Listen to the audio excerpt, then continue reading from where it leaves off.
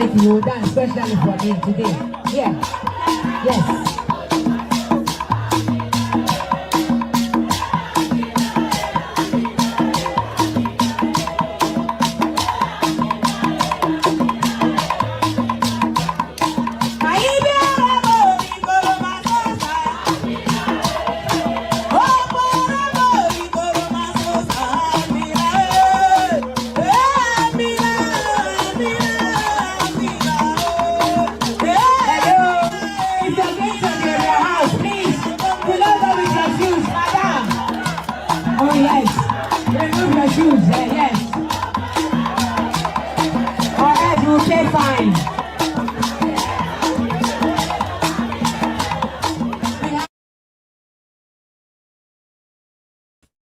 Yeah, greetings, everyone. I'm sure you guys are going to be joining soon.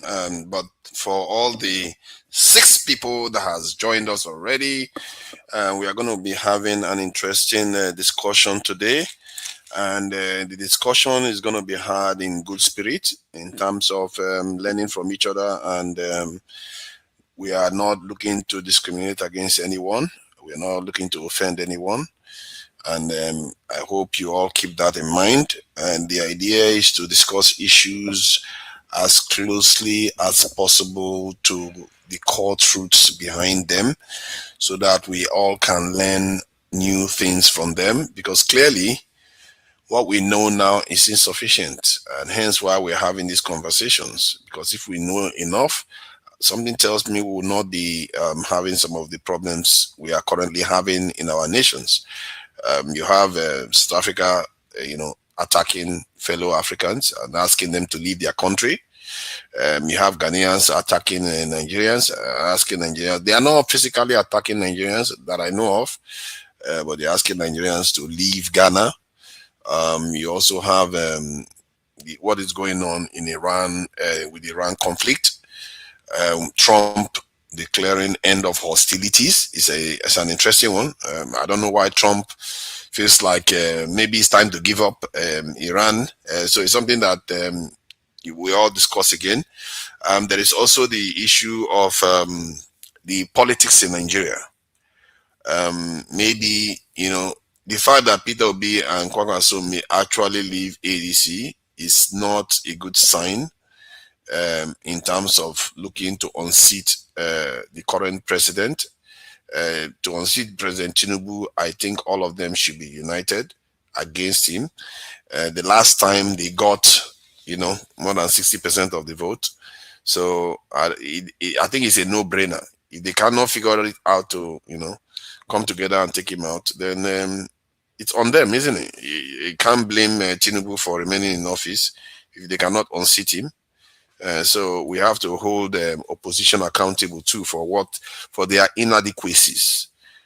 So you can't only blame Tinubu for remaining in office. After all, they allowed him to come into office too because of their fighting in PDP. So if Tinubu decides to give away our health record, it's on them too. It's not only on Tinubu alone. So when people misbehave, other people suffer. And I don't know why they just feel like they want to be arguing amongst themselves instead of trying to help their people. Now, so these are the main headlines. America has no deal until Iran disarms. That's what America is demanding. I don't know where Trump got the idea.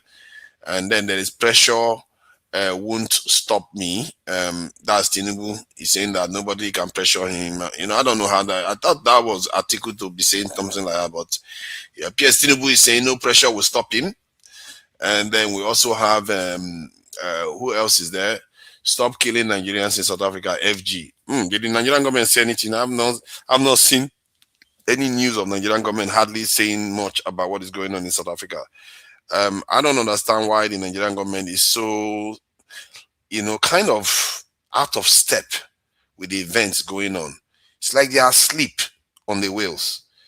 This is why we don't need all these old guys running all countries, because they don't know what they are doing. Before they wake up and get conscious to the events, they are already too late. At the moment, I'm not even sure his age. After all, Trump is very alert. If you scroll around with Trump, before the afternoon, you hear from him. He doesn't waste time to retaliate. But yeah, the Nigerian government will just sit down and just, I don't know why the Nigerian government feels like they cannot defend their own people. What kind of people, what kind of leaders do we elect into office?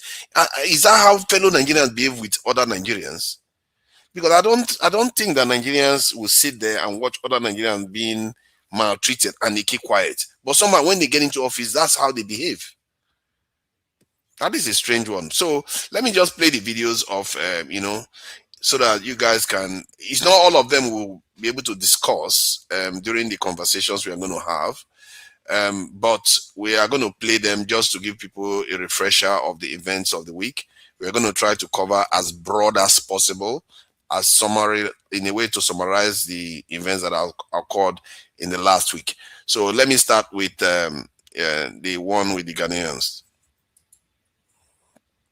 Mouth and they are on social media bragging. They should use that strength. They should use that strength to go against their leaders, so that their leaders will fix the country for them to stay. We are tired of them. We can't stay here with Nigerians. From today on, everybody, every landlord, we are warning you people. We should stop renting rooms for Nigerians. We should stop renting shops for Nigerians. Those who are selling lands for foreigners, they should stop. Foreigners who are buying land in Ghana, a time will come, we are going to take all those things back from you people. The country belongs to Ghanaians. We can't share our country with anybody. Ghana is for Ghanaians alone. So my advice to the ladies who are giving themselves to Nigerian guys, they are using you people to destroy Ghana. Nigerians are not good people. They don't love you people. They are using you people, the women, to destroy Ghana. So our sisters, wise up. Their leader.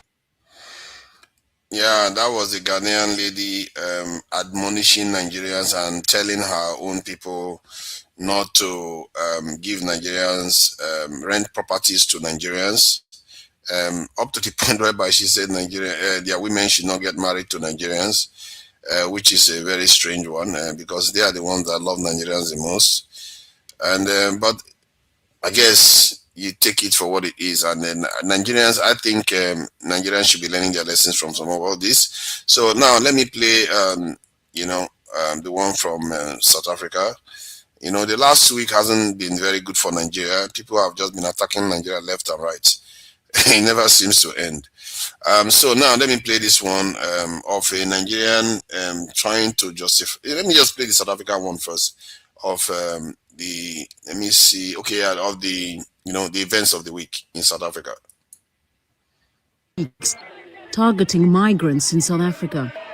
Thousands of people in Durban, Pretoria, and now Johannesburg say they want more government action to tackle what they say is illegal immigration. Critics say groups like this are simply xenophobic. Anyone just wakes up in the morning and decides that they're having problems in their own country. Oh, let me look for greener pastures, and it's South Africa. And if we don't say anything about it, or if we say something about it, we're told that it's black people. This is not a skin color thing. It's about us protecting our country, which is a sovereign state.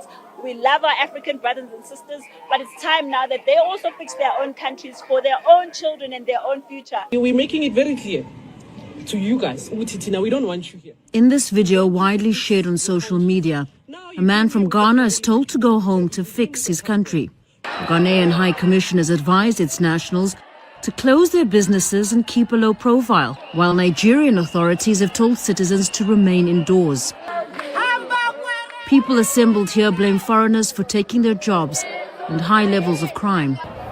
In the capital, Pretoria, hundreds of demonstrators demanded action from the government. It's a legitimate concern being hijacked and used to taint us as a people of South Africa who do not want to live with other people. Because that would not be correct, because that's not who we are. South African President Cyril Ramaphosa says the concerns should not lead to xenophobia.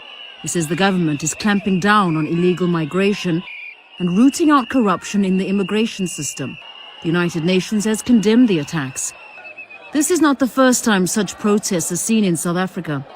There were large outbreaks of violence against foreign nationals in 2008, 2015 and 2019. And the same sentiments are being repeated now. We are saying our borders must be properly managed. And all these people who are undocumented, they need to be sent back to their countries. Why do they have to come here and have free education, free health care, and while they're telling us that we are xenophobic? Tensions are rising as more protests are planned. Famida Mala, Al Jazeera. Yeah, that is a report from Al Jazeera regarding the protest. The South Africans, they were protesting that immigrants should leave the country. And it turns out that there are not that many Nigerians in South Africa, actually. 400,000 Nigerians moved to the UK in the last 6 years alone. That's to the UK alone. And you don't see the UK going on the streets and trying to attack Nigerians. So make of it what you like. There's something about us Africans that seem to, like to fight each other the most. Maybe because we fear to fight the true adversary that we may have out there. All right, so now let me go to other videos relating to this matter, and then we are going to be, going through this South African one because it was roiling throughout the week. It just non-stop, really. So then before we move to the American one, then back to Nigeria. All right, let's go to the next one. Some people trying to justify what South Africa is doing to Nigerians. Let me play this video. More talk through. So we'll go be free. You see the protests where they go on for South Africa. What did they do the Nigerians? Truth be told, the xenophobia happening in South Africa, it is not different from when they demolish Igbo businesses in Lagos. You'll be wondering why I didn't include these videos in my previous video. It was becoming too long and the editing and stuff. And votes. It is not different from it. Everything happening in South Africa also happens in this country, Nigeria. It also happens. Yes. My Lagos, not your Lagos. Go back to Anambra. What is that one called? What is that one called? Hypocrites. Let us be honest. I just want to know what is wrong with people going back to their part of the world to do some things that support South Africans to beat somebody. If you talk anything you want to say, then this is xenophobic, say that one, you help them during apartheid, I'll tell you, say we still deserve what they do us. Say you help person yesterday, not mean say today you go use the person where you help to carry and take play ball. You go your house, you not go obey the rules of the house. You go your house, they misbehave because say you help them. You know, sorry to tell you. Say you help person, not mean say you go disrespect them tomorrow. It don't make sense.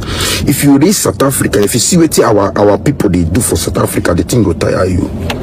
So I understand why these people now stand up, say make Nigerians go, make the Africans go. Because what they happen for there, it not be small matter. Now we not just one reason. The main problem. Now with the reason say, these people they're xenophobic, they pursue Africans. Yes, they pursue Africans. They have the right, now their country. You not feel come out for your country. Go another man country, go the scatter things, go the misbehave. Human traffic we day, Olosho we day, powder we day. That one we day, robbing we day. How people not go tire for this kind of behaviors? How people not go stand up to say me wanna leave? Because you don't turn the country upside down. If South Africans come Nigeria do the same thing, you get where you go reach, you they tell you they be African, you go still pursue them, go back to South Africa because they turn your country upside down. You know if you leave your country. Go another man country, they misbehave. They behave like human beings, they behave like animal. Baba for Italy, Baba 15 years ago, 20 years ago, Baba Italy they hot. Nigerian mafia. Google them, Sicily. I be joke. The things when Nigerians they do is too much. It's too much. Me I they wait the day we be say, see all these European countries, where all of them go stand and say, may all the Africans go back. May all the Nigerians go back because we too do. Our own too much. No, they talk truth. If you see truth, they talk true. You not feel leave these people for your country. May everything just they normal. May everybody just they live fine. No, they must put their hand for bad thing just to make their money. You see, if the money matter, the money issue, it go put us a lot of us for problem. Money. Everybody money. Any small thing, money. Even if you want to talk to woman now, money. Everywhere money there you want to get. Whether they type people, you want do harm. They kidnap, you want do harm. Anywhere where we go bring you money, you want do harm. And now they complain, say the people they pursue. Why the people not pursue you? For years, you know what it means. Say people they turn your country upside down, your own country. Immigrants now, foreigners, they turn them upside down. You know what that thing mean? Say, just because say we be one Africa, not mean say you will go another African country, they misbehave. It not make sense. If you see truth, maybe they talk truth. For this Europe, I know it's our Nigerian people they do for this Europe. Talk less of us, South Africa. If you see what they do for that one, not be smart thing, not be small matter. I they tell you. So now they come online say they be xenophobic, but they get right. If you they behave the way you supposed to behave, they're not go pursue you come out. And moreover, you wanna go bust out online, they talk say Nigeria is the giant of Africa, Nigeria get that one. If you be giant of Africa, then go back to your country and be the giant. That's so that the reason, that's so the South Africans they think. If they tell me say your country, you get all these things for your house. You get all these things, my house, you come my house, you come they tell me say, this one you not get time, that one you not me I get time, that one you not get time, that one you not get time. It get where you go reach me, I go pursue you come out, may you go your house, go where you get all these things. That's the mindset, bro. You know if you just come up for your own country, go another man country, go they misbehave. It tells you be giant of Africa, giant. We get that one, you get that one. If you be giant, Oyana, go back, go they practice your giant for your giant country. Now what is the reason? Bro, you are officially an enemy of Nigeria. You are putting Nigeria down. This part, a lot of Nigerians will not want to hear. A lot of Nigerians have issues with people like this, videos like these. They hate it. A lot of Nigerians will like you if you can keep quiet and allow them make their monies any way, anyhow, by any means. If you can allow them to do so, they will love you. But the moment you speak up against bad behavior, they will have a problem with you. You know when my fellow Nigerians will say, you can come to Nigeria and do whatever you like and go. That is because you don't care about your country. It is okay if you want people to come into your country, do whatever they like and get away with it. That is simply because you care less about your country. If you care, this is some Nigerians that are justifying it. And I've heard Nigerians talk about how, what is happening in South Africa also happens in Nigeria. How they say Southeasterners should go back to the Southeast and stuff like that in Nigeria. Yes, that is obviously a fact. But does that mean it's acceptable on both sides? I don't understand the reasoning of people. It doesn't mean it's acceptable. What kind of reasoning is this? Just because South Africans are doing it and Nigerians are doing it, does that mean it's acceptable by both groups of people that are doing it? It's not acceptable. That's why we condemn it in Nigeria too. And that's why we should condemn it in South Africa. Some people just make every excuse to make it look like we should not condemn it because it's happening in Nigeria too. Everywhere injustice is occurring, you are meant to call it out and condemn it because you don't want it to spread further. Because if it spreads further, there will be negative consequences for all of us. It's common sense. I don't know why sometimes when things happen, some of these agent provocateurs will just come out and start talking like they are making proper sense about everything. How many Nigerians are in South Africa? 400,000 Nigerians came to the UK. Do you see the UK chasing Nigerians all over the place? The reason why South Africans are acting up doesn't have anything to do with the foreigners themselves. They are acting up because their lives have not been bettered. Their governments are not doing their job. Do you even see the government trying to stop them? The government pretends as if they don't see what they are doing because they don't want the people to focus on them when they are failing their people. You know how Igbo people do it? If you go to Igbo people country as an immigrant, while you are going in, their people are rising up the food chain. As you are going in to replace them at the bottom, then their people will rise up. They will give their people more help to rise up. So they don't compete with you. And the ones that are still low, they give them money, they give them benefits, proper ones, where they don't feel so angry against immigrants. But even in Europe, you see them getting angry against immigrants. And when the last speaker said something about mafia, the Nigerian mafia in Italy, was there no mafia in America too? Did you see American people deporting Italians? There was mafia in America too.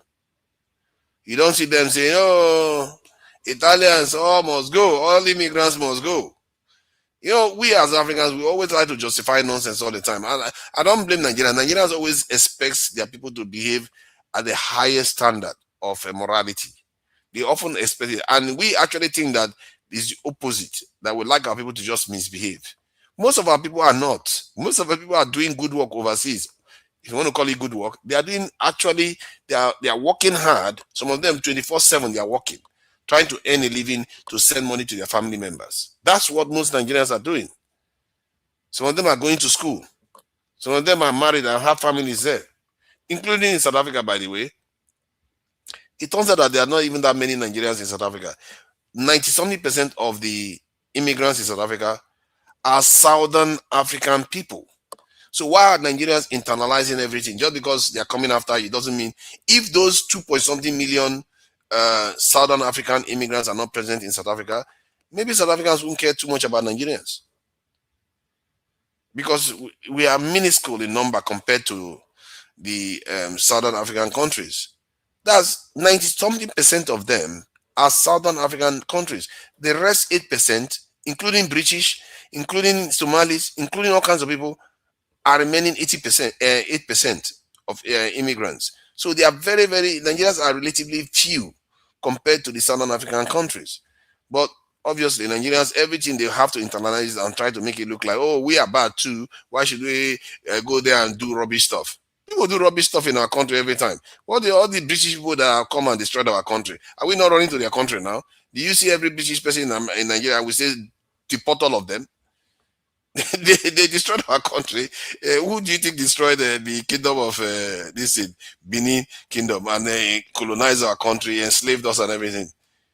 Do we say, oh, because they did all those things to us, we should go after them too? Come on, let's not always interline. Nigerians, we like to paint ourselves black a lot. I know we do a lot of evil things. We do a lot of bad things too. But Nigeria as a nation, you can't paint the nation that has so many people in Nigeria. You know, when I went to Nigeria recently this year, I was surprised with what I saw. You know, because every time I go to Nigeria, I'm beginning to see that there are quite a lot of Nigerians living okay lives. We forget that Nigeria has a middle class, has people that are living relatively fine. They don't have to do any shenanigans to do that. So let me play the next one anyway. I think this one is about somebody responding. That's the response to South Africans. Nigeria, but burn the South African flag. I believe this is exactly what South Africans are, they're looking for. This is what they want to see happening to their embassies and their fellow South Africans in other countries. I believe they are aware that they have businesses, they have their fellow South Africans, and also they have their embassies in other countries before they started all this, their so-called movement of unaliving people and also destroying people's businesses. Well, I'm here to take you through what happened in Abuja Nigeria, guys. Let's take a look at from the moment they visited the South African embassy to what led them to burning the South African flag, guys. Let's take a look at the video, and definitely I'll be back to throw more light on it. Let's get into it. We are currently at the South African High Commission, Abuja, and the what do they call them? Is it not the High Commissioner? The High Commissioner here says she's afraid. She says she's afraid to see us. That's what the High Commissioner is saying. We are just about 12 comrades here from the circuit back movement. Just about 12 of us. Look at police officers are here. Police of different security outlets are here. And she says she's scared of us. So we are talked. She's hiding under the guise of letter. That we should bring a letter. Which letter? No letter is that. No. Which letter? We don't have weapons. We are not as violent as South Africa. We don't have weapons. And have weapons like this.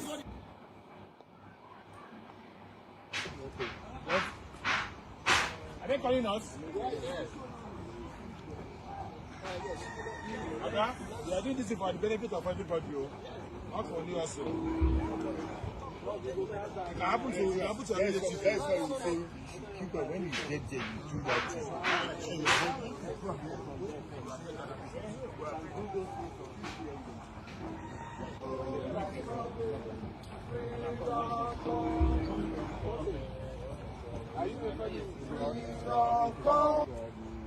Freedom come, my struggle, my struggle. Freedom come, freedom come. Freedom come, my struggle, my struggle. Who are the leaders? Freedom. Why do you need the leader? What we want to do is we want to address as a team. So the High Commissioner, you have to come. Let's call.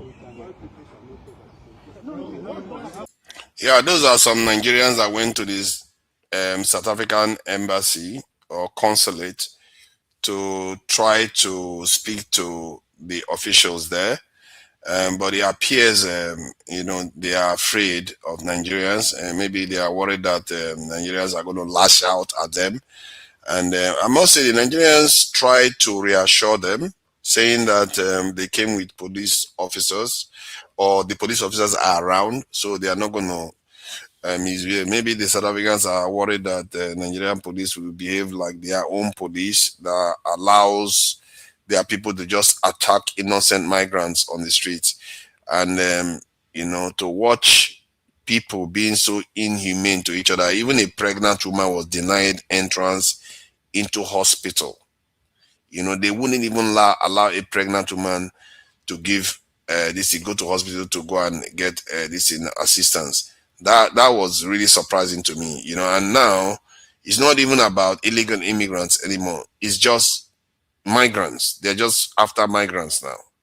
That's what and that's what it's always been. If this was a psyop, it was a good one, because it seems to be working very well for whoever has planned this whole thing. So let's carry on with the discussion about Southern African matter. I think this is the next video that is interesting to watch. Let's play this about a South African businessman that was in Nigeria recently, and he had this to say about what is going on in South Africa. Statements. The first is this: contrary to what you're seeing on the media, South Africans are not xenophobic. Contrary to what you're seeing in the media.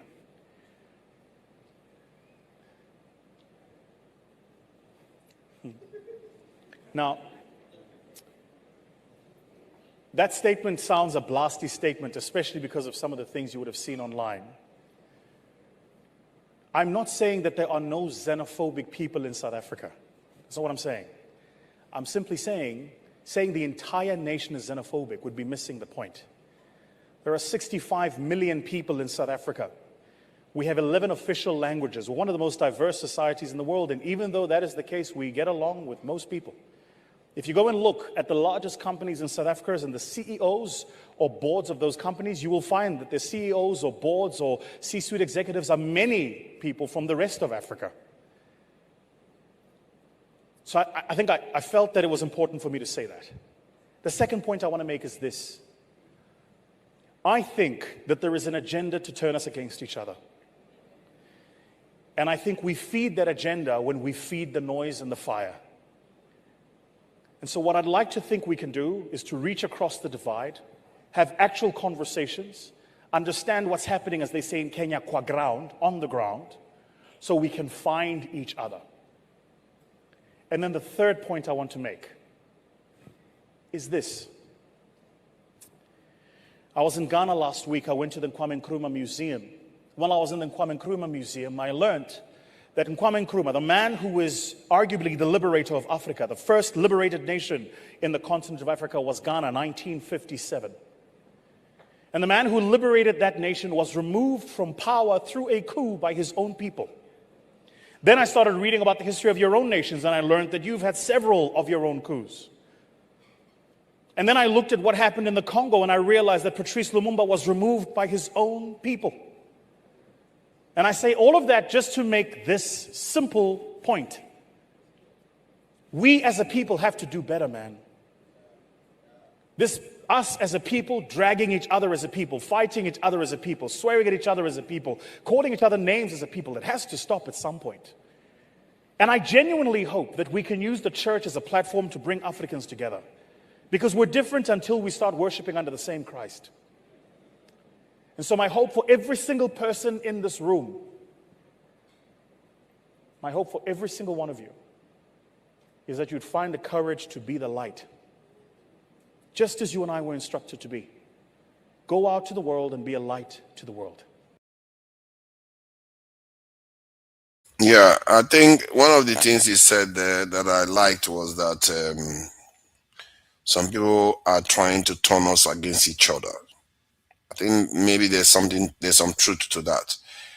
However, the only area I saw that he didn't address was why are those people still attacking Africans when they have a government?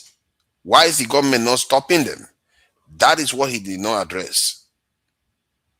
Because saying that there are people that are not xenophobic, how many of them are protesting? You know, in London, there will be pro-Palestinian and counter-protest at the same time. But you don't see that in South Africa. It's only one side that is running the show. The government is quiet. Only one side is running the show, persecuting black people. I don't know. Maybe he's right. He means well, but I feel like there's a little bit of deficit in what he's saying. And he also said that the Kwame Nkrumah liberated Africa. I don't know where he got that one from. I guess anybody that goes to Ghana, the first thing they tell them is they brainwash them and tell them that they are the ones that set the pace for everybody. I guess Nigeria, we have been sitting back for way too long, and this is what you get. This is what you get. Now, let me play another video of this gentleman, what he said. And I think he's quite brilliant with the way he delivered this one. If we could get this right, you change the continent. We even have a space program in South Africa, which is great. But this is what I mean. You know, I say to people all the time, if we could get this right, if you can get South Africa and Nigeria to work together first, and then you could get South Africa and Nigeria to work, you change the continent. Yeah, like the leverage effect that Nigeria has in the West African, Central African region, and the leverage effect that South Africa has in the Southern African region and in capital markets would change the game. Like, it would just change the game. But for whatever reason, those two conditions just don't seem to come together. It's by design. I'm almost sure. It's by design. I'm almost sure. I mean, they won't watch this, so we gotta be careful. We're still raising money. Yeah. I think this issue of Ghana getting its independence first is ridiculous, really. The reason why I say that is not because they didn't get it first. It's because the environment that they got it first was not so dissimilar to what Nigeria was going through and many countries in Africa was going through at the time. The idea was that they were looking to hand over power to African governments. So they were negotiating with African governments to get independence. And Nigeria was supposed to get independence in 1957 too. They not delayed it themselves. So it wasn't like, oh, Nigeria wasn't offered independence and we rejected. We said, oh, no, we couldn't make it. No, I mean, it wasn't like Nigeria wanted independence, but the British prevented us from getting it. No, Nigeria could have gotten independence in 1960, maybe even before Ghana, but the Nigerians were not ready. They felt like they needed to do more negotiation for that to happen, especially the North was not ready for that. So this idea, oh, Ghana is the one that got independent, so they liberated all Africans. No, they didn't liberate Nigeria. Nigeria was already ready to be free at that time too, if you want to call it freedom. Nigeria was already ready at the time. So I don't know. I don't get this idea just because they got the date first, it means anything. Nigeria wasn't in any different position. Nigeria was the one that decided to hold off on declaring independence, which they could have, but they just didn't. Okay, now let's see. Let's go to the next one. I think this one now we are returning back to Nigeria. Let's get back to Nigeria. This is about the young man that was shot to death by a Nigerian police officer. On watching that video, I was furious. This is the culture that I was talking about that needs to change within our security forces. This bloody civilian mentality. And watching the young man, the way he was tied up was already bad enough. I really don't like the way we tie and our criminals. We tie them like animals. And then he went on to just shoot him. But let me play this video about what the repercussions. I'm glad at least action is being taken. Ghanaian's elder brother died in circumstances that also allegedly involved the police. We are going to investigate that. And now for another son of this same woman to also die in similar circumstances is very, very traumatizing. You understand? And, let me go back to that issue of the video recording. Yeah. The video recording. If you look at ASP Nuhu Usman, the way he cocked the gun, that couldn't have been his first time. The first time he was doing such a thing. That couldn't have been. And the way it was held. There was a carelessness about it. It looked like it was a pattern. It was a pattern. And that's very disturbing. And another thing again is that what was it? Why was he so much in a hurry to kill the young man? Mind you, he had first shot him at the Efrumoto Park. Shot him on the leg. After this young man had already been tied up by the park executives, he posed no danger to any person, even no danger to even himself. He still shot him. Why the hurry to kill the young man? What was he or they trying to cover up? So there's a bigger picture that we are yet to see. Well, you are a lawyer, a senior advocate of Nigeria at that, and a lot of legal questions will be asked. As you have pointed out, the IGP has made a very strong statement, said this will not just end administrative process. It is a crime. This is, it's going to see prosecution. But then there are questions as to how the court processes will go. Would you say that this video evidence makes it clear enough, helps us quickly meet the threshold that will hold this man responsible for a homicide? One interesting thing about trials, particularly criminal trials, you may have your facts, you understand, but the facts we speak were when you present them in the manner envisaged by the Evidence Act in the law courts. So you have to gather your facts very well, you understand, and make sure that they are in admissible form. You understand? In this wise, I am working with the NBA. The NBA president, Alpha Mosiwe, spoke to this issue yesterday. Actually, he released a press statement. Even NBA will release a press statement. So the NBA is going to be very well involved in this. Because the NBA president has directed the NBA branches in Warri, Uju, and Efru. So, okay, now let me play this video of repercussions. Now, the Inspector General of Police, Olatunji Diso, has ordered the dismissal and prosecution of officers involved in the killing of a civilian in a foreign Delta state. The Inspector General says the force will not tolerate extrajudicial actions. While addressing journalists in Abuja, the IGP described the shooting of Mene Ogidi as tragic, unlawful, and unacceptable. He says the officer involved, ASP Nuhu Usman, acted in clear violation of police rules governing the use of firearms. No level of criminal suspicion against a citizen justifies extrajudicial killing. Our duty is to protect lives, not to extinguish it. The following recommendations have been made. Dismissal from service. The FDC and Oblivion Trial have all recommended immediate dismissal of ASP Nuru Usman and the other officers involved in this matter. Criminal prosecution. Upon dismissal, all officers will be handed over to the appropriate judicial authorities to face criminal charges for unlawful homicide.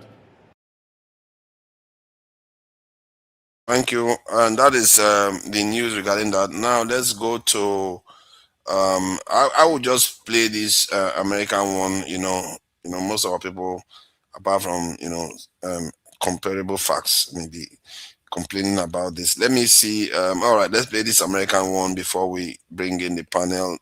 I see you all backstage. Janaba, I see you. I also a CNN see, investigation discovering Iran has caused extensive damage to a majority of the U.S. military sites in the region.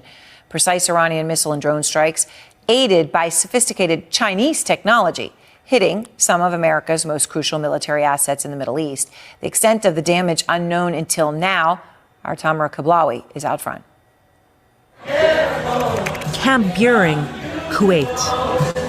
American soldiers enjoying a karaoke night at one of the biggest U.S. military hubs in the Gulf. That was then. This is now. A once bustling American microcity in the desert, nearly empty and heavily damaged after a weeks-long barrage of Iranian missiles and drones.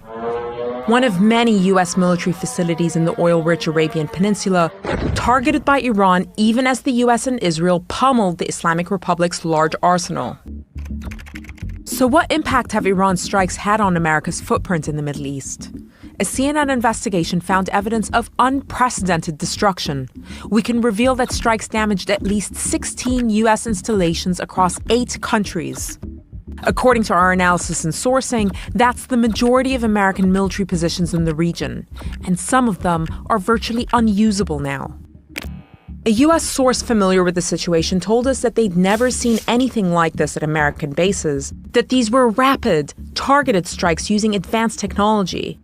Iran's main targets? Multi-million-dollar aircraft, like this Boeing E-3 Sentry, which gave the U.S. a huge amount of visibility over the Gulf. It's out of production, and in today's money, it's worth nearly $500 million. Critical communications equipment. Look at these giant golf balls. They're known as radomes, and they protect satellite dishes vital for data transmission. In this base alone, Iran destroyed all but one of the radomes less than a month into the war. And crucially, radar systems. Highly sophisticated, expensive, difficult to replace, and critical to air defense. A second U.S. source, this one a congressional aide familiar with damage assessments, described these as the most cost-effective of the targets. Our radar systems, they said, are our most expensive and our most limited resource in the region. For U.S. allies in the region, there's a dilemma. In some ways, Iran's show of force makes the U.S.'s presence in the region even more necessary to Gulf security. But there's a new reality here, which is that U.S. military installations, previously seen as formidable fortresses, have turned into sitting targets. As a Saudi source told me, the war has shown Saudi Arabia, that's the U.S.'s longest-standing Arab ally, that the alliance with the U.S. cannot be exclusive, and it is not, in their words, impregnable. To get a sense of just how vulnerable U.S. facilities have become, have a look at this. It's the war room at Qatar's El Udeid Air Base, the theater command and control hub for U.S. air power across 21 nations. Struck not just once, but twice. And according to a U.S. source, causing significant damage. The base had been largely evacuated at this point, and no casualties were reported. Iran's visibility over its targets has never been clearer. In 2024, according to the Financial Times, Tehran secretly acquired a Chinese satellite, known as the TEE-01B, a massive upgrade from its own satellites. That means that Tehran went from looking at images of this quality to this. This is the first time America has fought an adversary with satellites that capture high-res imagery almost as detailed as its own. As the scale of the damage comes into focus, many will wonder whether America's presence, once a protective shield in the Middle East, has turned into its Achilles heel. Responding to our findings, a Pentagon official said that the Defense Department does not discuss damage assessments, but that U.S. forces remain fully operational with the same readiness and combat effectiveness. We also understand from our sources that the vast majority of U.S. troops evacuated their positions in the Middle East, with many working from the relative safety of hotels and apartments in the Arabian Peninsula. What stands out to you about all this? Well, Aaron, what's interesting is that the U.S. intercept rate is likely somewhere in the 95% level right now. These look predominantly like drone strikes. That's our assessment, the Shaheeds that did this rather than Iranian ballistic missiles. But it does show if the intercept rate is somewhere around the 95% level, that 5% or so are getting through and they are having damage. So the system that the U.S. has in place is not foolproof. It's very good, but it's not foolproof. And I would just say, sort of big picture, if your shift to the Indo-Pacific with the PLA, the Chinese People's Liberation Army Rocket Force, U.S. bases across the region, Japan, Philippines, and other places, are going to be at much more severe danger than what we're seeing now in the Middle East. Yeah, absolutely. And then when you talk about with the damage done by the drones, right, that the missile interceptor rate may be, exceptional. 5% can cause huge damage, but then there's the drones.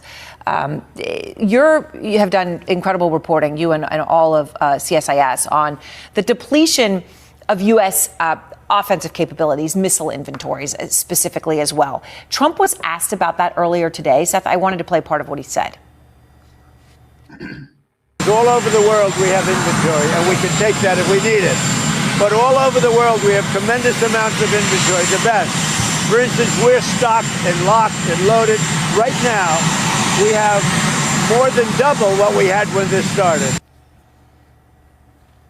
More than double what we had when this started, and tremendous amounts of inventory. I mean, what do you even make of such comments? Obviously false when it comes to things like Tomahawks, but what do you make overall? Well, I think what's important is that not all missiles are created equal. I mean, one of the advantages the U.S. had over time in Iran was that it had air dominance. It could use short-range missiles like Joint Direct Attack Munitions, or JDAMs. The problem that the U.S. has in the Pacific right now is it's going to have to use long-range missiles because the Chinese have such extensive capabilities to hit targets in what we call the first and second island chains, like out to Guam. And there, the U.S. stockpiles of long-range munitions, like Tomahawks, like JASSMs, like long-range anti-ship missiles, LRASMs, they are in very limited supply right now, and the same thing with the interceptors. So what really matters in this discussion is not missiles per se. It's not helpful to talk about missiles in general. It's the missiles you need to deter in specific situations. Which I think is just so crucial, and what you lay out there is so important. And it's important for Americans to understand all of this and the truth. Obviously, what he said there is at best extremely misleading about something so important for national security. He also talked today, Seth, about something about Iran, right? What does Iran really have left? Okay, the military. And he was very specific. Here he is. We get the radical left to say, we're not winning. We're not winning. They don't have any military left. It's unbelievable. It's actually, I believe it's treasonous. Okay, you want to know the truth? It's treasonous. And he said that Iran they've got nothing left. Okay, you've looked specifically at that, and you found that Iran does still have a lot left when you look at drones, you look at missile launchers. Yeah, Aaron, I mean, look, there's no question, first of all, that Iran has its capabilities across the boards are degraded. The video you showed of U.S. bases, what the extent of the damage in Iran is much more significant than what U.S. bases have received. Nevertheless, despite that damage, the Iranians have hid stuff underground, so they still have 40% or so, our assessment, of their drone capabilities left. and then maybe 60% or so of their missile launchers. So they do still have the capability to fire missiles and drones, and that makes them still a dangerous adversary. And as you just noted in your reporting, they're getting help from the Chinese, and I would add the Russians as well. All right. Seth Jones, thank you very much. I appreciate it. Thanks. Yep, I guess I'm not surprised they get help from the Chinese. Okay, let's go to the last one. I think that's the last video for the day. Let's see. The war in the Middle East. He told reporters that Tehran is having problems negotiating effectively. So they want to make a deal, but I'm not satisfied with it. So we'll see what happens. Iran wants to make a deal because they have no military left, essentially, and they want to make a deal, but I'm not satisfied with it. Well, Sarah Smith's live in Washington for us. Given his belief the Iranians are all over the place, Sarah, what's Mr. Trump going to do to break the impasse? Yeah, you heard him there saying that he's not satisfied with the deal and that he believes the Iranian leadership is so divided among themselves, it's almost impossible to negotiate with them. So he was asked, what other options does he have? And he said, well, he could blast them to hell, he said, meaning Iran, but went on to say he didn't want to do that. And I think that shows you that there really is very little appetite here, either from President Trump or from the American people, to resume a bombing campaign in Iran. Some new polling out today suggests that almost 2/3 of the American people think that attacking Iran was a mistake. Now, Donald Trump has actually left Washington here. He is in Florida right now, where he's visiting a retirement village and campaigning about the cost of living, which, of course, has been put up by the war in Iran. And he has another problem with the conflict, too. It's been more than 60 days now since he launched this attack. And after day 60, he is supposed to go to Congress for authorization to carry on the war. Now, Donald Trump says because there's a ceasefire between the US and Iran at the moment, that pauses the 60-day countdown. But that's a very novel interpretation of the War Powers Act, one that a lot of people in Congress do not agree with. And so there could be a real showdown now between the president and Congress over whether or not he has the authority to carry on this war. All right. I don't know whether I should play this video of Peter Obi threatening a kind of looking to leave ADC, but I think we can just talk about it instead of having to play the video again. I think I've covered quite a lot of topics and played a lot of videos. Welcome and gentlemen, the illustrious sons of Nigeria. You see, we are, after all, Nigerians. We are a new tribe being formed. And tomorrow we'll call it the Nigerian tribe. I don't know. We have to change the name. All right. So welcome. This is in Ovie. Welcome, Jonaba. I think Jonaba was first. One Africa. Thank you for joining us today. Femi. Thank you for joining us. Comparable Facts. Thank you for joining us from America. Jonaba, what do you make of the events of the week? Do you want to start with the South African one or that of the US? Thank you, forefathers. Very comparable fact. Femi and my brother in Austin, One Africa. It's nice to be with you guys this evening. Let me go to the South African first. The guy that you play his video, I think he's a very intelligent guy. The only problem he has, in my own view, is the religious stuff. That he says that the same way they used the religious crowd bring us down together. Our core belief as African could have bring us together. The blood of the African bring us together.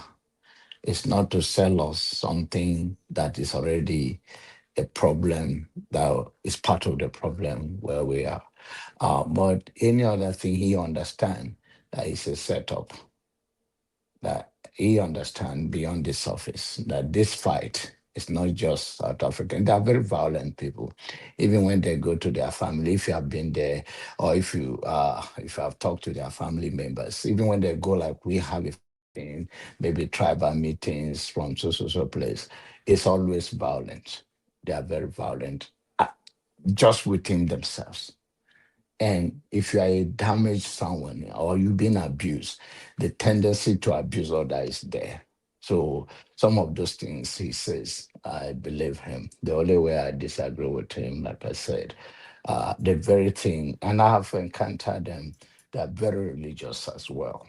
And South Africa, I see how brilliant he is, but see how he mellow everything talking about Christ. Yeah, that's very interesting actually that he said that. I thought that took it off from the level that he was operating at, put it down to religion in a country where half of them are Muslims, you know. Yeah. That was So ironic, isn't it? that does not sit right with, but I can even look at Ove with his glasses in the house like Stephen Wonder as Jesus Christ compared to. But you guys have to factor in the location. It was speaking at platform. Platform is a Christian event. Yes, but you can still stand your principle. It's a principle. You don't even have to mention it. Nobody will worry you. You see, then you are very short-sighted, because when history will judge you of what even the people you are speaking to do not understand, but it's the future will judge you. So you do not have to even mention Christ. You can go around it and talk his talk. But I believe what you're saying, but that is the problem again, if you are to go that route. So that is about that. So I don't want to dig into that, but I think he's a smart young man. And so when it comes to second one about the American stuff, I don't want to talk too much about it. This is expected.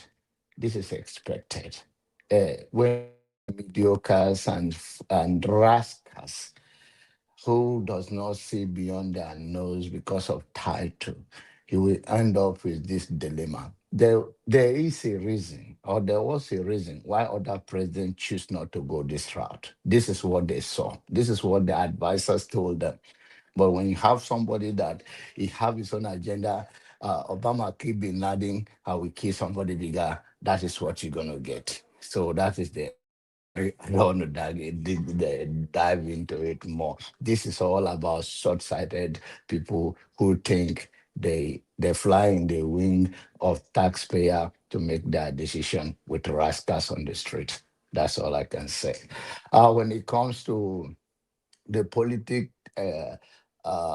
atmosphere in Nigeria, like I told you, Peter Obi is the most prostitute in a place where I come from. We call it Kuna. Kuna is prostitute. You sell to for anything. Talk is cheap. I told you people like forefathers for the past 3 years or 4 years we've been coming.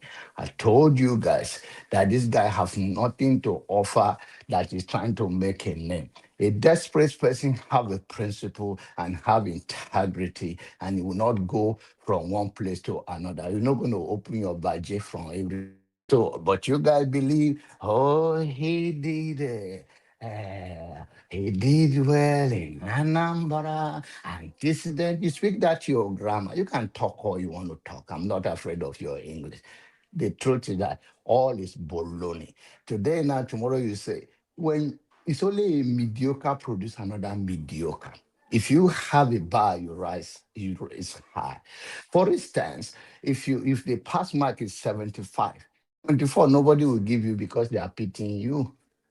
Some of this, even in this modern technology, if you are a nurse or any other professional job, I don't know about UK, and I think it's all over. If your cut mark is 70 and you get 69, they won't pity you and say, oh, it's only one.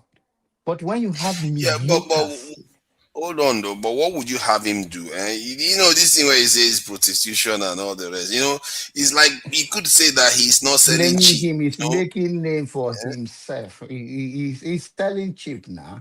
If you not sell cheap, now the Tinubu you are talking today, Tinubu do not started, and against all odds, I'm not praising him, but he stick, even when he think he have a chance, he give it up. Because he think he believe he need to make more, he need to gather more momentum and more solid work around himself. Even though I think he wake up now in some issues, wearing adult pull-up and all of that, which I think if you stay at his age, it's not something to mock. If you hang around his age, you even maybe it's even in a better shape than if I'm there now. I don't know. So that's the whole thing. And this is like I said to Paul the last time. Paul said that Tinubu is the one trusting him, and Atiku could have. So if you think Atiku Yeah, has but that if you are, power to hold on take though, lift hold him on, down, cut him off. Janaba, hold on. If you are trying to say that P2B should have kind of done what Tinubu did, then what would you say about Tiku, that one that doesn't take a breather? He keeps trying to run It every should single chance. not. It should not. It should not. You and I should not decide for him. You don't have the audacity. Go and build that momentum. Go and Yeah, build then the why are you platform. trying to decide for P2B too now? I do not decide for the prostitute jumping from one place to another. I say you have the right to be a prostitute. They know they go after. Yeah, but why are you prostitutes. focusing on only P2B? But Atiku is doing exactly the same thing. Atiku is not jumping like that. But He just jumped from that, PDP to No. He just jumped from PDP to If ADC. you should know, okay, how many parties have jumped in the race, even within the term, within the shortest time? Just look at the time frame. I'm not even beating him up on that. You have the right to open him. That can fuck him up. So, but that's not the issue. The issue is that is doing so without them coordinating themselves, right? Whatever is the strategies that Tinubu is using to manipulate them and causing problems. Then you give it to Tinubu. Then Tinubu is smart. Then you cannot say that it's Atiku is this. No, stay one place.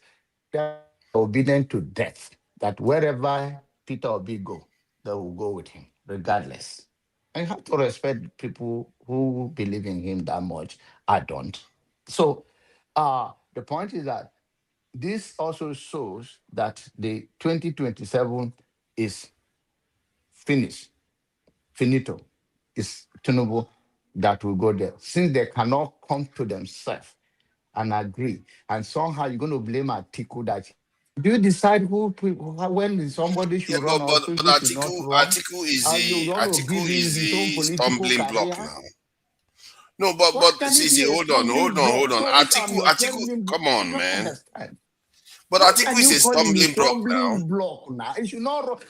Because one. Hold on, Janaba. Let's be fair. Let's call for fairness here. In PDP, it was supposed to be designated to a southern candidate. Atiku chose to run, knowing full well it was supposed to be designated to a southern candidate. So he seems to be behaving like a stumbling block. And now again, when politicians coalesce around ADC, because he has the weight to get the ticket, and he wants to run again, making sure that, and he knows full well that if he runs, Peter Obi and Kwamasu are not going to be in the party. That is going to ensure that Tinubu wins again, and he doesn't care. That's exactly what he did in PDP too. He doesn't care. Isn't that a problem? That's why I'm calling him a stumbling block. He has the weight. Yeah, I'm glad you use the word. He has the weight, so you respect that. Respect that. That he respect that. I want you to respect that weight. That no. The weight is based on money now, and the problem we find is that I don't. If you have, I think you are right. I think you are right to an extent. I think you are right to an extent that why did the politician coalesce around him? PDP, Kwakwanso and P2B should have liaised with each other first, understood what they wanted first, before they even chose to even join the ADC or any party at all. They should have made sure that their own alliances was already tied. Then they can choose a party. Because then, and even then, even if they did, and Atiku is also running in another party, results will still be the same. Tinubu is likely to win. Because if the other two candidates that won 66 million votes in the previous election run again, Tinubu is even stronger now. In terms of manipulating the election, not that he's going to get the vote, but he's going to manipulate the election to win. No, now he's going to get the vote when they are divided like that. That gives him the free. I'm not even sure he's not going to get northern votes. I don't see him Well, getting another having vote. said that, I don't worry so much. There are no difference, and everybody are running from their interests. Whether it's Atiku or whether it's Obi or Dow, it's not John Abba they're going to call end of the day. They're just making money for themselves, not just taking Nigeria money. So You I'm not really going do to worry enjoy about panning that. on P2B though. Jeez, man. Jonathan, take it easy. I say I'm not worried. I say I'm not even worried about the 2027 election. Let's talk about our people that are being killed on the street in Nigeria. This NSAS That's true, also, actually. that is what worry most. Whether if the country is functioning, law and order, all of this will not be talking about it. And the culture that police are always practicing and the military is still the same mentality that is causing us backward. As you see, you can only cock that gun. Those are people blood sucker. In the night, they turn to arm robber. Yeah, the one that say they are the one doing this. Those people I have witnessed in between long ago, between I was going from Ibadan to Abuja. Then now they stop that there was arm robber at a certain place, that until you see a car coming, then you know the road is free. According to everything, that place was the roadblock there is the same place always stay. So how can where they stay turn to the same place that people cannot cross again, the armed robber is robbing? This is the Nigerian we have. There is nothing. I always, I don't know whether it's a joke or not. A trained Boy Scout in the nation can defeat Nigerian military and all the police because of the mentality. It's not because they are not capable. Just like I always say, that Nigeria, anything around the world, but only in Nigeria, we can't be anything because of the foundations, because of all this rubbish. Nothing is holding up. No institution is holding up. So I hope these individuals are whole accountable. The IG of police have to read that from written transcript for him. This is what you don't read. This is what is natural to you to speak. But because they are animal, this this brain that they don't have. This come natural. That's to tell you that they can, you know how the army put out their statement before. This is all manipulation. Thank God for social media. If not, they have been controlling narrative. And you can always imagine how many people they have shoot aside before and threaten their family never to come forward and say anything. I hope that justice prevails and let the youth hold them accountable. Roll the camera. Listen, in that part, is the citizen that tie him down first. That's to tell you the mentality of the people. Let's all be clear about it. We need a leader that can set a standard and say enough is enough. It's not going to be easy, but it's going to be a tough work that we need something to be done with ourselves. A damaged person will always do something to damage others. But a person with a clear mind and love life will always produce an environment that is healthy for others to enjoy. Thank you. Thank you for that, man. That thing is more. It's really sad to watch how openly he felt he could do that, even in front of citizens. And fellow citizens were saying the guy was lucky that they didn't think he was going to die. He shot him at point blank range. And they just load them inside the vehicle as if it's some kind of dead animal like a goat. With the way we treat our people, man, I don't know how this carries on. You know, we say we are decent people, but we are relatives of those people that are doing these things. How is that even possible? Are we not relatives to these people that are shooting people at point blank like that? I don't know. Ovie, thank you for coming in. And you know, what do you make? This week has not been in short, the last week has not been good for Nigeria, actually. And maybe even 3 weeks has been horrible. So, what do you make of the events of the week? Turn off your phone, and you will see that the world will look like a normal place for you. So, if you think the last week has not been normal, just turn off your phone for a week. You will see how normal, how normal life is. You presented many things. Okay, let me take a few of them. The South Africa thing. I think when you are presenting it again, you are presenting it even though you play two sides of the conversation, but you focus on one side. There's a saying that said that two things can be right at the same time. And I want to believe that one of the reasons that they say that is because at the point of solution, you have to put many variables on the table. So the young man who is, pointing out how Nigerians are behaving in abroad generally, because I remember you mentioned Italy and every other places. Those are true too, right? Are we not saying, oh, we should just focus on that? No. Yes, we have the right to condemn what is the South Africans are doing and how they are carrying it out. How they are carrying it out. But at the end of the day, we have to move to the next level, which is how do we make sure it doesn't happen again in the future? So this is where you have to now put a lot of things on the table, including what that man was talking about, how we Nigerians behave abroad. So everything has to be put together in order for us to prevent it in the future. But if we just focus all our energy condemning the act, just focus on that, yes, we will have our way. Nobody will see it and will condone it. But we also have to factor the minority voice, right? Because as I said earlier on, they have political voice. During the campaign, a political party in South Africa make it at the point of their campaign that we are going to what? Push the illegal immigrant out. Now, either you agree or you disagree with them, people voted for that, and that had to be expected. If not, it will repeat itself again. That's how I see it from that the South African guy. Listening to the guy where they make speeches. Two things when he talk there. Other than the fact that the platform that is using a Christian platform, the other interview you play of him, he said, no good, be careful. They are listening. We are still looking for money. He said it out loud, right? They need investment from abroad to come and invest. So we should be careful how we condemn white people. Exactly, that's what he was trying to say, right? We are still looking for money to invest with them because he's a capitalist, a business guy.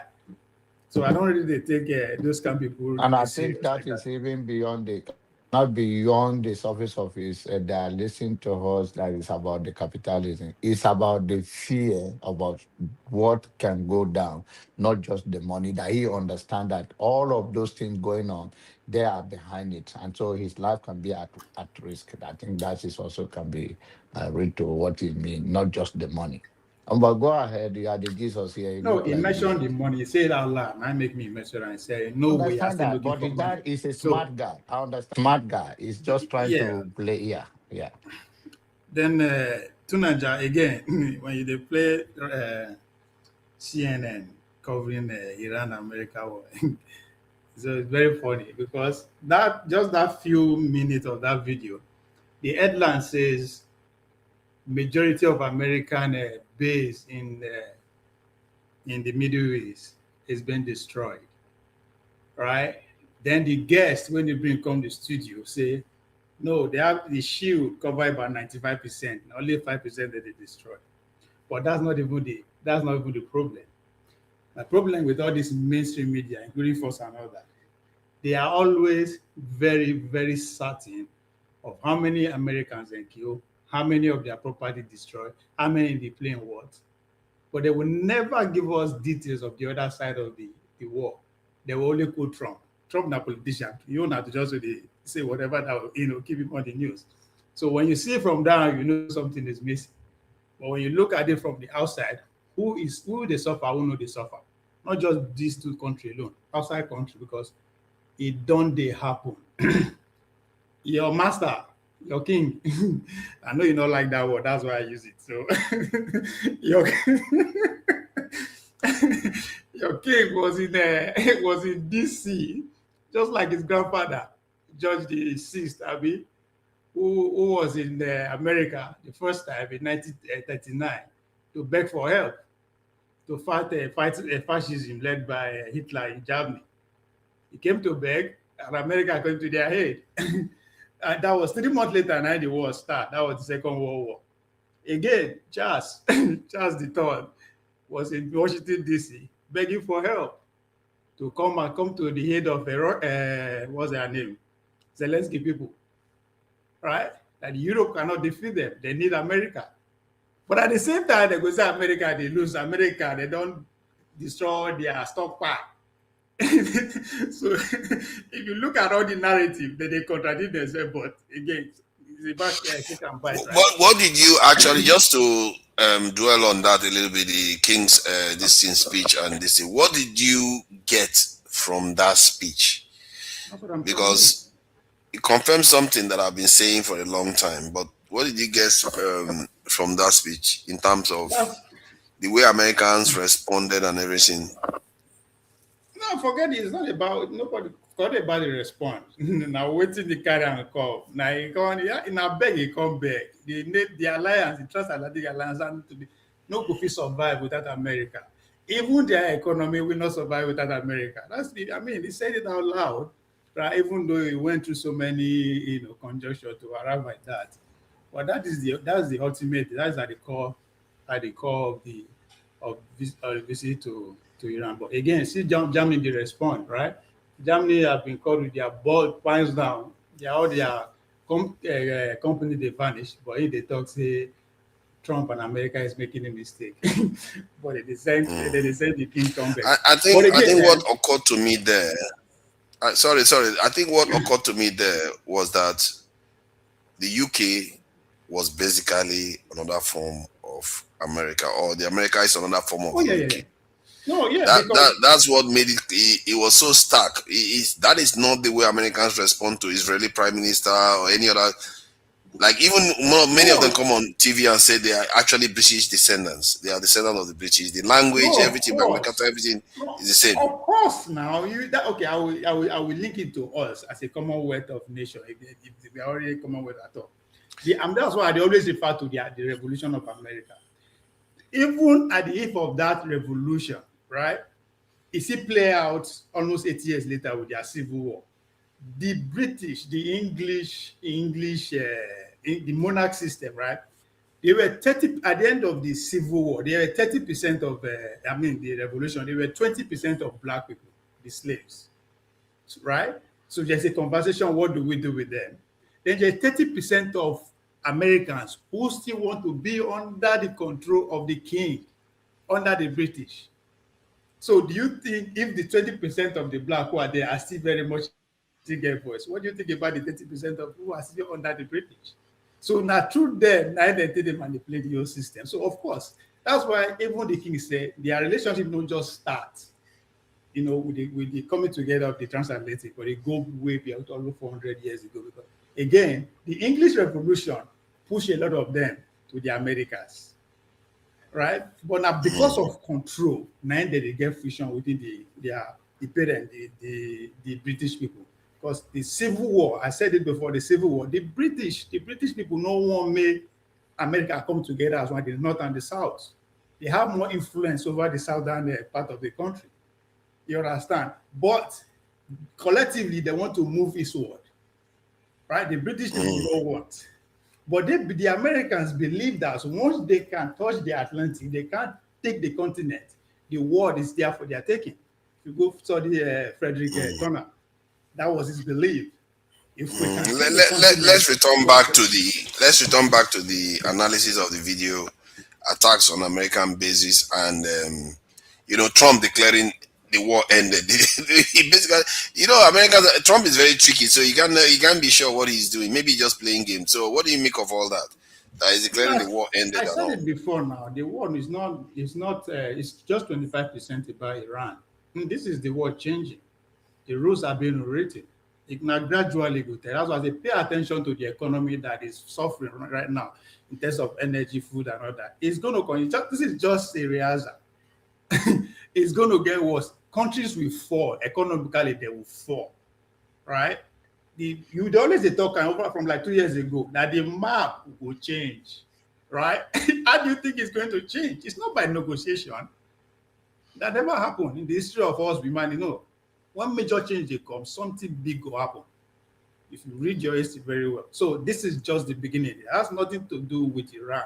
Yes, Iran at the point of putting the narrative, but as I said, The location that Iran found itself, the geographical location, it is their cause and their problem at the same time, right? So that choking point has a lot to do with other European countries and Asian countries. Now, OPEC, waiting happened to OPEC. UAE pull out. But the same day when they pull out, they ask for credit from America. So like the same credit where they extend to Argentina. Right? Not necessarily not borrow with interest and all that, but just to keep their economy flowing, because once they know if we sell and buy again, what happens? They will begin to deplete their savings. So America has to reput their dollar savings with that. That is another sorry. Why did UAE pull out of the OPEC again? Do we know? No, yes. As I said, once the rule currently is being dismantled, everybody has to answer your papa name. I use that phrase every time. It's coming to a time. That is where the idea of nationalism comes to play. They always ask you that question. Yeah, but why is it turning against fellow Arab nations, though? Hold on, no, it's not turning against Arab nations. The question should be asking, who is going to follow next? Because now, why I say make you not listen to all those CNN people? Iran say the Iran don't block the Strait of Hormuz. America say they don't put blockade. So who has more effect? Who is going to control that area, that flow at the end of the day? It go matter. So, but before then, because they don't know by now tomorrow, or 3 weeks, or 3 months, or 3 years. So what do? You have to look for alternative routes, an alternative way to keep yourself flowing. And you have to now ask your question: Is it allegiance to block a group, or allegiance to your sovereignty? Because that's what EU asks themselves. You want to sit down under OAU, but then they dictate how you go to sell OAU. A world where basically everywhere is being fractured. No, can I get out and do my own business the way I want it, right? So the question you ask yourself, you will get OAU. Are we going to get to that position one day? To finish on that point about King's visit, as somebody who is under who was colonized by the British, the same way like the American, but America is the first country to fight out of the grip of the British Empire. Every other nation negotiated, from Nigeria to Canada to Australia. America carried gun. Even Charles said, that the founding fathers, they were rebel with a cause. You understand? So that is why the American system is standing on sovereignty. They even want Iran to have their own sovereignty because they believe Iran is under the tutelage of what? The British Empire. And if you dig deeper, you will see their hand. Right? Oh, come on. Let's not do that. No argue. The people that we just said that they are the same. Hold on. America and Britain are basically one country. That's the next point I want to make, right?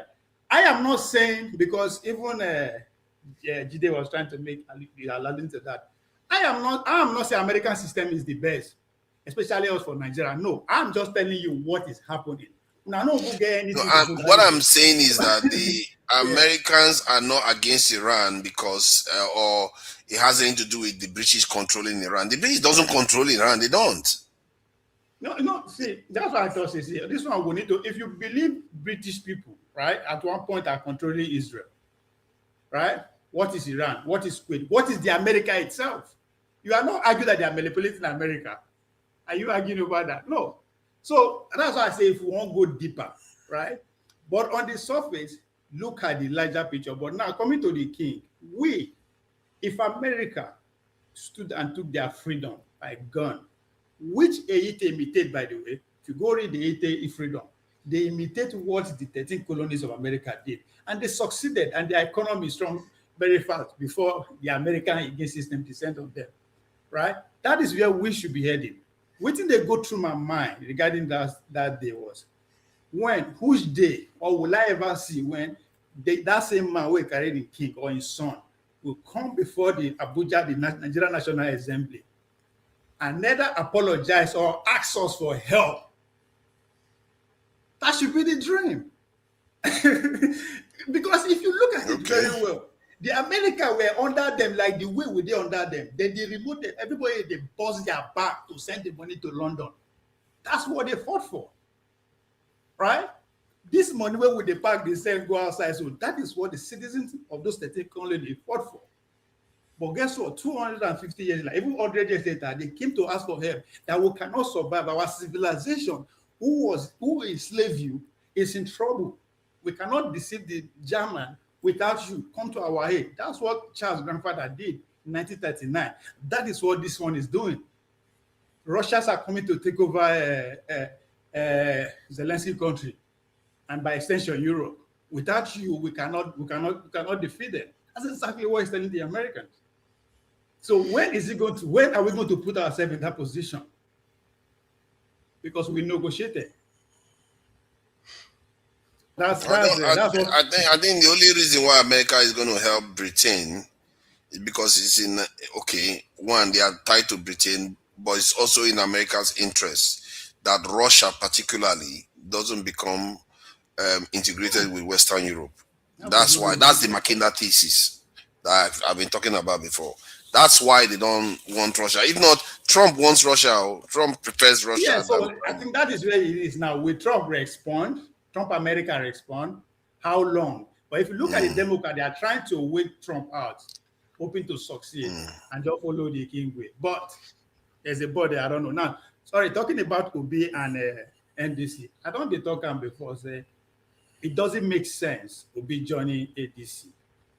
Because at the beginning of this electoral cycle, I said two things. I said, one, the goal for the Northern Power Broker is not to remove Tinubu 2027 because it doesn't make sense to them. It's to deny Obi presidential ambition. Not being just 2021. If Obi do well 2027, doing well means that I get 6 million or above. Tell me how you know we contest in 2031. And who are you going to breed from the Northern political leader currently that will beat him come 2031? Forget this turn by turn. Themselves know. That's why Atiku never want to leave the scenes because the constitution back him up. So I said it. I said coming together of ADC is to focus on Obi, and that time is coming. It's almost here. By the time Obi don't finally move, all gone will be aiming at him from every angle. His presidential mission has to die in 2027. So your argument that because they want a northern vote, they have to destroy Peter Obi's decision. No, I guess if you are looking at it from the point of view, hold on, forget the word destroy. That's how politics work, right? You stop your opponent. So forget the word would they use. I just wanted to clarify that you are saying that they will go after Peter Obi and focus on him because if he wins, he's going to be president, and then they will have Tinubu for 4 years. Not even if he win. Not if he win. If he do well, he finish second, third with more number than 6 million. That is him doing exceptionally well. Because it will be, apart from Atiku, who age, everybody could discern around age, he comes 2031, Obi will be the politician with the highest number because Tinubu is going out. So how do you tell him not to contest? Atiku has already said he's not going to run. Atiku has already said he's not going to run again. Okay, so Obi will be the guy with that number, with that popularity, without being the president. How do you convince him or people around him for him not to contest again? You have to find. I think for him to win in 2031, that would be difficult because the Northerners will not want to swallow that again. Like you've had a Southern president. Hold on. That's exactly what I'm saying. Who are they going to raise? You have to factor in all the narrative that is happening. The Christian journalists are, why is Tinubu out of the country? Now, because they don't turn the heat up for Washington, right? So why do you think so? The narrative is not. I don't know, but I really hope that they find a way to come together and remove Tinubu from office. The guy has done too much damage. The only way that can happen is when this coalition no scatter. If they go together to the poll, regardless of who they project, there will be a problem for Tinubu. But once they split, which I will say will happen, over. Yeah, let's go to the next person before. I think we are spending too long on individuals. Yeah, I want it to move along so that we move get through the time. Who is next? I think it's comparable facts. How did you know you are next? You don't want me to talk. How can comparable facts possibly know that he's next when he's backstage? So hello everybody. Welcome, Modi. I guess I don't need to introduce the topics to you. You know the topics already. So what do you make of them? Thank you for joining us. Well, thank you. I really appreciate the opportunity to express my views. Thank you, and welcome my fellow panelists and people in the comment section. Forefathers, I know I usually have different opinion with you. Please just allow me. You see, you gave everybody time to talk. Please just allow me to express my opinion, even if it's different. But I did question them too, so don't No, act I'm as okay. if Oh, I love the questioning, but just don't, shut me down. Don't, please, just let me express my opinion. Anyway, I do agree with a lot of things that Ovie said. I've not been here for quite a while, and maybe people are getting born again here. I don't know, but Last time we saw you, you were chilling in your village, in your I was, yeah. You see your cheeks, see, I would say Tinubu no good, but look at you, just look at you. Look, I think your analogy was spot on. Look, going back to South Africa, I'm going to go back to what we discussed before. South Africa government is a disgrace. I listened to that guy. I'm not sure what his name. I know we all saw him rise, right? The guy that gave the South Africa speech. He's just a motivational speaker. But now he has risen. I'm sorry? Vusi Tembekwai.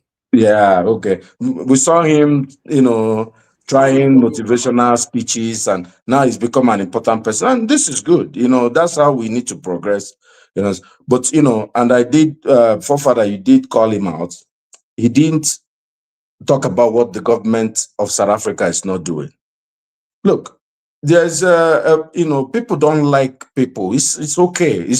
And usually people who cause problem in a society is usually a small percentage. Yes, he's right that South Africa is not grossly xenophobic, but the problem are the elements. So that means if they are small, the government should be able to control it. But the government is doing nothing. You could see police people essentially like protecting the people doing this.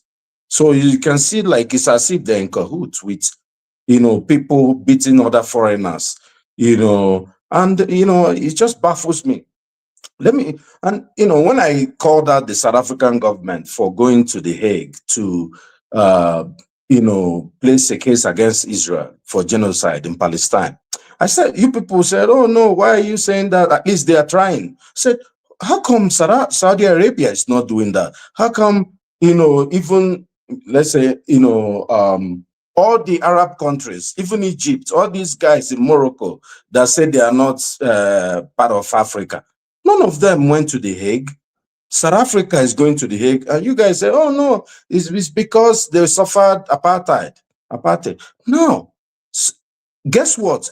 The Palestinians or who are foreigners or the Arabs in South Africa, these guys are not attacking them, but they're attacking me and you. What I'm saying is this, because if forefather goes there, they will beat the hell out of you. What I'm saying is we got to be careful what we are doing. When they were fighting in Sudan, we decided to ignore the war and focus on Palestine. I said, the Palestine war is not our war. The war in Sudan is ours. And Africans, we had better, because it's coming home to roost. We better start talking about ourselves. No one is going to talk for us. We can't just move. Yeah, we'll have to discuss topical issues, world issues. But what I'm saying is that nobody likes us. Everybody believes they are better than us. I'm sure most of us live in the West. Even your people you pay salary, many of them will probably think they're better than you. What I'm saying is we know our quality, we know how good we can be, and we have to talk about each other. And we have to talk up each other, not talk down each other. If there's the war in Sudan is still going on. Nobody's talking about any war again. Dr. Damages doesn't host a show. Let's talk about what's going on in Sudan. Guess who are the people causing the war in Sudan and causing the slaughter of our people there? It's the people in UAE. And then now we're crying about that Iran is throwing some couple of knockouts to them. He said, I don't have any problem with, look, I don't want any war, but why don't we talk about our own problems? And we're here. If there's a trend I'm noticing. Do you see all the guys that are carrying out suicide or trying to do terrorist attacks? They're all black people. because of a war that is not their business. In the American, so what? And this narrative we are painting, that we are assuming the people, our black people in Gaza are suffering. They are being treated as the least, class of human beings.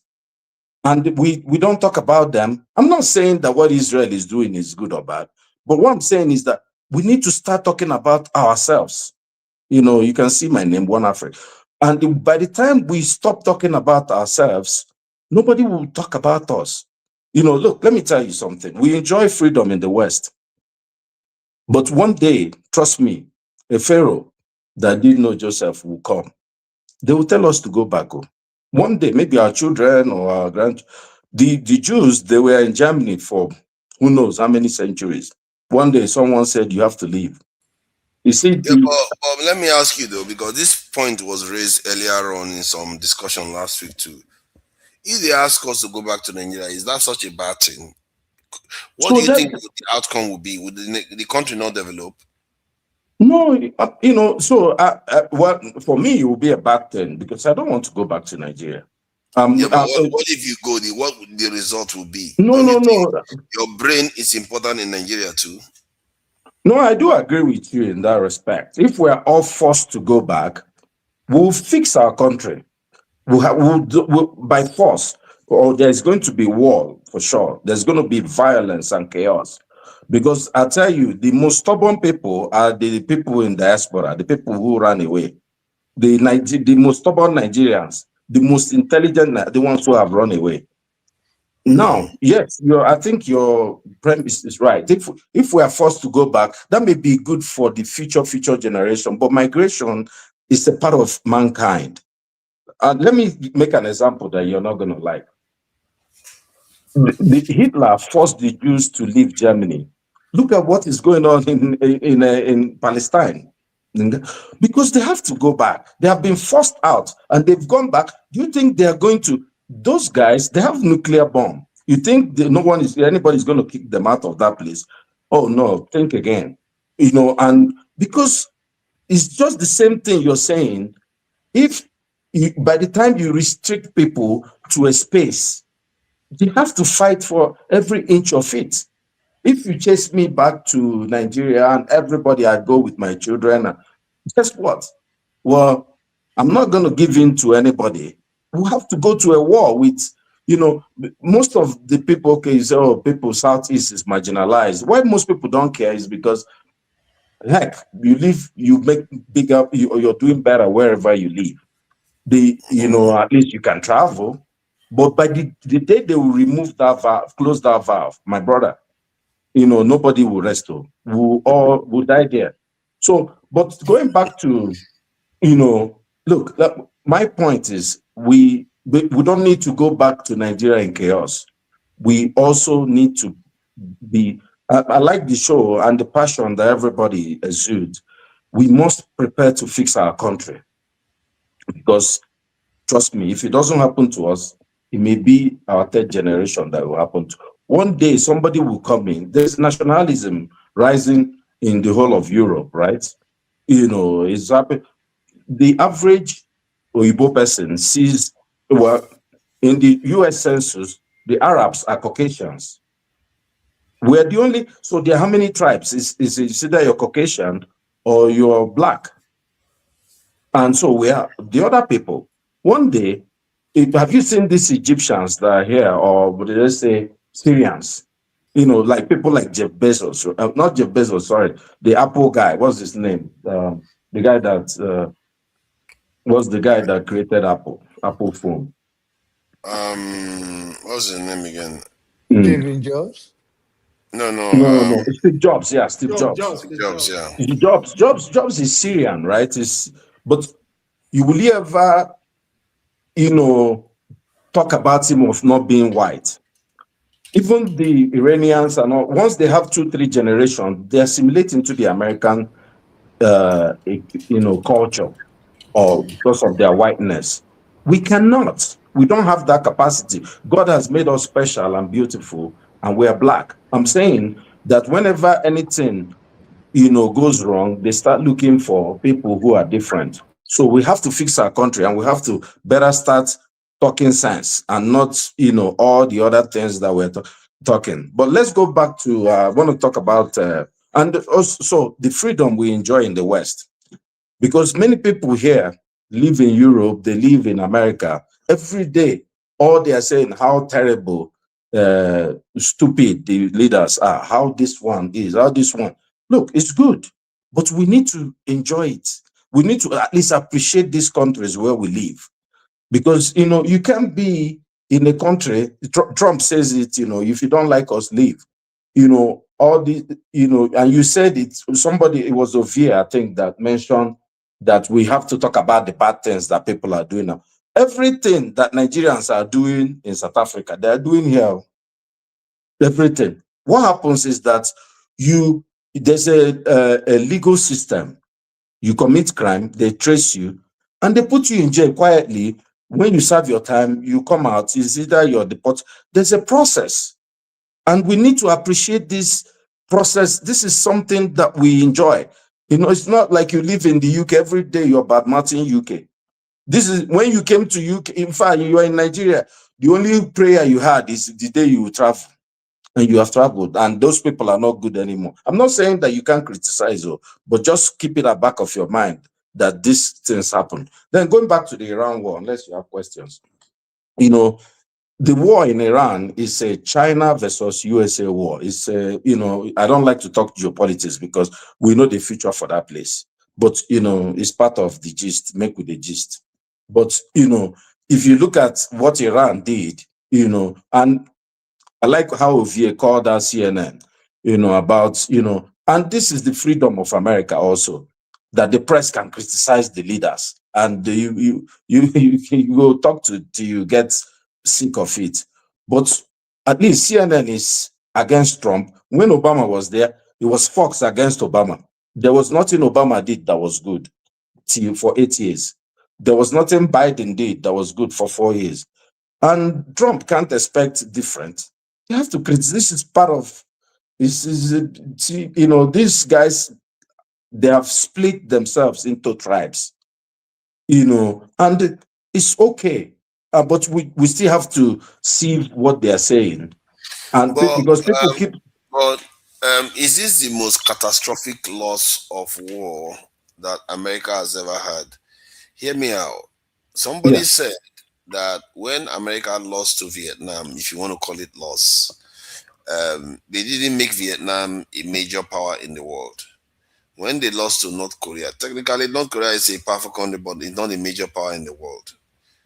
But now they went to Iran and fought a war.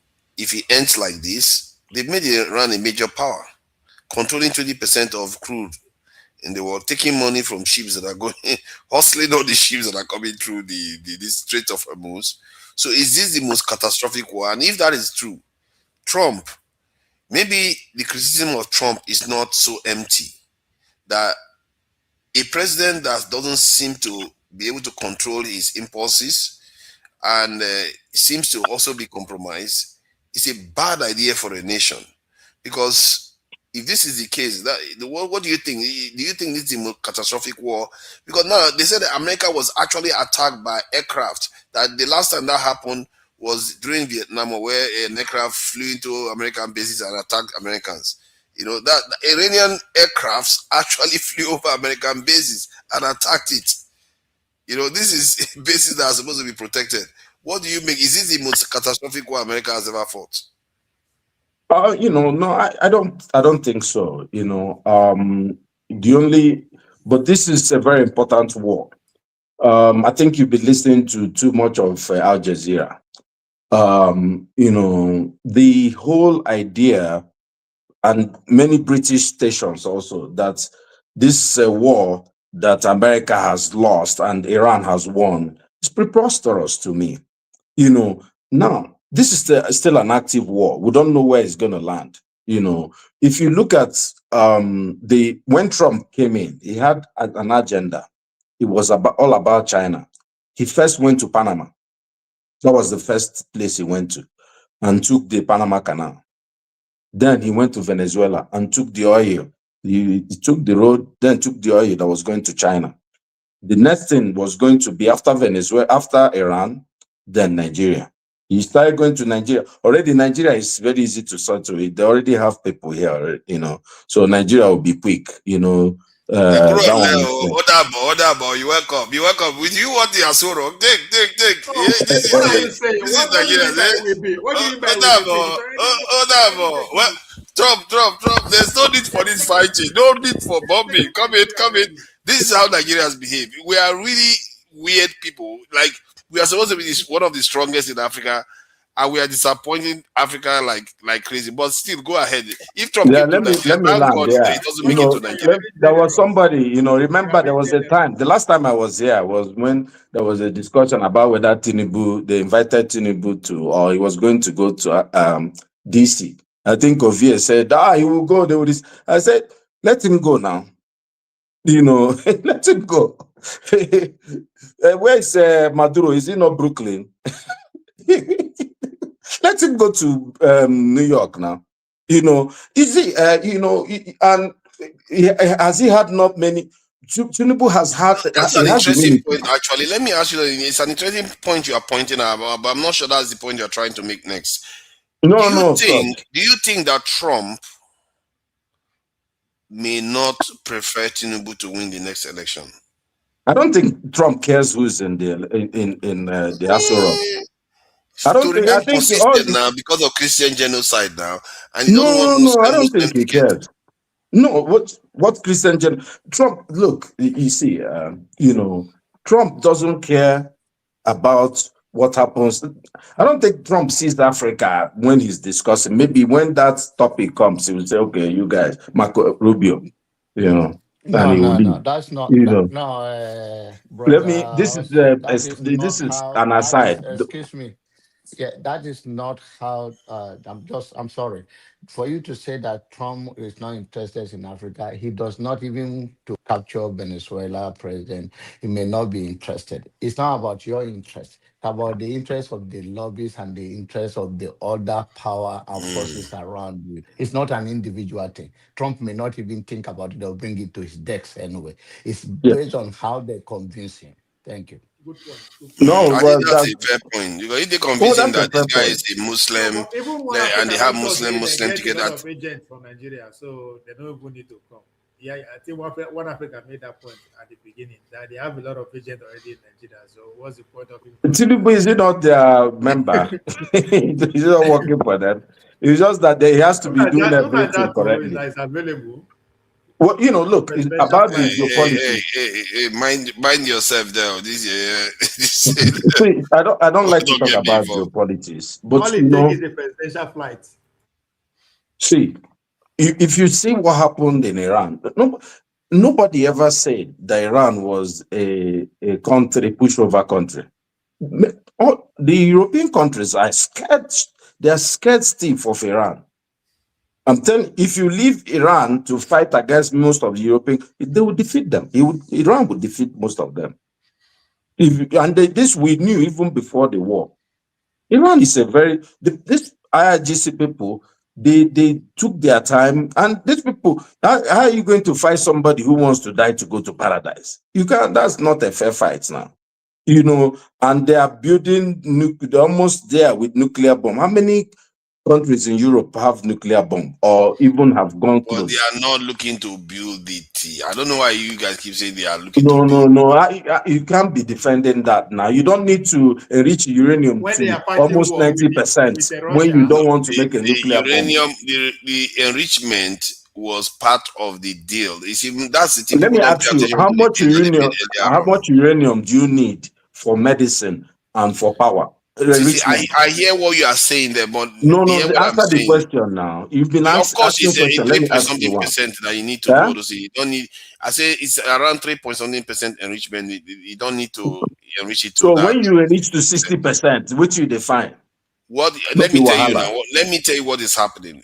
See, the previous deal that they signed, they said if anybody violates this deal, that the other party is allowed to go and do as they please. That's basically what the other deal said. And what Iran was trying to do was to get a bargaining chip. That's why they kept enriching. They want to get it back. Okay, let me ask Why do you a you think? simple Hold on, question. hold on. Calm down, calm down. The question I'm asking is that why do you think they were doing it in the open if that wasn't the case? They were hiding to do it. But They they were did it in the not open doing so it that in the open. Are you kidding no, me? they were enriching in the open.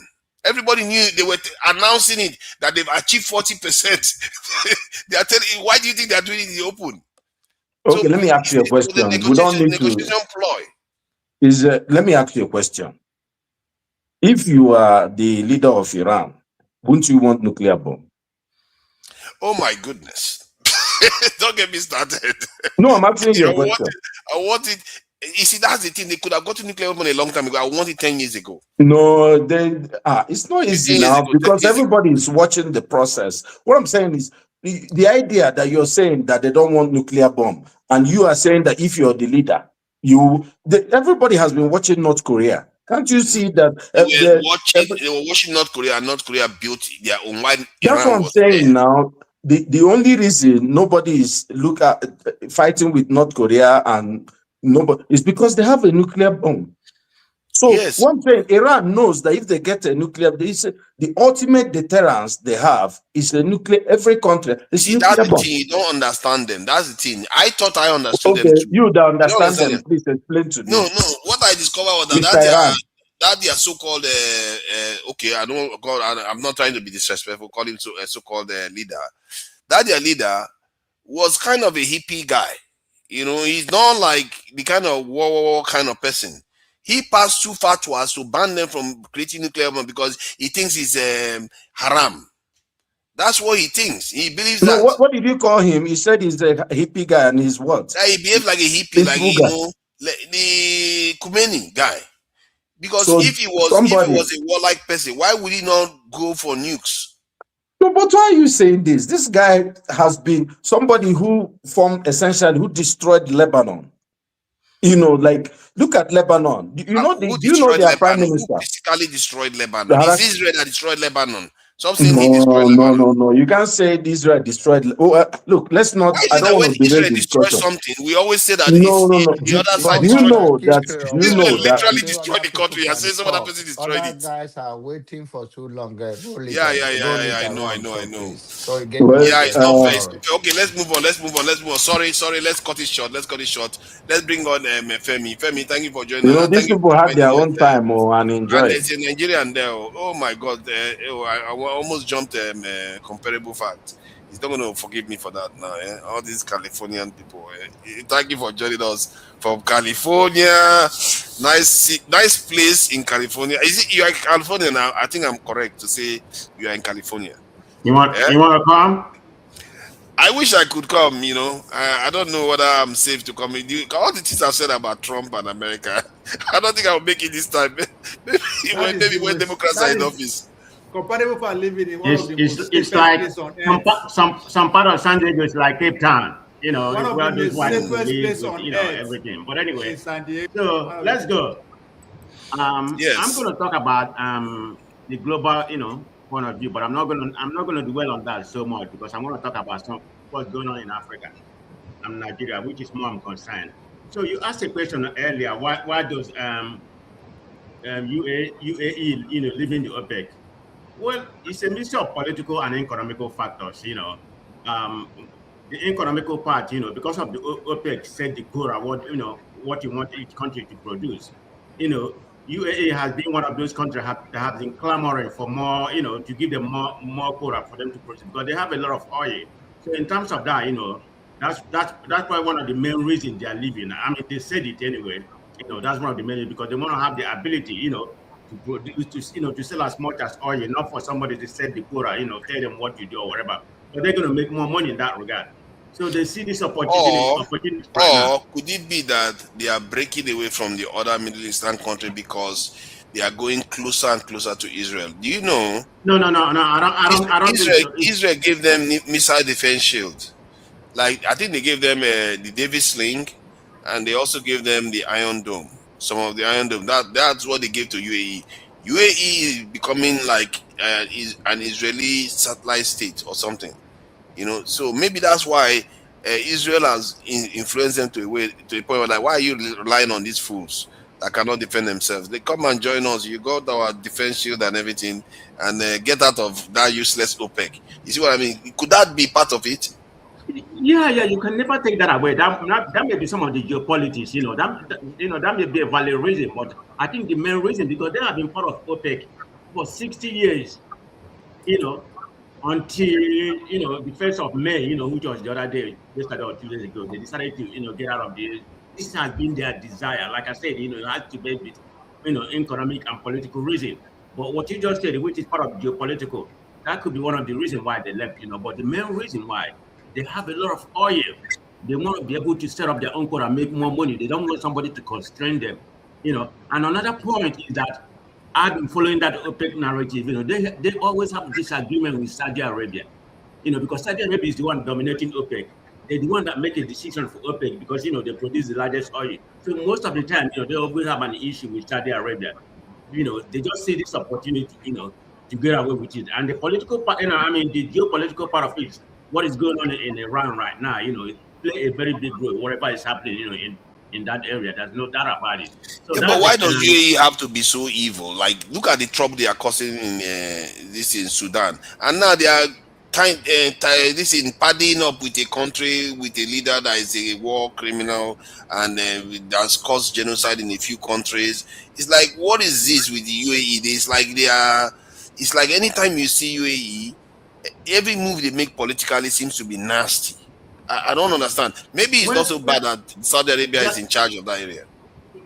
It's about interest, Father. It's about interest. That's what they are. That's what they are looking at after their own interest. That's all it is. And it's a tiny country. It's a tiny country. I think they might regret some of the things they are doing. But I don't want to dwell much about this, global conflict. I'm not going to talk too much about Iran and the Iraq war. It's going to sort out itself. Iran is fighting a symmetrical war. Of course, conventionally they can't stand USA. They will be, the USA can disappear them within a minute. But they are fighting a symmetrical war. It's very, very difficult to defeat, that kind of war. So let me go back to Nigeria. What caught my attention? I had a lot of people been calling Obi political prostitute. I think John Abba, made that comment too. I find that I find that to be very derogatory insult. I think John Abba is listening. That's a derogatory insult. There's no fatwa of your description calling that man a political prostitute. It doesn't make sense. You live in Nigeria. You've been about in Nigeria. You see what's going on in Nigeria. The politician moved from one party to one party. That has never been enough. He moved from AFDA to PDP, from PDP to Labour, but it's because of the opportunity, and the interests that are lying. You expect him to stay with, this ADC has no way to, no way for political sources. So some of you come here and call the man a political prostitute. I find that, you don't have nothing to offer, on your analysis. But just be very hosted to that. Be very hosted to that. Is there not an element of democratic deficit in the way P2B approaches? No, there's not, because that's a dimension in Nigerian politics. It's not. No. What I mean, I think in Nigerian politics they actually conduct primaries, but P2B doesn't seem to like to be involved in a contested primary. Don't you see that as a problem in a democracy? Please, I'm not cutting you off, and I'm not cutting. What's the point? I don't get your point. Yeah. Listen to me. I have a right. It's a politicians. When you come to the open, you'll be open for criticism the same way. Whichever level, whether it's not a politician, a prostitute to you, because you like him, it's left for you to use. The language you may not sit right with you, but then I hope apology. The same way you said that the language I used was not the proper, like the same way you are telling me without a point. Like forefather was telling you, look at Tinubu today, right? For years, go and watch him. I'm not supporting him. He stayed put. There was a time they begged him to come. He said his time has not come. The same party. Opportunities is from one place to another. A prostitute for me is when you are not going fuck by only one person, but you get fucked by multiple people, and you fuck multiple people as well. So if you don't like my Let's clear the language up now. no. If he's gonna come with me with that language of saying, oh, you make no point. People knows I make point because he know he jump. And he doesn't like competition. And some of you think that Atiku should give up his own political. I'm not and I don't want Peter Obi to give up his own political career. They're all career politicians. So they have the right. You cannot tell me now, oh, you are in your 90. Why is Abba taking my time? No. Because you come after me without saying that, oh, you don't. No. You have the right to say it's not. That is for you. That's your opinion. You're entitled to it. But I'm trying to say, based on what I see, it's not ready to compete. And it's something to hand over. Most students want him to just hand over it to him without competing. So, oh, I'm not running again for president. If I'm not, please, let him carry on with his submission so that Masca can speak. Masca is in Nigeria. Okay, let me leave it for Masca. So, but don't come after me. I'm not going to spare you. I have respect. No, he just disagrees with your opinion. You can't exactly copy to be. Can I continue? Yes, please go ahead. So, like I was saying in reference to Obi, whatever is happening is about strategy and opportunist, and sometimes depends on principle. That's why he's moving from one party to one party. In my own opinion, there's nothing wrong. But for you to come here, I have an issue with that word, political prostitute. I just find that language to be very derogatory. I just find like people who made that kind of commentary. Jonaba is not the only one that made that commentary. A lot of people has made that comment, even the previous one. So, Jonab, I'm not like just on you, but I'm making a general statement that anybody that made that support, is a very derogative, narrative. Yeah, it is derogative because prostitutes they sell out very easily, and they sell their body, they sell their soul. People business is exactly selling. That's why I thought it was a derogatory insult. Look at Jonaba. It doesn't have any kind of factual description to describe what's actually happening. I mean, they are just being hostile. I'm not saying somebody shouldn't have the opinion, but I will have my opinion. I just find that language to be very hostile towards Obi. Yeah, but the question still stands though. Why does Peter Obi not? Does he not have a? He doesn't want to give money. They use money by the primary. Okay, hold on. You know one big bribe. Hold on, let me ask you. Let me ask. I'm just supporting when Jonaba is interjecting. I hear your point. Maybe you are right. Maybe you're right with that point. Let me just get to comparable fact. See, because people are asking. This is democracy. Yeah, I want to ask you the question. This is a democracy, and somehow P2B doesn't seem to want to take part in primaries. To actually emerge, and he often is just a kind of appointed to become the flag bearer of a party. Yes, he won 6 million votes, which is actually from actual elections. So, but why is it that he doesn't like to participate in party primaries? Please go ahead. I mean, you're making it sound like it's something very unusual when it comes to Nigerian politics. Switching party to another party or moving from one place to another place. That's a very common occurrence in Nigerian politics. Everybody switch party. Obi happened to be a very big figure, in Nigerian politics. He's switching party, for whatever to suit his own, political. Yeah, we know that, but the question now is why does he not like to take part in primaries? Yes. Why does he not where they actually carry out election to choose him as a flag bearer? You need to be realistic to yourself. You expect him to stay in APC and contest for primary? When is that pretty much Atiku party? And Atiku is going to contest. Atiku is going to win it. It's about money bag. It's not about why is he in the party? How it will take place in Nigeria with Boko Haram, with secession? Hold on. Why is he in the party if the party is... No, sorry. Let me just... Maybe Atiku will come to realization that he has no political capital. Win this election. I think he's not going to win. He may get a little money.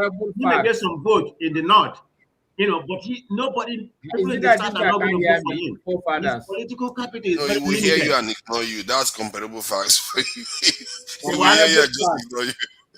Now you ask forefathers that does he expect to run primaries in ADC. The real issue is, so why did he even go to ADC in the first instance? Why? Because why would you go where you think you don't stand a chance and you don't want to go through primaries? Why would you go there? Because he thought he had a chance, and he I think. Wait a minute, master. You don't really know what happened. You know, the intricacies that happened in the party. Initially, he thought that Atiku was going to support him and Kwankwaso, but Atiku came back. If you listen to that interview. No, I don't think so. What he said, he wants direct primary. What they want to do is consensus. Let them go there and let everybody vote, where the whole party will vote. There's no delegates in Nigerian constitution again. You can't do delegates. So it's either consensus or direct primary. Atiku doesn't want direct primary. That's the problem. I could be wrong. Right. So you're agreeing with me. Atiku doesn't want a direct primary. Atiku wants a consensus. Well, I thought direct primary was direct primary. Sorry. Direct primary, is it the general public or the party members? No, party members will vote. The party member, yeah. But you know, Atiku has far more party members from his region. No, you're not sure. That's the problem. That's what Obi them are saying. Come, Obi has Kwankwasia people with obedient people who have all, joined ADC. What Obi is saying, let's go and do direct primary. Atiku is saying, no, we're going to do consensus. I think Atiku has the control of the big guys in the party. That's the problem. And those people can do consensus. Why is this happening then if that's the case? After many rumors on social media that Peter Obi and Rabiu Kwankwaso were already considering leaving the ADC to decamp to another party, it has now been confirmed by the cable they quoted the Kwankwasia leader in Kano State, who has already resigned, and he told the cable that Peter Obi and Kwankwaso are going to join ADC by next week. They quoted him directly. He said, "I believe him, Peter Obi and some others will be joining the NDC." Mohammed also said that the stakeholders have unanimously given him, that's talking about Rabiu Kwankwaso, the go-ahead to move to the NDC. He continued, "If you look at the case referred back to the lower court, it might take time. There could even be another appeal to the Supreme Court. It does not look feasible to stay there." The entire caucus voted unanimously that a better platform, not embedded in a leadership tussle, should be used. This is very reasonable considering how those in power have been using every state power to stifle the opposition, introducing lawfare and using people to destabilize political parties. So if they stay in ADC, there is no guarantee that ADC will be on the ballot in 2027. They might, at the end of the day, not be able to meet up, especially now that it remains only about a week to submit the list of members that will be eligible to contest in the primaries of ADC. Okay. Isn't that crazy? Let me reclaim my... What is wrong with any party Atiku is in? He wants to destroy it. What is wrong with that guy? Why can't he just allow the party to organize well? Even if he's a senior man, okay, if you're a senior man, why don't you organize it very well? Look at how Tinubu did with APC. He managed to organize his party to support him to an extent. But what's his name? Atiku is just, he runs the party so badly and he doesn't win. It's almost as if his job is to help Tinubu win. It's like he's working for Tinubu. That 2 weeks ago, you said that Tinubu and APC Can I continue? for internal problem of it. Oh, look at that. Yeah, please continue, Jare. So, like I was saying, I mean, like people come here and say that Obi moved from one party to another party. It depends on the situation. And look at let's concentrate on the present situation. For one, the ruling that was announced by Supreme Court, this week, we know what the ruling is all about. It's what I consider a victory with a cause. Why do I say that? Because what they just do, they point it back to the lower court, and they're not going to make a decision until the 30th of this month. The 30th of this month is the deadline. You see the mago that is there. They probably not going to make a decision, and if they don't decide by then, that party will be disbanded.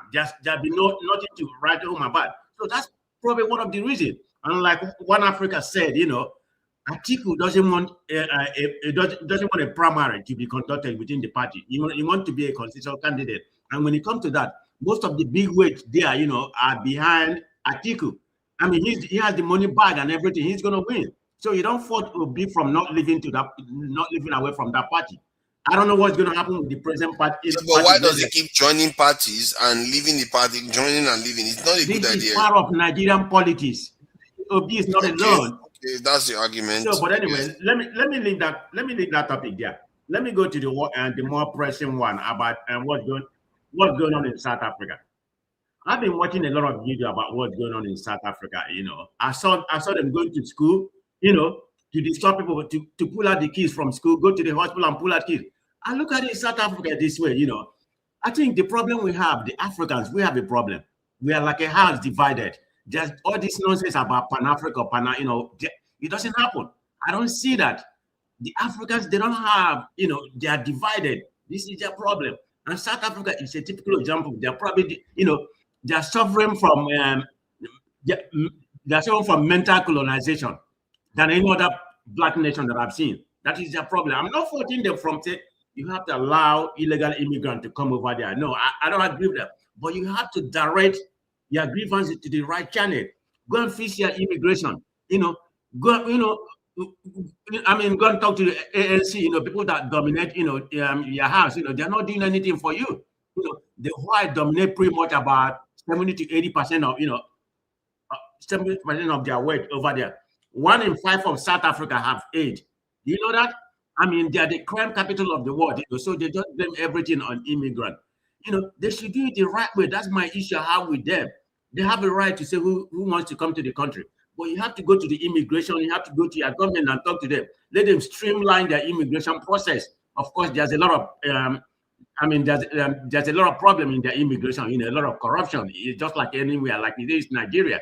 I heard even that South Africa is worse when it comes to corruption in that regard. So they have to channel it to the right place, not just beating people on the street, you know. And now you have Ghana, you know, protesting too. I don't know if you see the video, the Ghanaians are beating the South African too. So how far are we going to go, the so-called Africa? We are not just united, you know. I mean, we have a problem. I don't know what it is. I mean, now, I had a policeman in South Africa was saying, they know everybody that are committing the whole crime. I mean, the foreigners that committed the whole crime. They tag Nigeria as, you know, as the one bringing drugs. They tag Mozambique as the one carjacking. They tag Ghana. They tag Ghana as the one, you know, fraud with passport and everything. This is how they classify, you know. Okay, if you know where this crime is, pinpoint, why not go and arrest them and, you know, send them, you know, if they are illegal immigrants, even at all they're illegal and they commit crime, you send them away. But why these people beating up people in the street? I was traumatized when I was watching the video yesterday for them going to school, pulling out kids. You see them crying and the shooting gun upstairs, fighting the little kids. You know, they're gonna live with that for the rest of their life, those kids. And most of those kids, I can't hear you.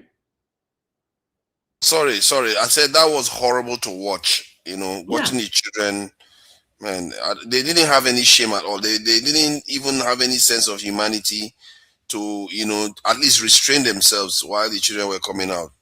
They didn't care. And most of those kids were born there. I mean, I look at what's exactly happening in Africa. People keep on calling it xenophobia. In my opinion, I don't think it's xenophobia, because if you look, they don't go to Dubai, you know, where you have a lot of Indians. They don't do that over there. They don't go to other places where you have a lot of white people. I mean, some of them are illegal. So I consider what's actually going on is Afrophobia. That's my own terminology I'm going to use. I don't call it xenophobia, because if you call it xenophobia, you make it like general. Every immigrant attacking. No, it's specifically Africa. So that considered to be Afrophobia. That's exactly what's going on. I don't know, you know, I don't know what their problem is. You know, I mean, that population black. I'm sorry to say that if there's any South Africa here, you know, they are devilish, they are diabolic, you know, the way they think. I'm not going to come here to say because we help you or we give you billions away. Most of those people here, you know, some of them 30, 40 years, they are not alive to see what other country like Ghana or Nigeria do them. So I'm not even going to bring that into that conversation, because we say we did something for them, we liberated them from the apartheid. So, you know, they should consider. They don't think like that. So that's not the way. But they see face their poverty. They have almost about 40% unemployment. You know, they are the crime rate capital of the world. So you can't tell me that foreigner that's only about, maybe somebody quote me if I'm wrong, about 3 to 4%. Am I right? Or 2%? I don't know what the foreign immigrants in that population is. The foreign population. Yeah. I think they are just under 4%. Exactly. In So South Africa. you can't blame it on them. And a lot of them are working. I was watching things. There's a Nigerian guy that was selling bread in his truck. They went there and pulled him out and stole all his bread. You know, they didn't beat that one. Yeah, but they took all the bread. You see? I saw one where they went to schools too and started taking the furnitures in the school and everything. It's like they've gone mad or something. That's madness, what they are doing there. I don't know, but the entire thing, when you look at it, you begin to wonder, why is it that the black leadership on the continent always allow things to spill over like this? Even till now, they hardly say anything. Like, even till now, they hardly comment. Like, I think they said that Maposa responded recently, but I hardly see him. In Nigeria, I think Bianca Ojukwu made one comment. That's it. It's like the belly stage, like they're quiet. Why do they remain so quiet? I think he's at the Hague fighting for Palestine. From the leadership we have, and Tinubu, because he doesn't talk that much. His only purpose is for the next election. That's his main concentration. You know, he doesn't care about what's going on. You know, I don't want to go back to Nigeria, but Tinubu is on a different level. You know, all he does, he practices mafia politics. That's what he did. You see the kind of speech. He's not scared of anybody.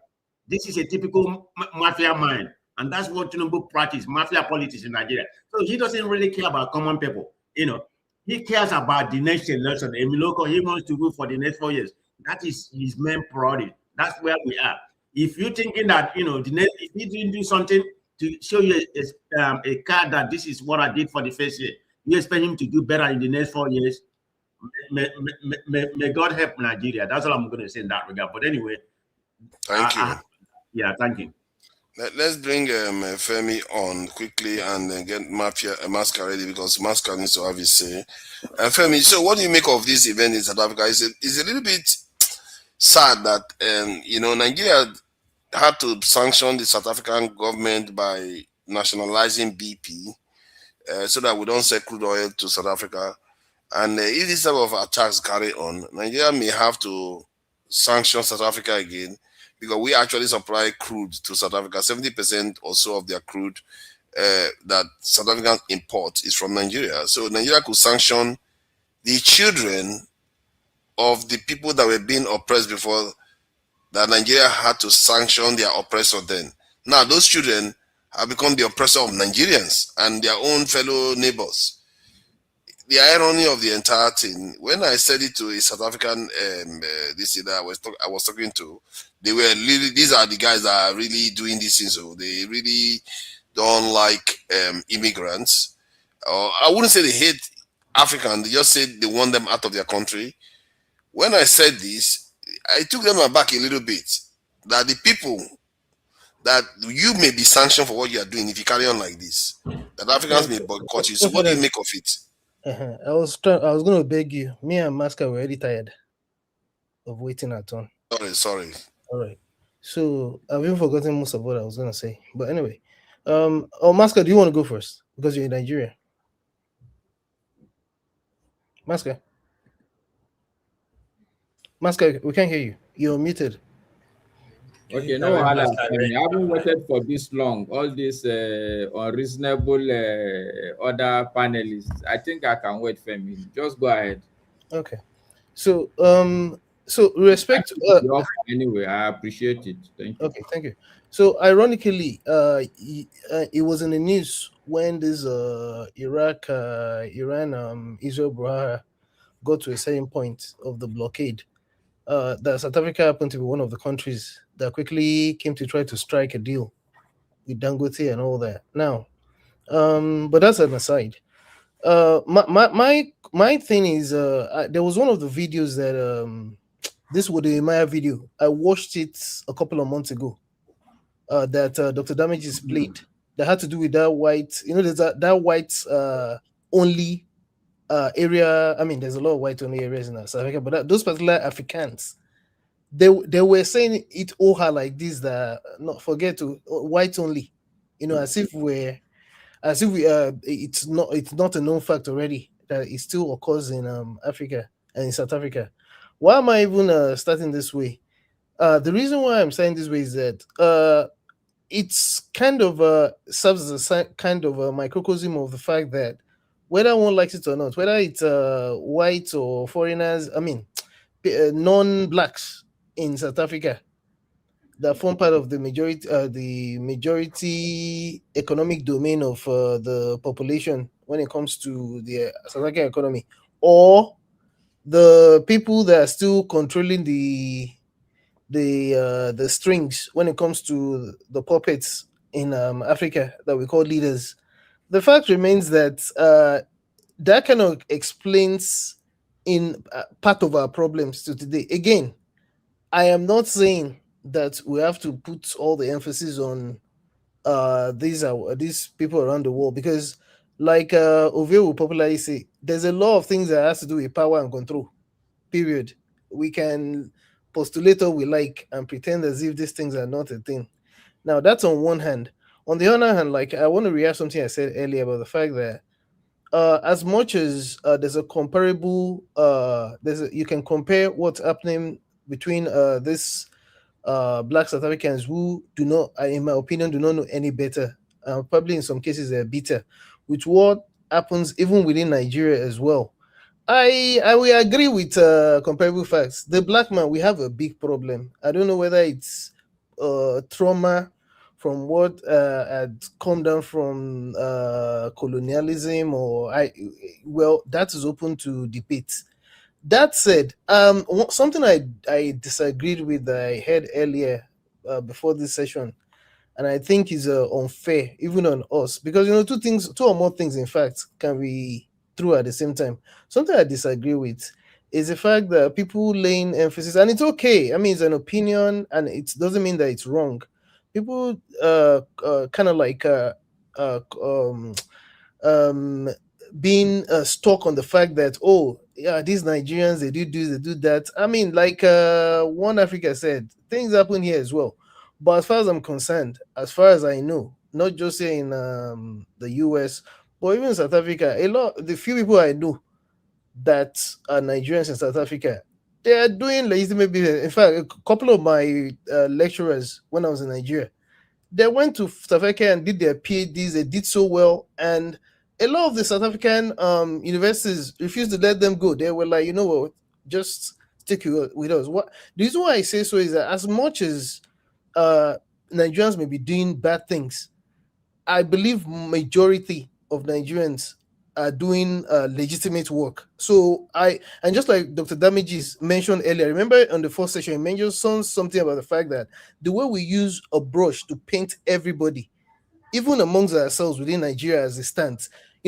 I famously had this conversation with one of my friends of the Eastern stock one time there. And his wife was the one that even got really interested when she even laid her opinion. Remember what happened in, I don't know where Umuleri and Guleri is, was it in Anambra or Imo? When it happened then, it was almost as if these people did not know each other. Same thing with Ife and Keke. It was in the same Nigeria that it happened. These people were killing themselves as if they are not technically the same Yoruba people. The reason why I keep harping on this is that personally, as much as what you would like to think that what the likes of Kwame Nkrumah had preached in the beginnings, you would have ideally wished that it could happen. The fact remains that even if we break into our armlets today, there will still be issues irrespective. I mean, that's not to say that if it comes to that, is okay. I mean, who am I to stop people from choosing to go? Because sometimes they matter the entire person. So, but ultimately, it's going to be down to the South Africans, because if they manage to chase all the Ghanaians, and there are the problems, the problem will still remain the same. Because the fact remains that it is not the other Africans that are causing the problem of lack of jobs amongst black. There's a lot of youth unemployment, as a matter of fact. It's not the other Africans that are responsible for the lack of support for small businesses or something. among other things. I mean, and a lot of other economic and even land-related issues. You know, the land is a major problem. Even in South Africa, as we speak today, 70 to 75% of the land is owned by of the good land, if you will. It's controlled by white South Africans anyway. So I mean, so I think it's deeper than one and one. But like I can understand that they are economically deprived, and many of them are, you know, they may not even be educationally deprived.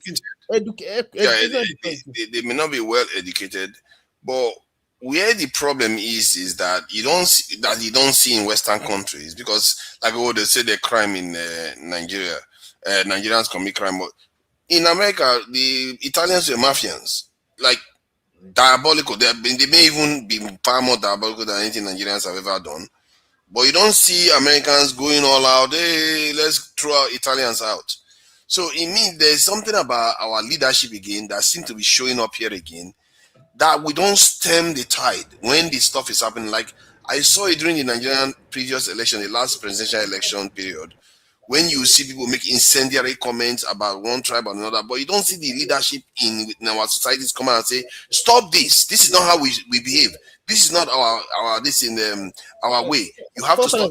That's why I feel like there's something missing there. For other things, so we don't delay Masca. But just to your point, to land on something before I finish. Remember when Britain was leaving the EU?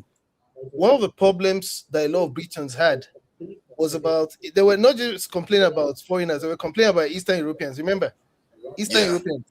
Yeah. So I just thought I should mention that. Now, to what's the other thing? I just wanted to say one more thing. In fact, let Masca go. I would. It's okay. It's okay. It took a long time. Don't worry. After Masca, we'll have a break. Then we'll open up the conversation for everybody to flow with the investors. After Masca, you shut up. That's it.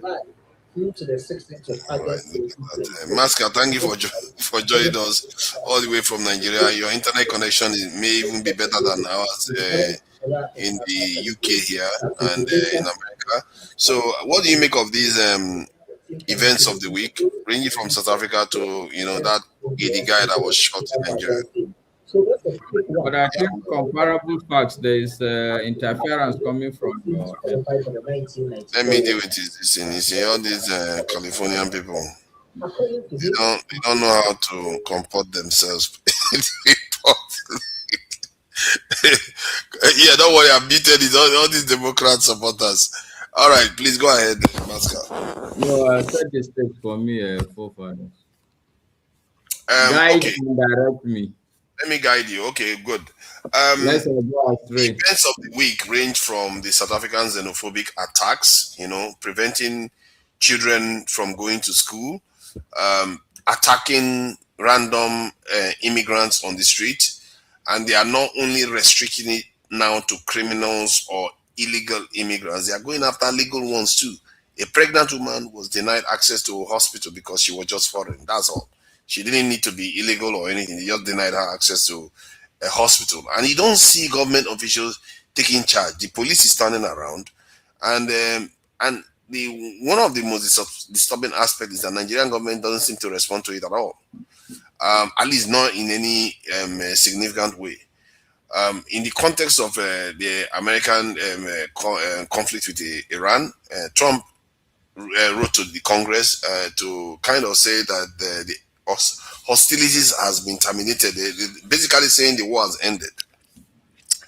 At the same time, it came out that American military bases were, decimated too, more than most people even thought about. Like even an aircraft flew over an American and bombed it. I didn't know that, and it's an old school American aircraft, way older than this F-23s that Americans use. So and I think the Iranians got away with that one. Then there is also the matter of the Nigerian politics, where PWB and Kwakwaso are looking to leave ADC. That there is suspicion that they might have to leave because of Atiku, the heavyweight. As you can hear, Janaba didn't like that. He thought PWB was, performing the duties of women of the night. I don't know why he had to say that. So, but that is that. And there is also the issue. Oh, that's the one that the one that really gets, that is not nice to see, is to watch a Nigerian police officer publicly shoot a Nigerian in public. And Jonaba did say that the young man, maybe he's a criminal, was tied up by the public already. So could that be part of the reason why the police officer felt that, he can do that in public too? So that is the context of what we're covering. I may have missed one or two things, but I think I covered most. So please go ahead.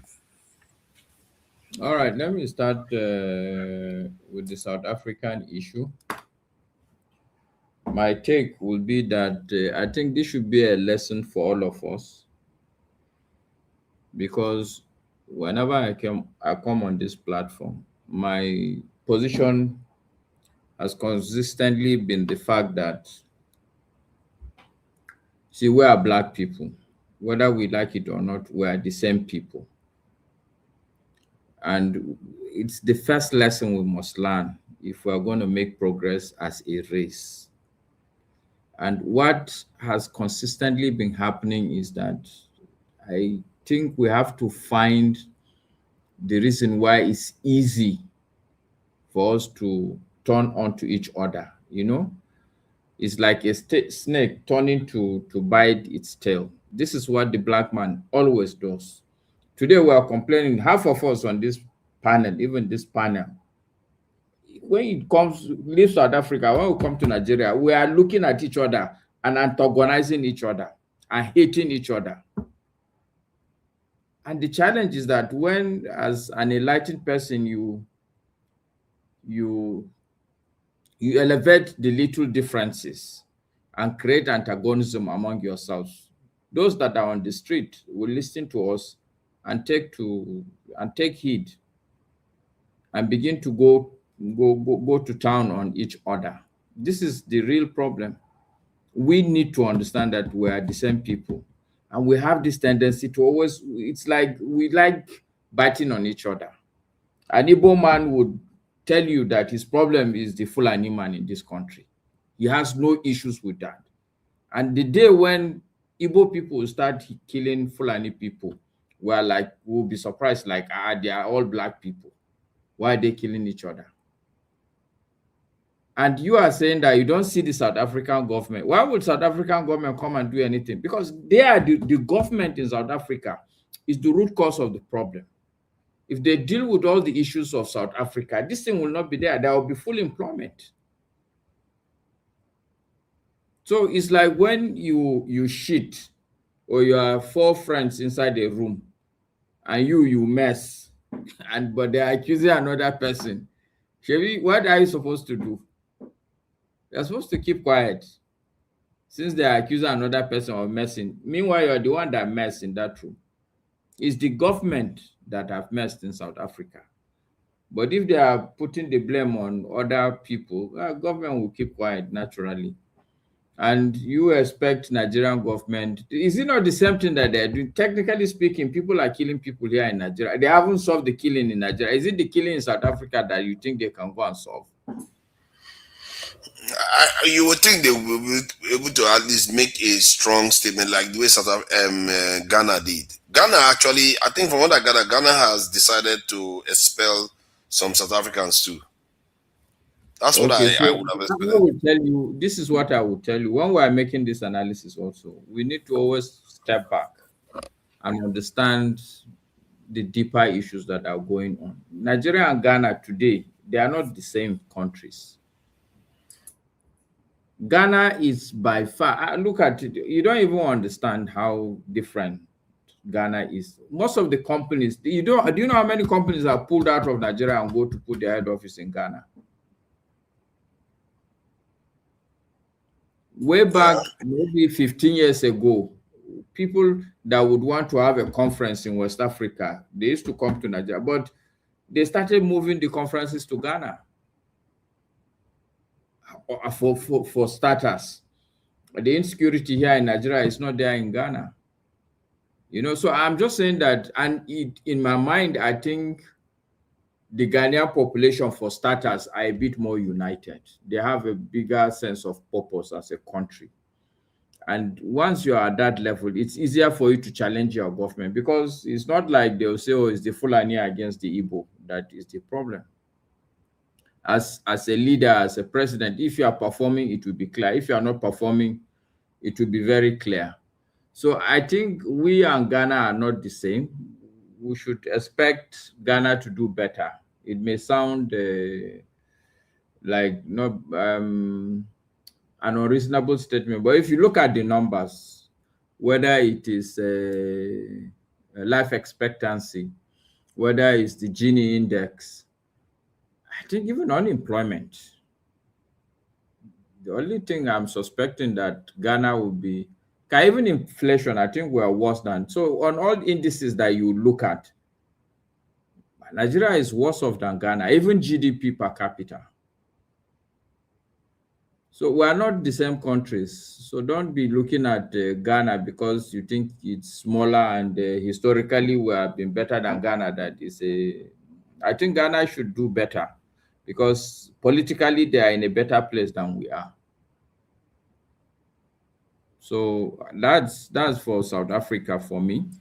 I think the most important thing for me is that we in Nigeria should take lesson, because it's exactly what the South Africans are doing that we are doing.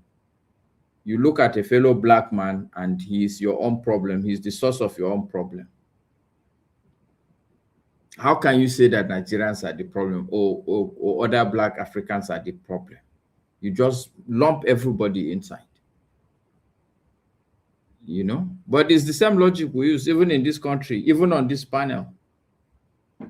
So that's that. And when it comes to the Iran war, you know, my take is that there are two issues. One, generally war is always about propaganda. You can never hear the truth from when somebody is fighting the war, he will tell you he's winning. It's always propaganda.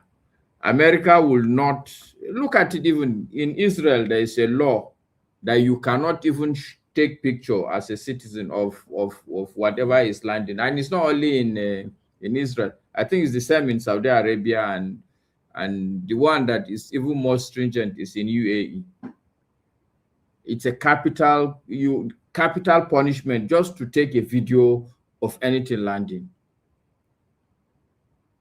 So it's propaganda. But the second what Iran has managed to pull off, you ask yourself, why is it that our people are afraid of their own shadow? Look at the why are they afraid of? They didn't take on only America. They took on America, took on Israel. Then they started bombing the other neighbors. This is a bold move. They're bombing the neighbors too, and somehow they are getting away with it. They survived it.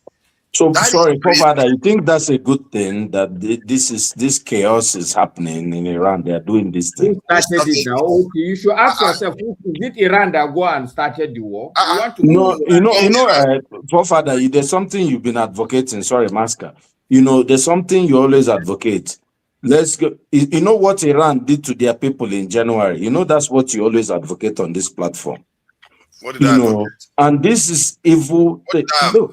You know, the people in Iran are not, they are not having a good time. Let me just say that, if that makes sense. They are far more educated than Nigerians, including their women. They are far more educated than many African countries, actually. And even with all this bombing that they suffer, they have more power than Nigeria. You see, we have a lot of panelists who come.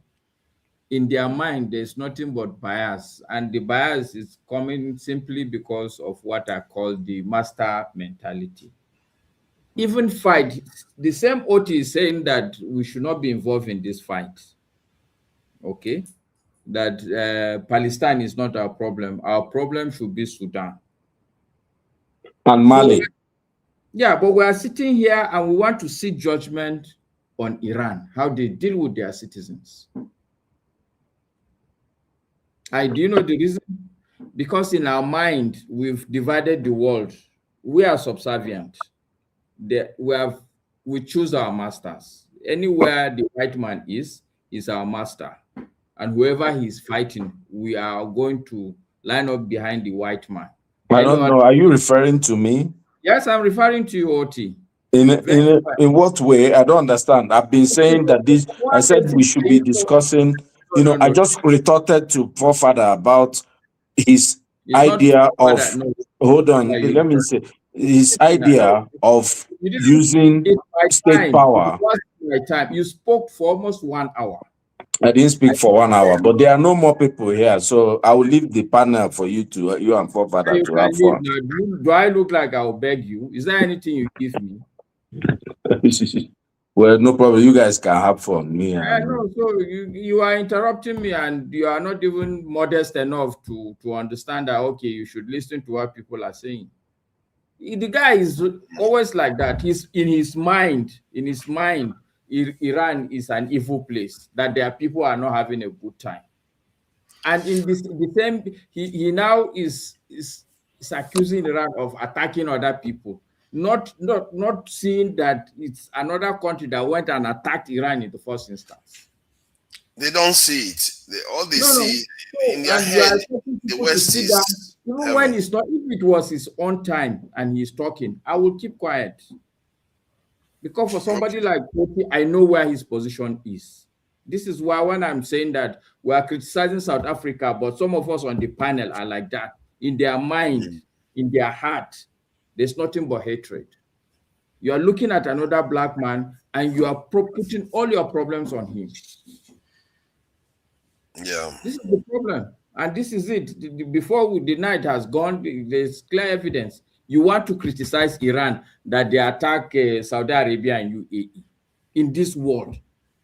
Where were you when they started attacking Iran?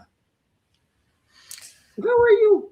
They didn't just attack Iran, they killed their leader and 40 other top But brass. the only thing you can see is that now Iran is attacking another country.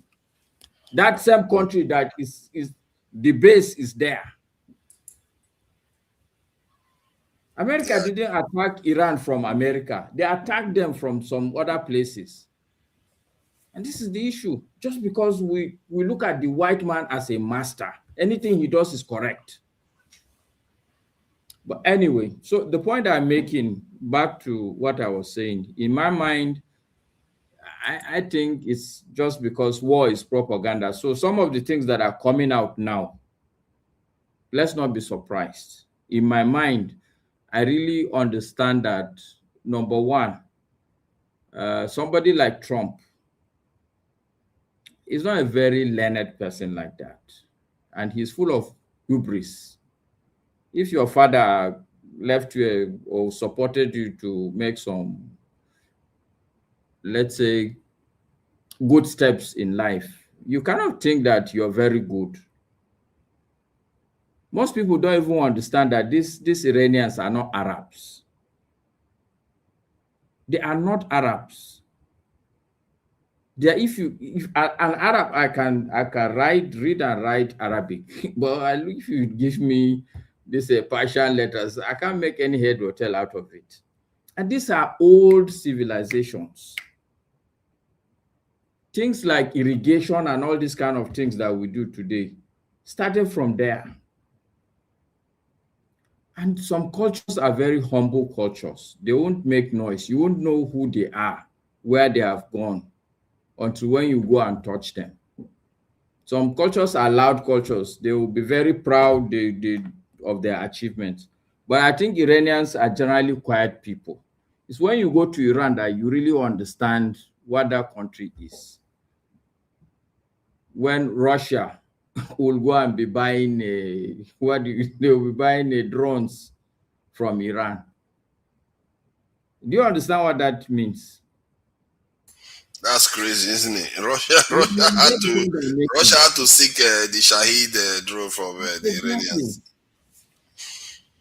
So I'm not surprised. Whatever Iran has done, honestly, me, I'm not surprised, because there are two things that I think make somebody or a country to come out like Iran. When you are not too boastful, you are just quiet. you do a lot and people would overlook you because you don't say a lot, you don't do so much. They are a very quiet country. But I know that in the grand scheme of things, they are well-educated population. It's not like our black brethren. They don't look at anybody as a superior person. You know? So I think, I will not be surprised that maybe they even have this nuclear weapon. I will not be surprised. I will not be surprised. And so why would they not show it if they have it? See, look, do you know what you should ask yourself? The Ayatollah, the Khomeini guy, he was aware that they are going to bomb him. He still went to the place. Are you aware of that? Yes, I'm aware. He didn't hide. So why do you want to use normal logic to answer the actions of some people like that? That's the country. In my mind, there are some people like that. You can't be using normal logic. Somebody knows that they are going to kill him as a leader of a country, and he went there and they killed him. This is the same guy that have done fatwa that they shouldn't do, what do you call this thing now? They shouldn't do even. And let me tell you what in my mind I'm thinking. That fatwa may be a smoke screen. No, don't you think it's possible? Don't you think it's a possibility? The reason why I worry that it may not be is because he's a religious leader. It's not just a leader; it's a religious one. And if a Muslim leader that is talking to the entire nation passes a fatwa, okay. So what I can tell you, I am a Muslim. I can put it to you that within Islam, there is that understanding also that war is about deception.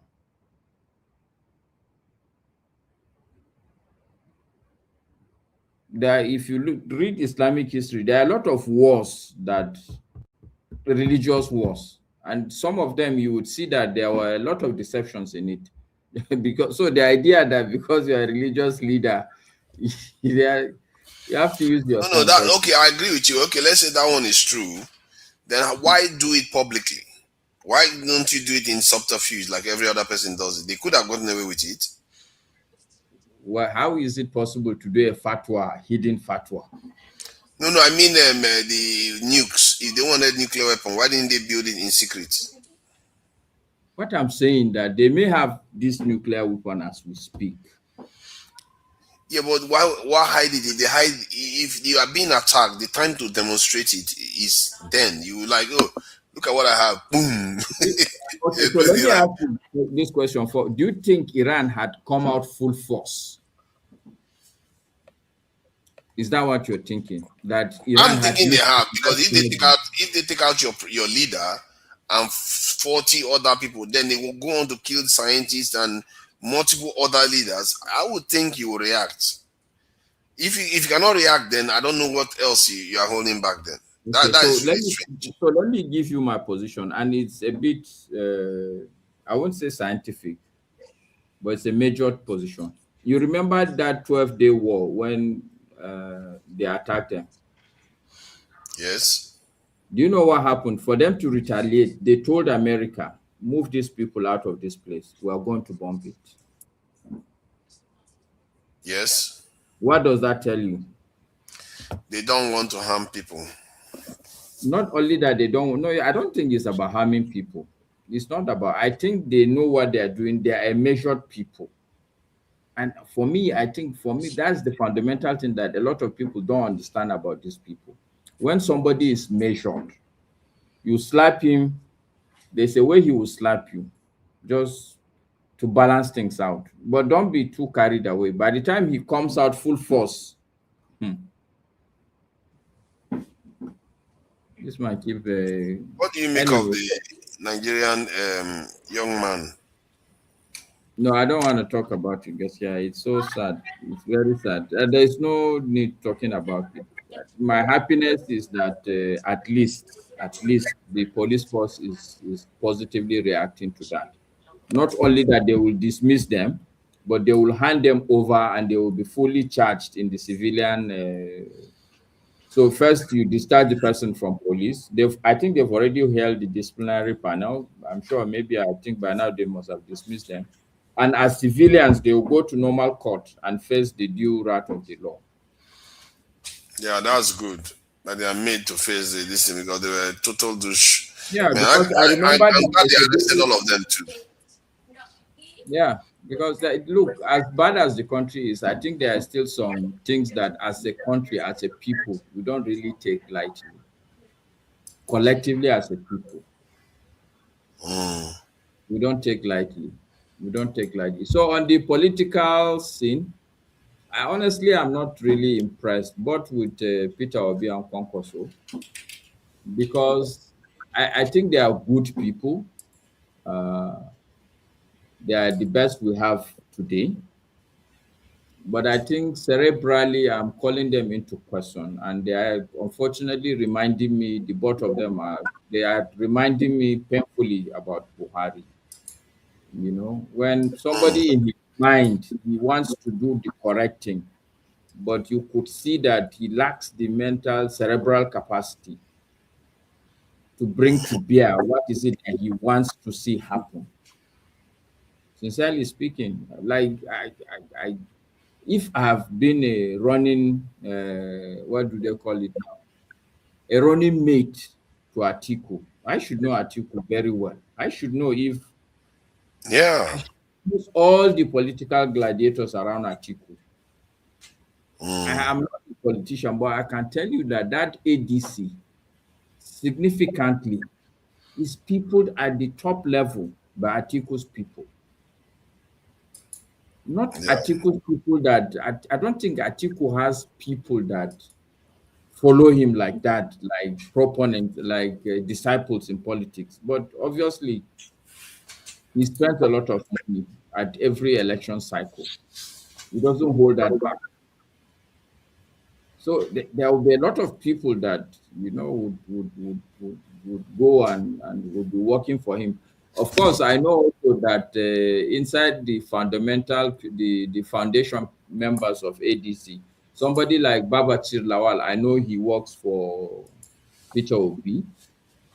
Who else that I know that is influential and is for Peter Obi? There are a couple of people, but I think the preponderant number is Atiku's people. And the idea that somebody like Atiku, it's even absurd, like the way they are thinking, like everybody knows that Peter Obi has a lot of followers. Why, if it is you now, forefathers, if you are interested in the presidential ticket of ADC, would you now say, oh no, let the members do the direct primaries? No. It's not impossible. I see. Sometimes some people can think outside the box in terms of for the national or greater good, you know, for national interest and greater good. But I feel like many of our people are incapable of doing that, and that is one of the things we need to be able to do. We can't be we are a little bit over self-centered about everything. How can everybody be self-centered and then you build a country? It's impossible. It's almost impossible. It's a recipe for disaster. We have to sooner or later start making self-sacrifice. The only problem I have with your statement is that it doesn't take into cognizance two fundamental things. You can't teach an old dog new tricks, even on the account of age. Somebody like Atiku, you should rule him out if your thinking is now that the man. What are we talking about? I'm shocked sometimes when people even talk, even you now, fathers. Honestly, is it not the same Atiku when he was the vice president of OBG? He is the sitting vice president, and OBG was fighting him publicly that this man is corrupt. Is it not? Was Peter Obi dead, or was he somewhere in another planet? That you are expecting Atiku to be a saint in his old age. You can only hope. that they tries to do the right thing. And this is the problem I have. If somebody wants to be my leader, I don't want a leader that would just be hoping things will happen. Fair point. I would want somebody who would have sat down, done the analysis, plot his graphs, and decided that, okay, so maybe this 2027 is not the point. Okay? And look, for me, that is really leadership when you decide timing is also important. Let me build a political party. Let me build a solid followership. This man, I cannot fight him. There's no shame in understanding that, okay, the tides are all against you.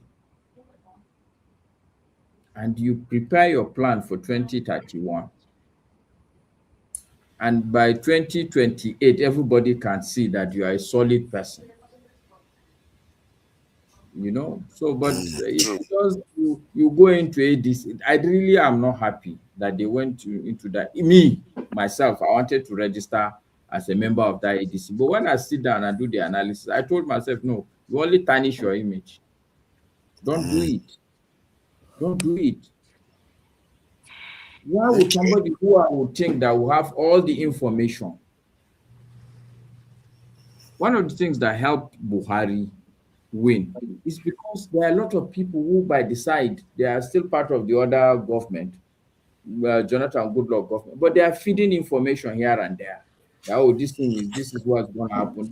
I am sure a lot of information is at Peter Obi's disposal.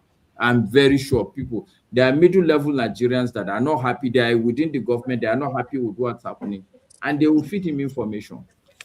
Okay, that's good. Now, at least, for me now that it is now that people like him and this is the partnership they should have formed right in 2023, immediately after the election. Exactly.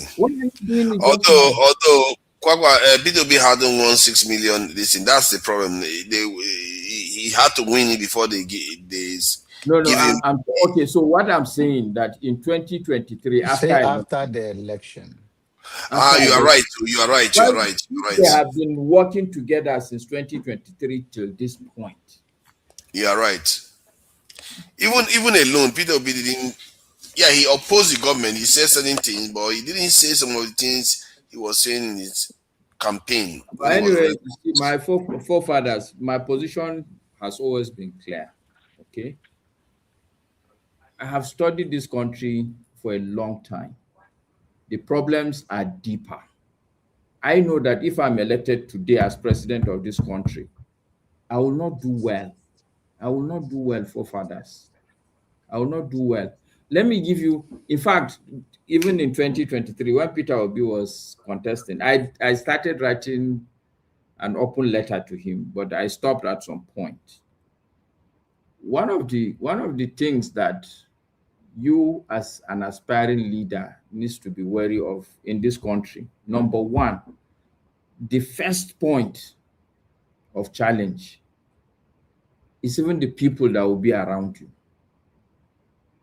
The people you would take that will help you to work together, even as an executive arm of government. If you don't understand that that is where your first challenge will come from, then you have a big problem. Go and look at all the past leaders. That's where their biggest challenge is. People that would let's take even Trump, for instance, in a saner environment. There are a lot of people around him that at the end of the day, it's not his own Trumpish interest that they are pushing. So that's number one. Number two, the National Assembly. As long as this our National Assembly is there, it's going to be a major problem. The system it was configured correctly, but we have, especially during OBJ's time, it has been, I don't know the word, not, if you say it's reconfigured, it's a benign statement, but it has been compromised. It's not compromised. It's compromise is like it's the same thing, but now there has been something. It's completely something different. Because all the criminals, is it not today that I'm hearing that this governor, this Kogi governor, is going to come to Senate? If you go to the Senate, you look at the people there, you would ask yourself, like, Is okay, that Bello we are referring to? yes, how can anything good come out of this chamber? This chamber is like toilet chamber, you know, like where all the shit goes into. That's terrible. You know? So we have I mean, the country has a big problem. I'm just telling you that for me, the argument should not even be about Peter Obi, Kwankwaso, and Atiku, and Tinubu. It is a whole system that is rotten. As a people, we must become aware that this is our reality. There has to be an awareness that we're in a bad place. And the starting point is to really deal with some of the smaller issues that we are fighting each other, because on tribal lines or religious lines or some foreign masters that we have come to worship. Once they take a position on something, even within the country, you see now Nigeria, I'm even happy that because of this Iranian war, it would have been possible to see people, Nigeria will have been fighting itself. The North will support Iran, the South will support America. It's been a possibility. I was so happy. Most of the Southerners that I know, so okay, I don't know. I think most of the Southerners supported. I don't think they were taking side, but they didn't like that America attacked Iran first. No, do you know what changed everything? It's Israel. We are aware. Israel opened a lot of people's eyes that these people, even if they may not come publicly and acknowledge it, but when you see what Israel has done in Palestine, in especially Gaza, you ask yourself 2 times that okay, so yes, maybe they are biblical people. I'm also a biblical person, but this is not okay. You know, can we wrap this up so that we can? No, I'm just saying that I'm summarizing that with Nigeria, my issue is not. I don't think the issue is going to be Tinubu, Atiku, Peter Obi, or Kwankwaso. They could come with a little bit of difference, but if this country is going to be what it is to be, all of us must become conscious and be aware that we are in a bad place. Number one, we need to leave that place where we are fighting each other. We need to re-educate ourselves and then educate the people that we need to educate, and then probably begin to construct a different system for ourselves and see how we are going to foist that system on the society. This is my take. It's daunting, but I think it's possible also. Because thank you for that, political parties, they are not working. Like everything is just not working. There's nothing that works in this country. All the institutions have collapsed. Nothing works. School is nonsense. There's nothing like police. The same police now is I'm sure they are in cohort with some of these people that are moving the guns around. And this is not something new for a Nigerian. You know that, look, half of the time when there is robberies, there's some police connection that you just can't put your finger on it. You know, so there is no institution that is working in the country, honestly. And thank you. But we have to thank you, Masca. Let's get on everybody. So that we can. Who is? You're going away, Masca? Yeah, I will stay for like 5 minutes, but I definitely will quietly disappear. Okay, let me just play this video while we have a bit of a break for a short period of time, maybe 5 minutes or more. But this one is from Malema. His reply to some of those knuckle-headed South Africans that are just misbehaving. Of white people, look at them. When they speak to a white person, they are very respectful. They show manners. When they speak to a black person, they are violent. But let's ask a question. After you marched and say you don't want Zimbabweans, you don't want Nigerians, you don't want Ghanaians, you close shops, you march. Why are you not coming back to tell us the following day that after that march, we expelled 10 Zimbabweans. And out of those 10 Zimbabweans, we're able to give 10 South Africans jobs. There is no such a report. Why? Because now Kuba ma Zimbabwe, hauna misebetsi, batho bale ba ma Zimbabwe, ba etsa misebetsi e lona le sa batleng ho e etsa because those are slaves' jobs. They don't pay anything. You want proper jobs. You want a job with a pay slip, with an appointment letter, with pension, with medical aid, and you deserve it. But why are we fighting each other? It is the same people who made us fight each other during apartheid, black on black violence. They sponsored it. The same provinces where blacks were killing blacks during apartheid, sponsored by apartheid government, is the same provinces where blacks are beating blacks today. The script is the same. The writer of the script is the same. Why do you ask me? Unkupa orna, koncha ngwana, koskolong ka is not South African. Ke munche koskolong, ke feje ke shebe waka, ke be proud father. After removing a black child from school, when the black children were removed from school with bullets in 1976, when our parents were removed from school because they did not have school fees, I must play that role. Me, I will never do it. I'm not going to take a pregnant woman out of a clinic because she's not South African. She gives birth of an African child at the gate, and that child dies. And you want me to do that and be proud and look at my children and say, I'm a proud father after I stopped life, after I killed someone. I will not do that. I did not join politics to be voted for. I was too young when I joined politics.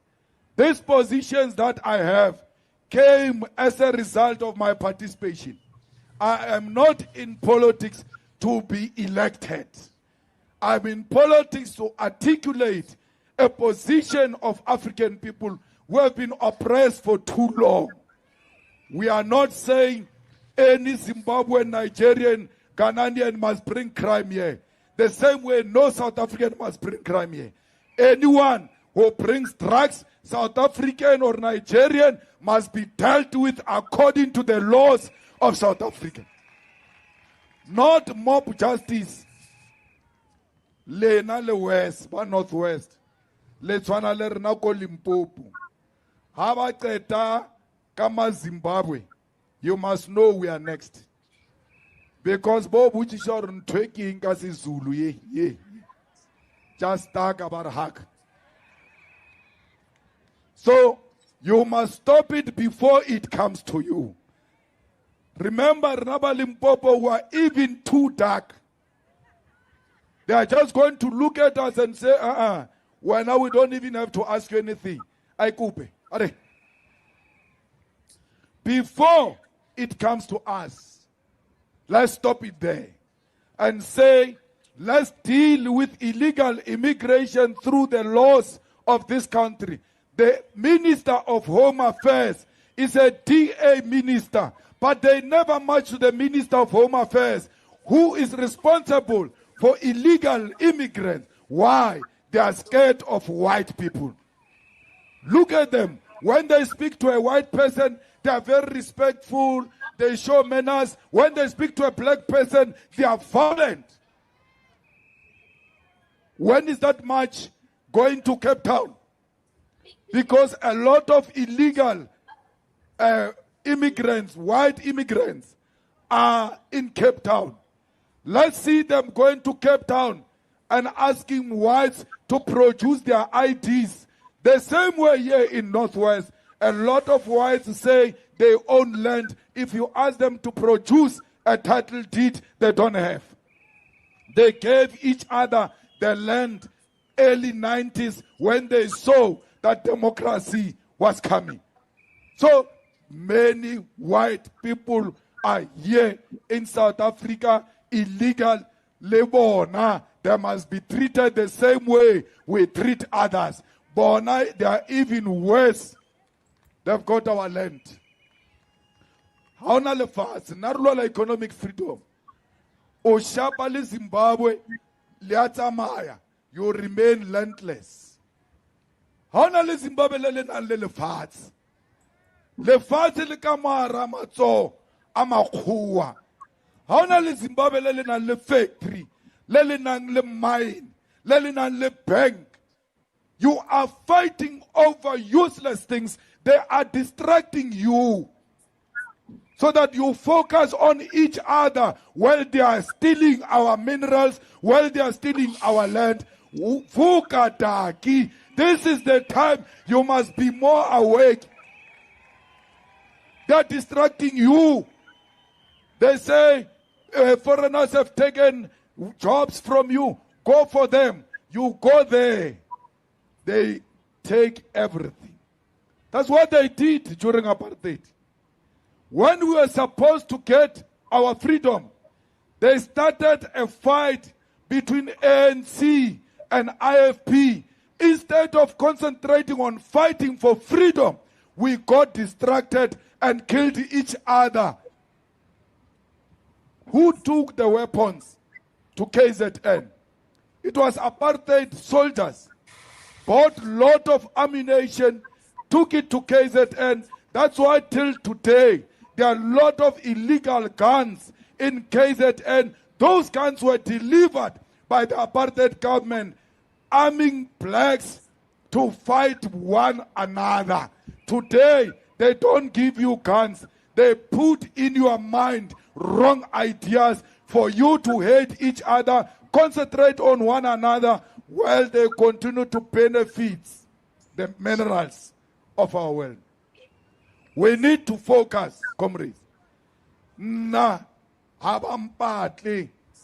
because I killed anyone. They want to take me to jail for 5 years because they don't want me. Why?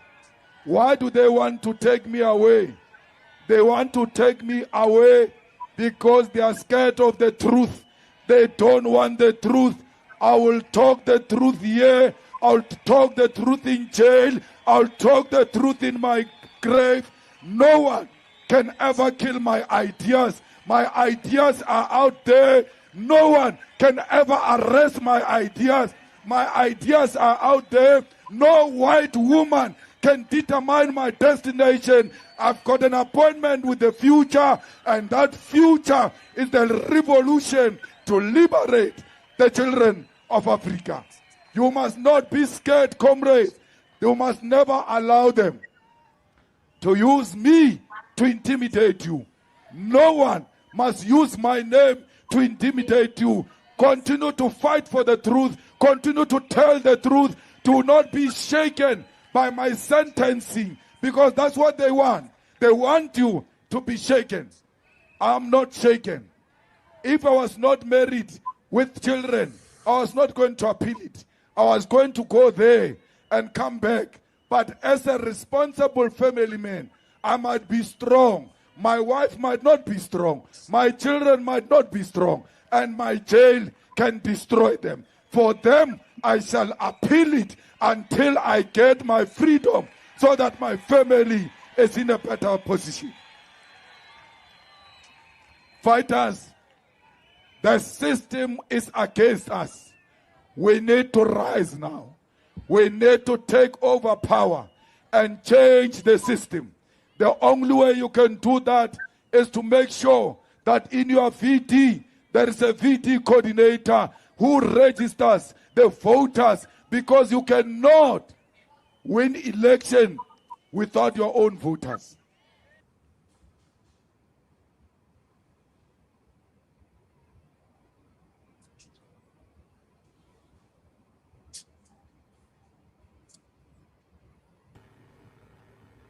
You know, Papa, you know, get voters Our card. father is sleeping, So, don't collect.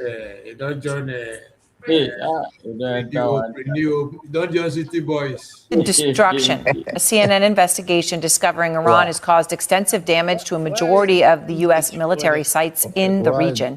Precise Iranian missile and drone strikes, aided by sophisticated Chinese technology, hitting some of America's most crucial military assets in the Middle East.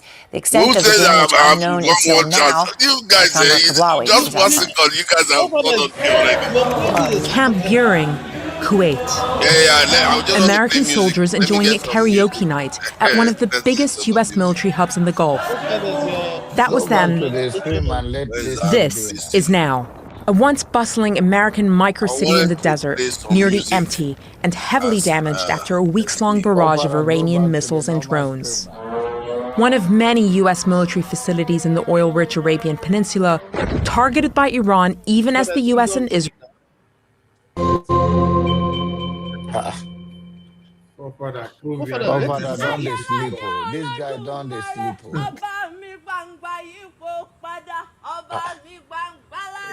He's a member of the city boy.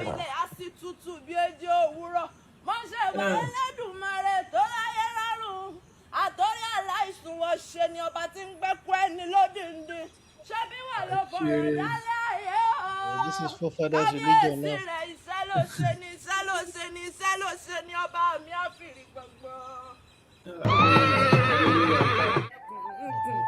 Orí adé tọmọdé tàgbà dídarí jọ tí ó àràbà ó bá ti ọdọọdún.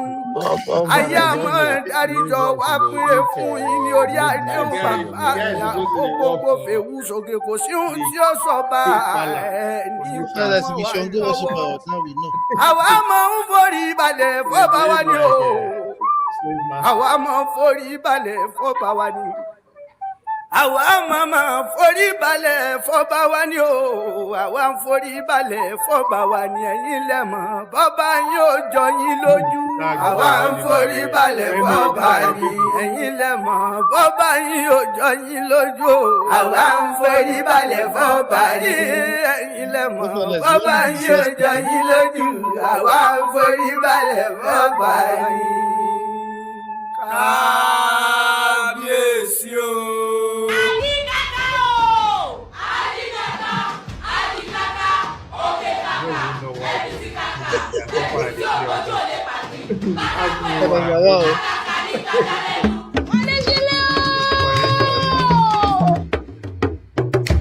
The guy that from Bakas.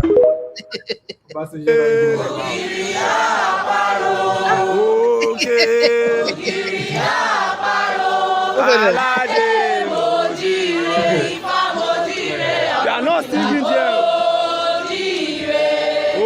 Ta ló dàbí rẹ̀? Ta ló dàbí rẹ̀? Nínú gbogbo alágbára ayé. Ta ló dàbí rẹ̀? Olúwa. Ta ló dàbí rẹ̀? Ta ló dàbí rẹ̀? Nínú gbogbo alágbára ayé. Kò sẹ́ni tó dàbí rẹ̀, kò sẹ́ni tó dàbí rẹ̀, Olúwa. Ta ló dàbí rẹ̀? Ta ló dàbí rẹ̀? Nínú gbogbo alágbára ayé. Ta ló dàbí rẹ̀? Olúwa. Ta ló dàbí rẹ̀? Ta ló dàbí rẹ̀?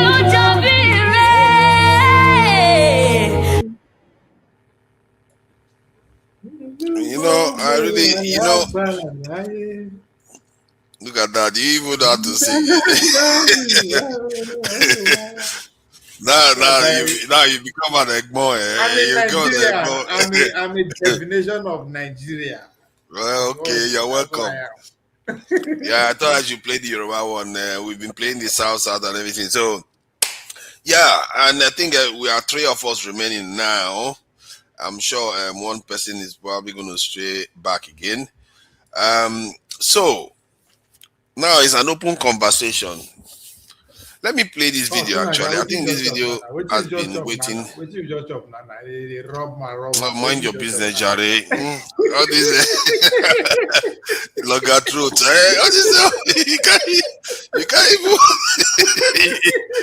You can't hear about food. You're asking what I eat already. Let me play this. Or being controlled from. Where is this thing? This video is very interesting, though. This is something I found out about this a bit, quite recently. But this one, let me play it so you can hear what this guy said. Somebody shared it with me last week, but I didn't know how to download it. Let me. Or being controlled from elsewhere, except amongst us. It's been a lie all along. And it can be a little bit shameful that I'm realizing that for the first time. At my age, going to 90, the leaders are the agents of people who are not even here, and they are controlling us by proxy. The idea of democracy and what it takes is a fluke and subterfuge. I've told you, we call them our leaders, but they are their agents. If we want to join them, even at my age, they will reserve special place for me in the highest places. Because they will defer to me. I know all of them. If I don't know the people there, and I know their fathers, our youth, you can't blame them. You can't blame them. Because the pits they are finding themselves now have been dug for them centuries ago. How can anybody tell me that the distance between Lagos and Ibadan, less than 150 kilometers, is taking 20 years to construct? At my age of going to 90, I'll be hearing of NEPA, development, rearrangement, reconstruction for the past 50 years. Wow. You see that? For the past 50 years. This is exactly what I mean. It's designed to keep us standing still. And it took him up to 90 years to realize it. I realized it. I thank God I realized it a lot earlier. I don't know when Femi realized it. Femi, when did you come to the realization that your leaders are not your leaders? Yeah? They are busy governing for other people. Tunaja, have you not been hearing me tell you that I re-educated myself? And that's why that's why I laugh when people that do not want to hear alternate opinion just want us to believe that everything America does is right. I mean, I've been saying it. I say it all the time. In fact, I want Ovie to speak before me. There's I don't know if you know Professor Maradi, who was part of he typically appears in a lot of these podcasts by anyway. There's a book he had probably doing. I said probably doing, but just don't recognize his name. There's a book he recommended. It turns out that it was 2 Americans that wrote it, going to Tehran. Still on this Iran issue. You see, it's easy for, some things are too superficial sometimes. See, I will just end this way and repeat something I've mentioned before, that growing up in Nigeria, especially during the Babangida to Abacha period, where that suffer first started, right? Proper. I remember a lot of times my recourse was, remember that those rechargeable lamps, the red one that had lights, that had radio, that almost everybody had at some point. I remember I used to listen to VOA a lot. Tonight I don't know what you don't know, but some things never made sense to me. But come to look, and because America was an opportunity, come to America was an opportunity for me to go to the library a lot, for example, and try to make up my mind depending on which history I am reading. And that was my first encounter with what they refer to as the CIA fact book. I'll end there for now. Yeah, I guess you can say maybe when my eyes started opening to America's, that is the European way of doing things that is not very good. I'm either is through the Israeli-Palestinian conflict or through their behavior with African Americans. That's what I need. That okay, something is not right here. It's not very balanced. because I was looking at the way they were negotiating. I didn't even, as a matter of fact, if anything, I should be supporting the Americans and the Israelis because that's how we grew up. We are by default pan-Israel and pan-American.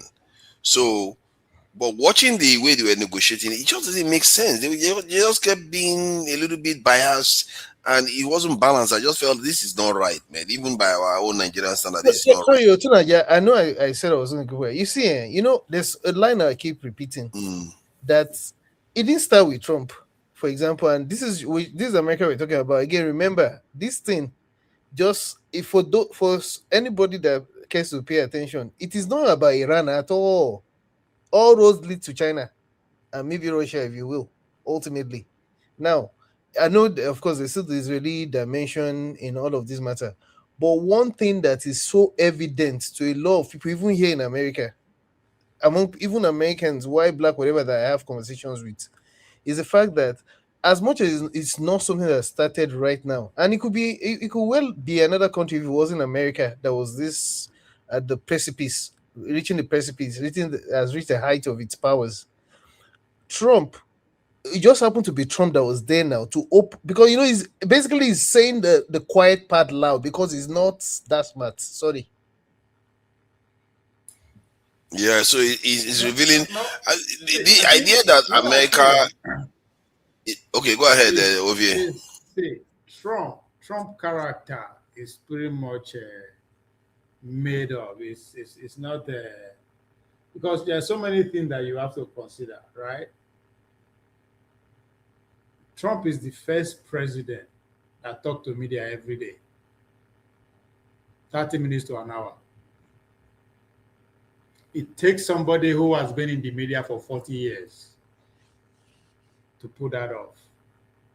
So Trump has been in, quote unquote, be preparing for this role pretty much all his life, if you want to use that phrase, you know, for the sake of conversation. So that's never happened before. And it is not a coincidence that this happened during the age of information, right? So that's why he just talk to anyhow, and he knows the media will hinge on that.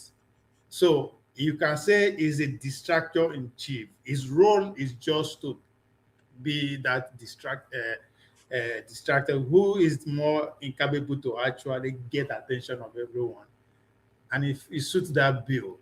So that's what this is not, that's just his role. But every other thing has been prepared even before now, right? Now, if you tell me, I don't know if you're already paying attention to the Democrat side, right? They're already working on their project 2029. Yeah. They're already recruiting staffs, right? They are doing the abundance group, which is the center right. Their own movement is going. They are doing the same thing the Republican did for like the past 10, 15 years. The goal is that if they eventually take power, they will not be looking for who is going to be this, who is going to be this, who is going to be this. So even if they make Nigeria president under the Democrat by 2028 or by 20 whatever, staff's already been prepared for the role they are going to play. So it is a system that is at play. And until you understand that system, you will be thinking these actors, they don't know what they are doing. They just don't know. It has little to do with them. A lot of people that contributed to Project 2025 are the key actors that are working in this Donald Trump administration. You don't see them on TV, right? You don't see them. Those people. So there's a method to the madness. Trump is Trump because of the era, the age that we are in. He's the media darling. You understand? All the accusation, everything is all to generate interest. Why all this thing is happening. Now, talking about that Iran, when I'm talking about, you have to understand the role of Muslim Brotherhood. That thing was founded in 1928, right? Then a couple of years later, what happened? The British Empire had a problem with Egypt because of the Suez Canal.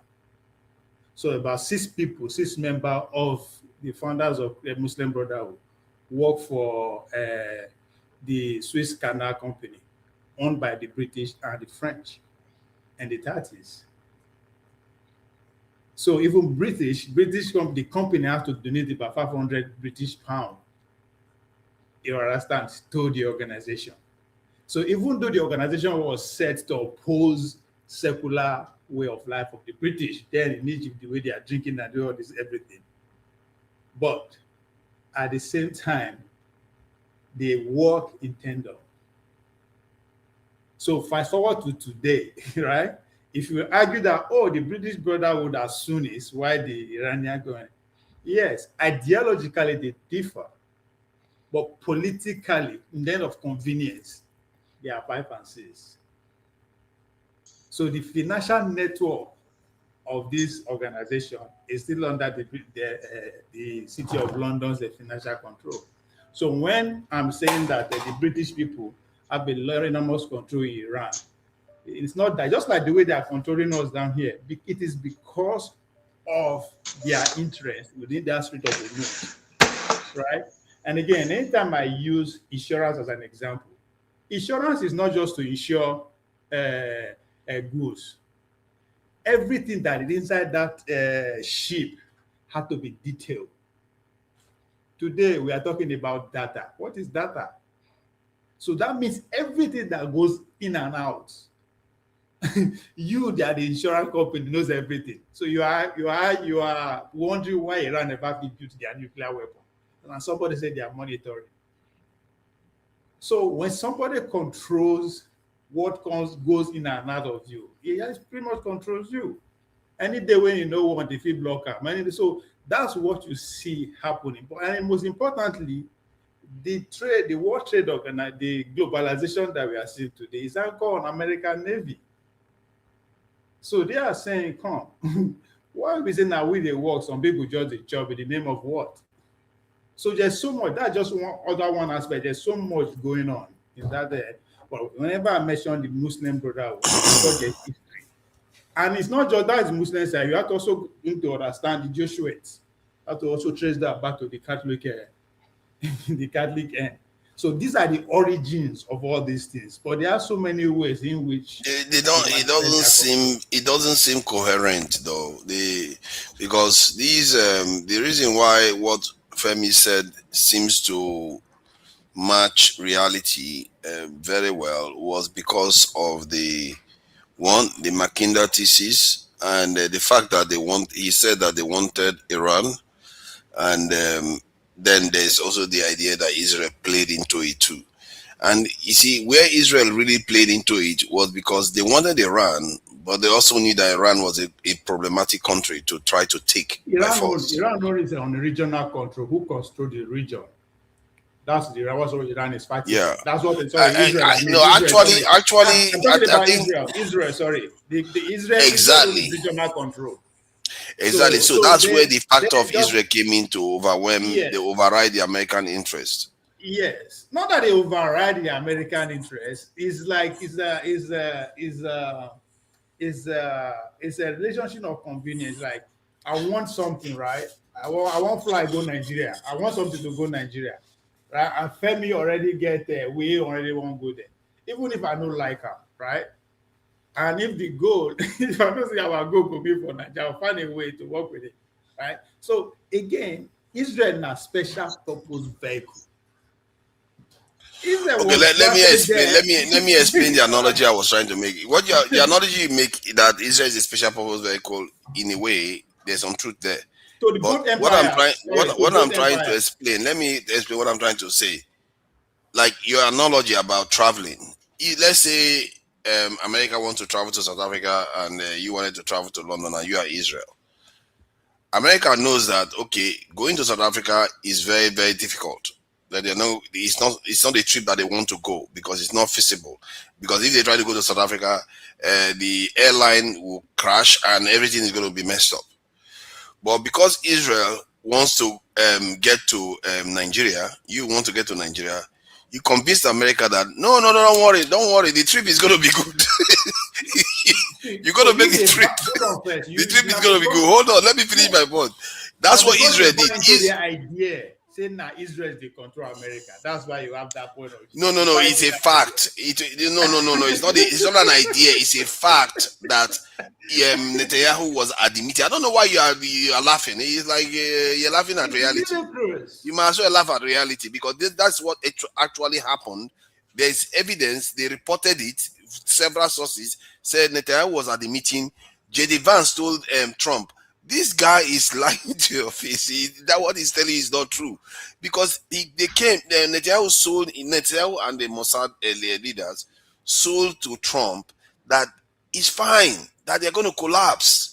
If you take out their leadership, they're going to collapse. That's the analogy I'm giving you, that not that America doesn't want it to happen. America wants it to happen, but the reason why they never did it, let me finish now. The reason why they never did it was because they knew this was going to be the problem. That's why they never did it, even if they wanted it. To Nigeria. America change or react like this every 80 years. Everything are timing. They are not. That is different. That is a different thing from this actual issue. Wait now, let me just tell you, regardless of who at this point in time, it doesn't matter if it's Trump. This is what the agenda is.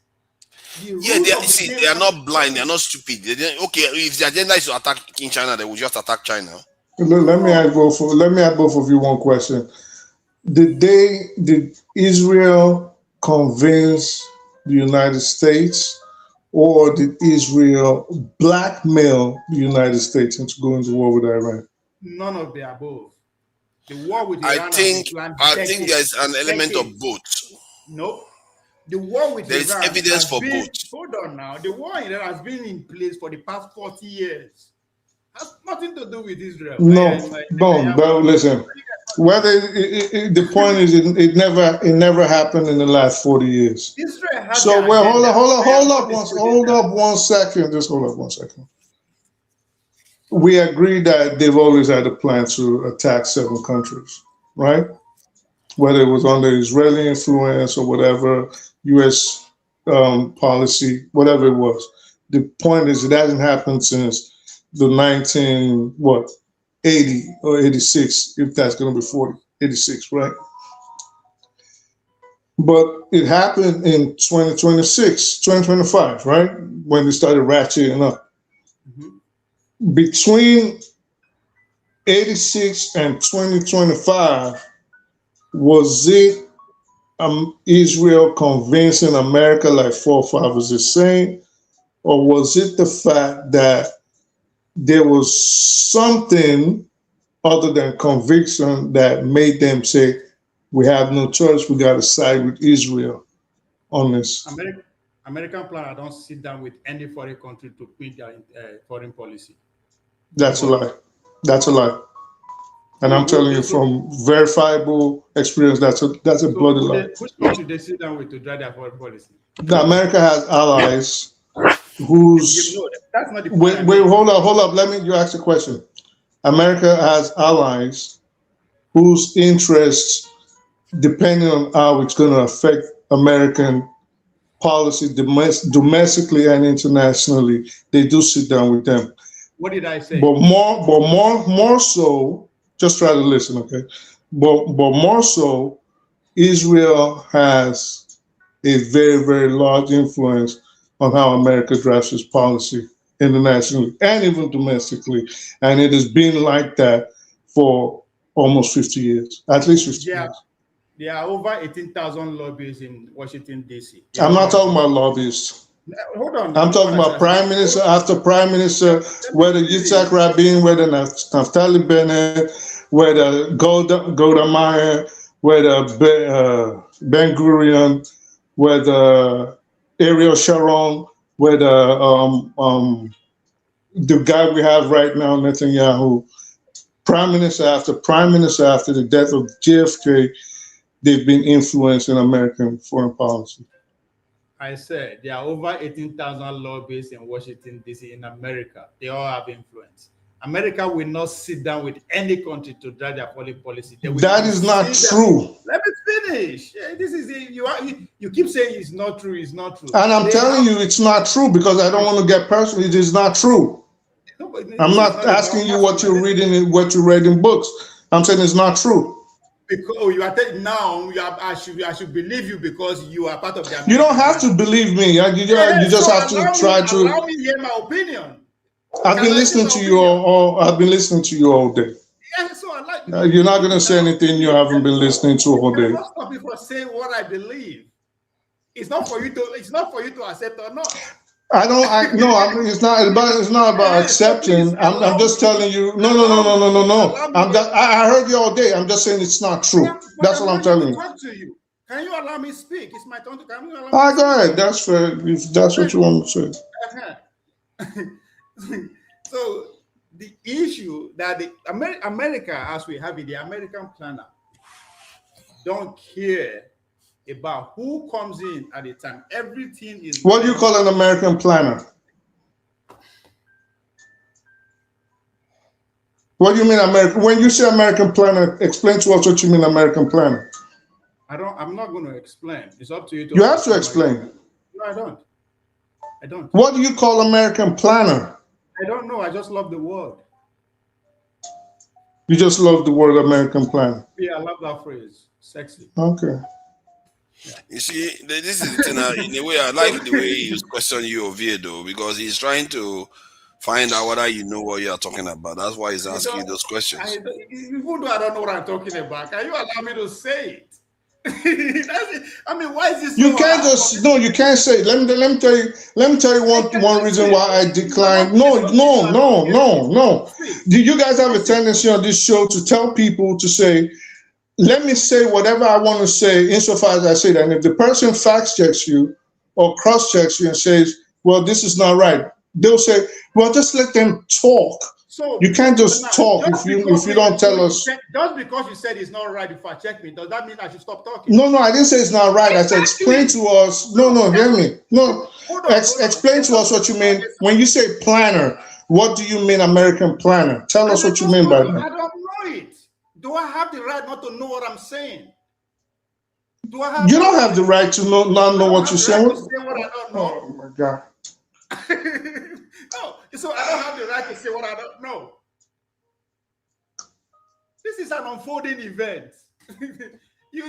History is a study of events. It comes from different angles. Just because you have not heard it before, that doesn't mean it's not true. And as I said, even if you fact check it and he said it's a lie, that doesn't stop me from continuing what I believe is what I know.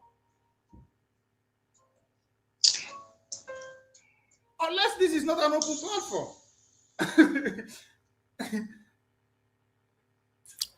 It is an open platform, but your position that Israel has no influence over what Trump did. This is the problem. That's the problem, right? And I said there are over 18,000 lobbyists in America. They all have influence. What do you mean by Israel is not having influence? You guys are saying Israel is the primary principle that led the. You've passed that already. You're telling us how American policy is formulated, and you said we should listen to you, and we're listening to you now. You said how American planet. So what do you mean American planet? Is my question. I don't know that phrase, but I just love it. But that doesn't make sense. Anyway, Karen, I don't know. That's your point. It doesn't have to make sense to if the goal is to make everything make sense to you, I will never make one point. So I didn't leave my house to talk just because to make sense to you. That's the point I want you to get. We are talking about issue. You are saying this. It's an unfolding event. How can you see America? We gather their allies to sit down and drive their foreign policy. If that makes sense to you, that's fine. But Oviedo, are we not here to try to learn and teach? If you want to teach and show people, don't you think you should use language that they understand what it stands for? Hold on. I said something. I was very clear that America don't sit down with anybody to drive their foreign policy. He said that is not true, that you sit down with their ally. So what do you want me to say? I said, okay. I said, okay. So what do you want? You want me to retrieve what I said and say, oh, yours is right? That's not going to happen. Okay, there are multiple administrations. People that have served under Obama, people that have served under Biden came out and said Netanyahu has asked them to attack Iran, and they turned Netanyahu down. Netanyahu said if they don't attack Iran, that they will go alone. and they said, no, we are not supporting you, and Netanyahu didn't go ahead and attack. Then that it was only Trump that agreed to do it. This is something Netanyahu has been asking for a long time. Did I say all this that we never said? I said, I don't believe it. That doesn't mean they never said it. So you don't believe the evidence. You don't believe things that are based on evidence. Trump said the war is over. They have destroyed the whole Iran. That's what Trump said. That's an evidence. Should I believe him? But he said that's not evidence. That's verbal. This thing. This one we're talking about multiple correlation and people that were in the meeting. Hold on. Netanyahu was school in America, an American boy. I am not saying every word you are saying that they are not being uttered. It is for me to read in between the line, to be rational, to come to my own conclusion. Does that mean you believe my conclusion? No. Does that mean that's your conclusion? No. So Marco Rubio is wrong. So Marco Rubio was not telling the truth when he said we went into this war because we knew when Israel attacked, Iran was going to retaliate against us. I think even a 2-year-old child will know that if you beat somebody that has some hand to throw back, you retaliate. That's what I'm saying. I am not saying this people did not say this. Nobody will believe that say Iran will not be able to retaliate. That is not the point. As I said. So even when they are telling you that it's Israel that dragged them into the war, you are telling us that that's not true. I said yes. For me, I don't believe that because to me it doesn't make sense. The America that I understand, right? They have their plan in place before now, right? So to say that one country that has been set up as an SPV by the two empires is not, I mean, if it makes sense to you, that's fine. I am not going to take it away from you, but it doesn't make sense to me. But you guys don't want to accept mine, but I have to accept yours. That's where the problem is. No, it's because yours is baseless. It's not based on evidence. That's the problem. Baseless. I never said what you are saying is baseless. I just said, reading in between the line with the little that I know from other sources, I know I am questioning that. Where are the sources that you're talking about? What source and what did they say? Because all you are saying is I don't believe it, but you don't have any basis for why you don't believe it. America as a superpower will not sit down with anybody to drive their foreign policy. Like, how is that statement? So, yet Israeli officials are said to have gone into the Pentagon and commanding people at the Pentagon. We are watching Trump pull out chair for this thing. People that are close to them are telling you what is happening. You are speaking English. You said "are said." You say people are said. Israel. You understand? Everybody just they talk. I am not disputing what you are saying. It's never said, right? But why do you want me to accept everything they said, Oak and Sinclair? Why? Not hold everything, no. To analyze issue, to say, oh, this thing is just a little bit of a hitchy here. But your analysis is not, you see, when you analyze something, this is why we have peer review. When you analyze something, then your submission will be checked for the evidence and the basis of your argument. And your only basis of your argument is America is a superpower. But based on the way America has been behaving recently, what do you want me to do now? Do you want me to retrieve what I said and say, "Oh, you guys are right, I just go with you guys"? No. But let me ask you this: do you think it's America's okay? Let me ask you now: is it in America's interest to take Gaza? It's in America's interest to control the Middle East. To take Gaza. I am. Come on now. I'm not be small picking. I just tell you, it is in their interest to control Middle East. They already control the Middle East. No, they already control the Middle East, but is it in their interest to take Gaza? Yes, absolutely. I'm not going to tell you. Yes. Okay, doesn't know that, but in the context of this you see, okay, tell me where is it stated that they are going to take Gaza? That is in their interest. No, my point is that they allowed. No, hold on now. Because they allowed Israel to do it. That's my point. That's not. You see, Jide, you laugh at me. You see the conjecture here. Right? Well, forefathers, you think it was. When I refuse to answer it directly, it's not because I don't know whether yes or no, right? But when somebody come and ask me to provide the evidence where it is policy-wise stated that they are interested in taking over Gaza, I know go provide that. So that's why I said, but I can tell you, I can provide text, I can both disqualify, both classify and unclassified outside documents that say they are interested in control Middle East. Outside of the Israeli aspect, assuming Israel was not involved, do you still think it is in America's interest to control Gaza? If what? Sorry. I'm actually asking for Father. Well, you can answer too. Oh, if because Israel is not involved, Can I answer as well? If Israel is not there, yeah, why not? See, the thing is that America already controls the Middle East, especially anywhere within the Palestinian territory, because Israel is controlling that area. Already. No, assuming the Israeli factor was not there, of what benefit would the control of? No, it will be because it's still part of a strategic location, part of the world, and they will want to have influence over that area. That is true. But the problem is that they already have influence over the area because Israel controls if that was true, why hasn't America sought to control Gaza prior to 67? Prior to 67, the reason why they don't want to control Gaza then is because that area, like I repeated it multiple times, that area was already under their control. That's or at least under their allies' control. No, again, listen to what I'm saying. Outside of the Israeli factor, that is the key word or the key words. Mm-hmm. Assuming Israel, these Europeans did not go there to control that region of Palestine, what would be the benefit of Gaza or the West Bank or Hebron to U.S. foreign policy? The answer would be none. There would be none. America would have no interest in that area, just like we never had an interest in it prior to. Let me finish, please. So prior to the Israelis going to that region, we never had an interest in that area. So this has to frame it because they don't have the power. I think they did, though. I think they did. By the time Israel was created, that was when America emerged as a superpower. That's the difference. Yes, it was after the Second World War, after the British have destroyed their military. Yeah. They cannot project power militarily in that region again.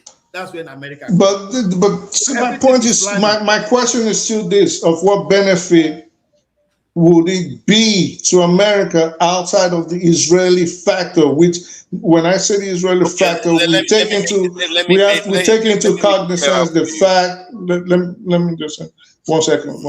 So we have to take into cognizance the factor that it is the Israeli influence on the U.S. government that makes. No. Can I please finish, sir? Okay. We have to take into cognizance that it is the Israeli factor, the Israeli influence on the U.S. government that makes America want that area specifically. Because think of this over here. What is the benefit of Gaza to U.S. foreign policy? It doesn't affect us militarily, defense, or financially. It doesn't. Yeah, but at the moment, the question now the Middle East is a different story. At the moment. But the question you have to ask, if Israel is not there, doesn't exercise control over that place, who will? Right? It will be government that America will not like. So yes, that's the point there. So if Israel is not there to exercise that power over that, somebody else will, and that person may likely not be on the ally of the United States. It could I mean, those are assumptions. No, but that's why I said they want to control that region. When you are controlling the region, you watch every actor in that region. What power do they have? What power are they likely to possess to challenge my power? So it's a long-term projection. That's why I say everything is in the plan. Just like when we are arguing that this war is primarily centered against China, right? It could it would get to the next 10 to 15 years before you start seeing the effect. I think your original statement, before we bring Jide in, the original statement about that is about controlling the region. That is true. They want to control the region, but their need to control the region has to be. They also have to understand how to get it done. because it's one thing to want to do something. There's the logistics of actually doing it, and that is where this that's where this sequence of events that occurred recently with Iran comes into focus, because the process of doing it was clearly it had high negative potential consequence. So that is why they never went after Iran all this while since 1979 or so. That's why they never went after Iran. It's about time. By 1979, America don't have that kind of power. Because Iran was not a threat to us. No, that's why I say it's not. It's not about the threat. It's not about the threat. For me, the crime of Iran is the location. Right? They use it. But that is true. You already said that. You already said that. But my point is that you are trying. You see, what you are trying to do, Ovie, is that you are trying to wiggle out of the situation where that you found yourself. Because what is happening is that we all know that is true, that Iran is important to America, but they also know that it's like you saying, "Oh, I need to get this snake to do certain things. I need this snake to get venom, this and out of it."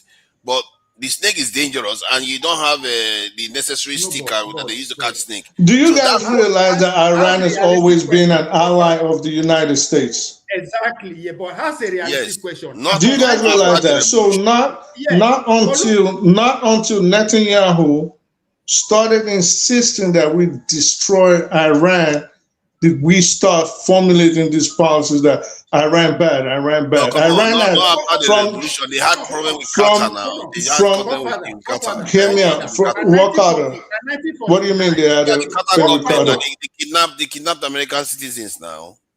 Iranian regime kidnapped American citizens under Jimmy Carter's. Carter. I thought you said Carter, the country. As of 1949. America don't have the power to project. They don't have it. As of 1949. So what do you mean we didn't have? Yes, we did. Yes, we did. As of 1949, America was undisputably the sole superpower on the planet. What do you mean we didn't have the power? They don't know how to project power. Hold on. So are you saying that fresh off the Second World War, they will be engaging in USSR with the ideological war that almost crippled them, but at the same time, what's your question? I don't get your question. What's your question? They don't have the powers at 1949 to project the kind of power it has now. Military. Yes, we did. Yes, we did. Yes, we did. Yes, we did. We destroyed the Japanese. How did you think they got to Europe? Hold up. We destroyed the Japanese in the Pacific. Hold on. With this undisputed world power. In the Pacific, in the oceans, nobody could contest us. In the air, the Royal Air Force was done. The Luftwaffe of Germany was done. The United States Air Force supreme in the air. On land, we fought all the way from France to Russia, secured Germany. We fought in the Pacific. We fought in Indochina. We fought in Korea. On land, we owned it. So nuclear weapons, we had already tested 2 in. Wait. Nuclear weapons, I'm just taking the positions for you to know that we were the world powers. So nuclear weapons, we had hit Nagasaki and Hiroshima. We had started testing hydrogen bombs all over the territories in Guam. You don't listen. In terms of intelligence, we had everything on lock. Okay, so in all ways, shapes, and forms, in terms of the economy, we are the top economy in the world. How are you saying we were in the superpowers at the end of World War II? Tell me how. Let's bring Jide in. Let's bring Jide in before you drown him out. Hold on. No. Let's just bring Jide in first, then you can speak. So that, Ovie, let's not make it two-sided. Let's bring Jide in now. Let's bring Jide in. Jide, what do you make of this? Ovie is insinuating that America just wanted to control the Middle East, and everything that happened doesn't have anything to do with Israel. It's just America doing its own thing. Is that your findings too, Jide?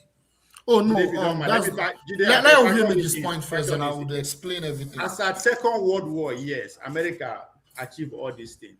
But guess what? There are 2 factors that were not present at that time. just what they call USSR with their communist ideology, who are ready to go what mainstream. And there's no a country called China. So there's no even need to take war to Iran as at that time. So you have to factor the reality of that time. How are we getting there? I don't get your point. Russia, see, remember, America had to go and decouple Russia from USSR for them to even win the war. Yeah, but what's the point of that to what we're talking about? They don't have the power, they don't have the need to project power across the world in order to face Russia and still face Iran at the same time. They don't have it. Iran had no... After everything that happened in the Second World War, they don't. Iran was not even a factor in 49. What are you talking about? So why are you guys expecting America to fight them then if they are not a factor? You brought up I think you always conflate issues. The reason we started discussing 49 was the statement you made that as of 1949 you were juxtaposing with the establishment of Israel. You said as of 1949 America was not a power enough to have done anything in the Middle East. And I'm saying, no, that's not true. At the end of World War II, you're right. As at the end of World War II, we were the sole superpowers in every ramification that makes a country a superpower, from economy down to military might. Okay. So like the question about US being the dominant power in the Middle East, I think it is more complicated than just looking at it from a simplistic approach that the US is in total domination of the Middle East without Israel.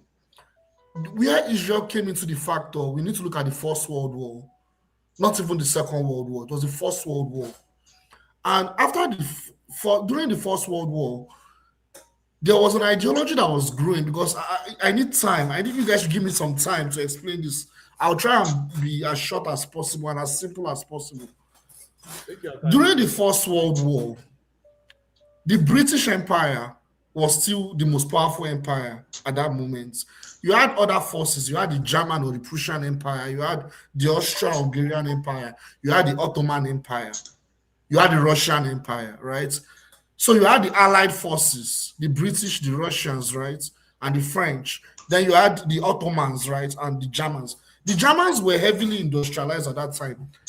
The idea of using proxy originally was not even by the British or Americans. The idea of let's use religious proxies to fight for us or as a source of expansion was developed by the Germans in the First World War. And they used Muslims within the Ottoman Empire. They used some soldier elements in the Ottoman Empire to actually fight the British and all that. The British now stole that idea. The British stole the idea that, oh, this idea will be great for us. Let's now start using religious. That was also, around that period, also coincided with a lot of fanatical religious ideologies like Zionism, Wahhabism. Zionism, Wahhabism in Islam, in the Ottoman Empire, that the British used to eventually sponsor Arabs, some Arab factions that played a role in the collapse of the Ottoman Empire. Zionism was also developed at that time by European Jews, right? Those Europeans. The idea that they wanted to establish their own land. The British also that would be a good idea. Let's actually establish an outpost. After they collapsed the Ottoman Empire, like I said, I'll make it as simple. So they used those extremist ideology, like Wahhabism, by some Arabs. The head of that movement, of that Wahhabist movement, was a man called Ibn Saud.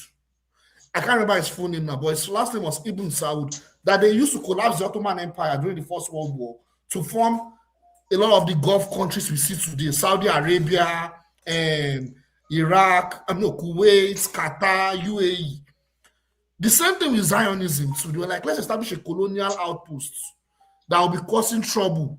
That will be a military and colonial outpost for us that will use to dominate the Middle East. Because at that time, that was the peak of European dominance. So the only way they could consolidate their power was by sponsoring extremists That was how the idea of Israel came about. It was a convergence of interests. You had the Zionist ideology. You also had the British Empire, the British imperium, colonialism. Like, let's form a colonial outpost, a settler colonial outpost. In fact, they wanted to even settle it in Africa first. But they were like, no, we need an interest to dominate the Middle East using a colonial outpost. And this country, they have a purported history in the Middle East, in so-called Palestine. That was how they took over that region, right? That was why you had the Balfour Declaration and the Sykes-Picot agreements that eventually led to the formation of those Gulf countries and Israel. So why am I talking about that? Israel was not a country that was formed out of the blue. It has been a country that was built from almost over 100 years ago now, that was developed as a colonial outpost. I'm not trying to shut you down, but what does all this got to do with the topic? Yeah, I'm getting there. So after the First World War now, during the Second World War, Europeans were fighting each other. The British Empire was in significant decline. They did not have the kind of power, like you're talking about, what are they calling it now? Overstretching power, right? That America has today. The countries that came out on top as powerful were the United States and the Soviet Union.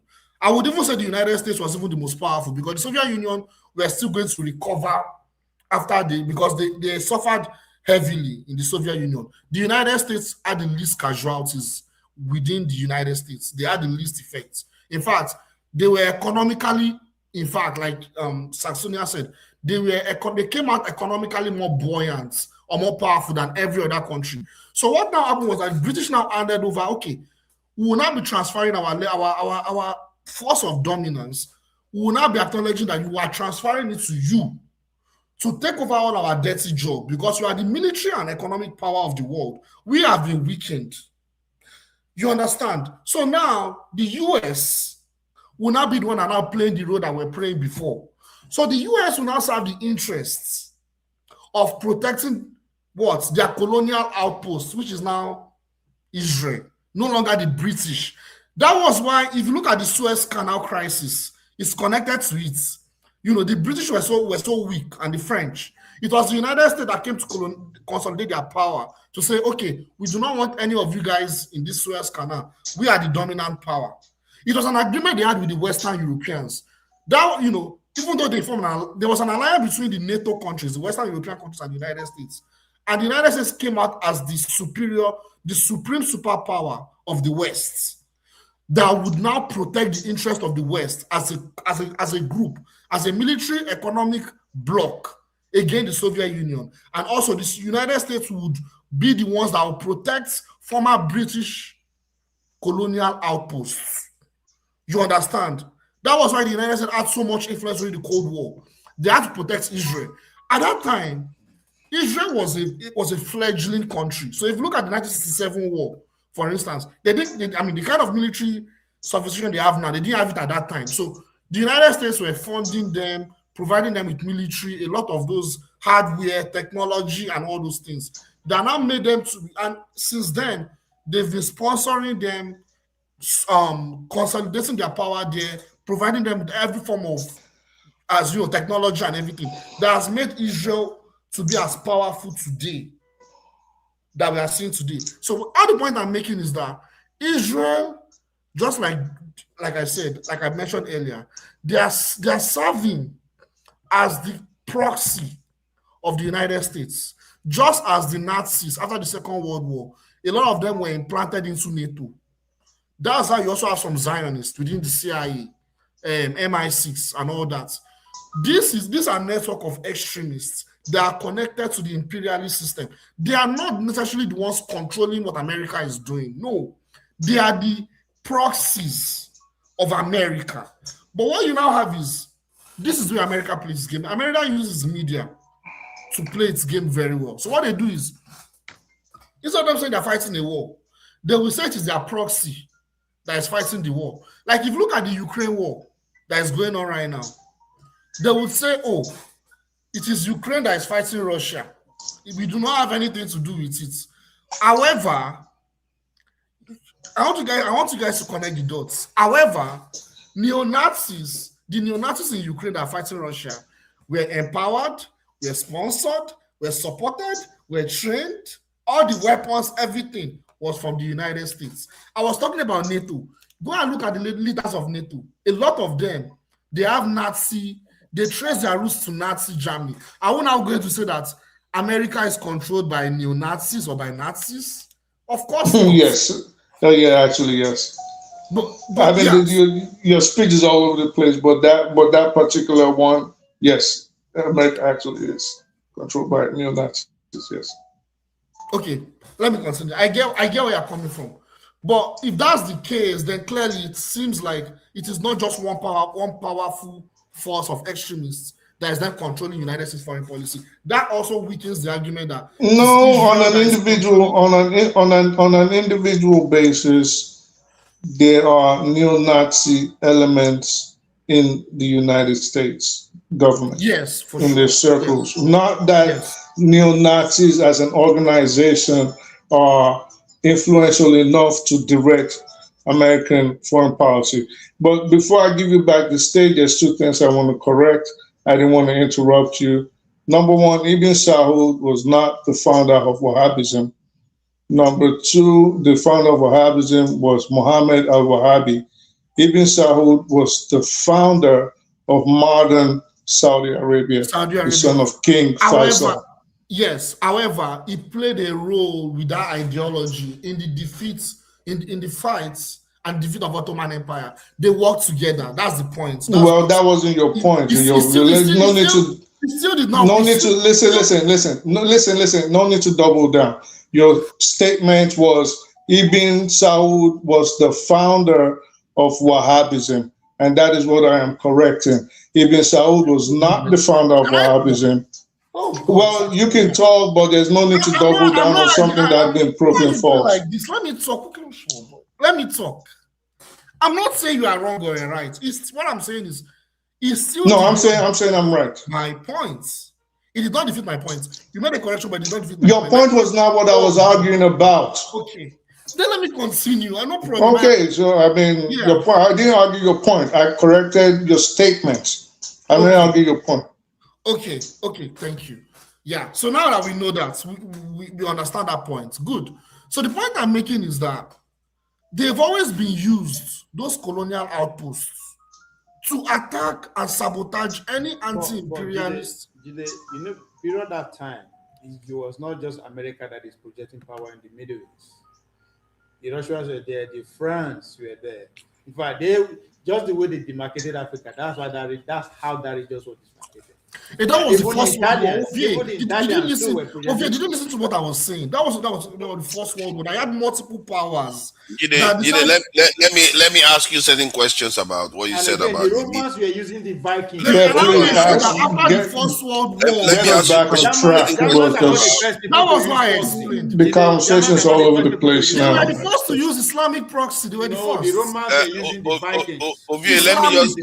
Let me just ask you some questions about what he just said, because hold on now. Okay, it's okay. Ovie, let me just ask the question about the Romans had used the Vikings. Rome itself had used other pagans. Like, can I ask him a question? You all have been talking. See, you're right. You said that America founded Israel. He said America founded Israel because they wanted to have more control in the Middle East there. No, that's not what I said. What I said was the British that had that idea of Zion, like the Zionist ideology was founded in Europe. Then the British had the idea of, let's see what the idea of the Germans, like, they are using Muslims, using all this extreme ideology. I don't know if you guys understand what I was saying. Let's copy them. Since the Zionists are trying to find where they would settle and have their own nation, let's collaborate with them, because the Zionists wanted to actually collaborate with the Ottoman Empire. But they were like, lie, it's not going to happen. This ideology is too dangerous. Lie. Then the British now took that, there's a man called Theodore Herzl. He's the founder of Zionism. He's a European Jew. Why would the British take the Zionists on if not because of their own inherent influence? Why would they take them on? Why couldn't they just use other Arab extremists?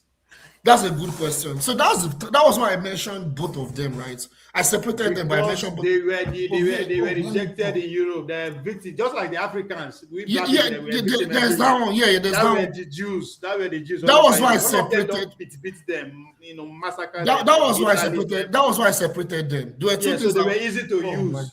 So what I wanted to say was that they needed Zionism because they needed militias. So this is the phrase. They are looking for militias that are willing to die. DIE, who are still alive. DIE for their cause. Those will be the useful idiots that we will use to dominate. Instead of us using our army, let's use they have the ideology already. Let's use them. That was so you had the Zionists, like I said, during that period. That was also when you had the Islamic extremists too, Wahhabism too.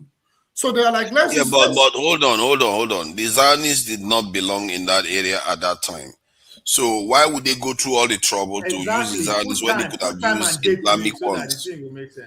Yeah, so that's a good question too. And my answer is that they needed, so number one, the British are not Islamic, right? They are not Muslims.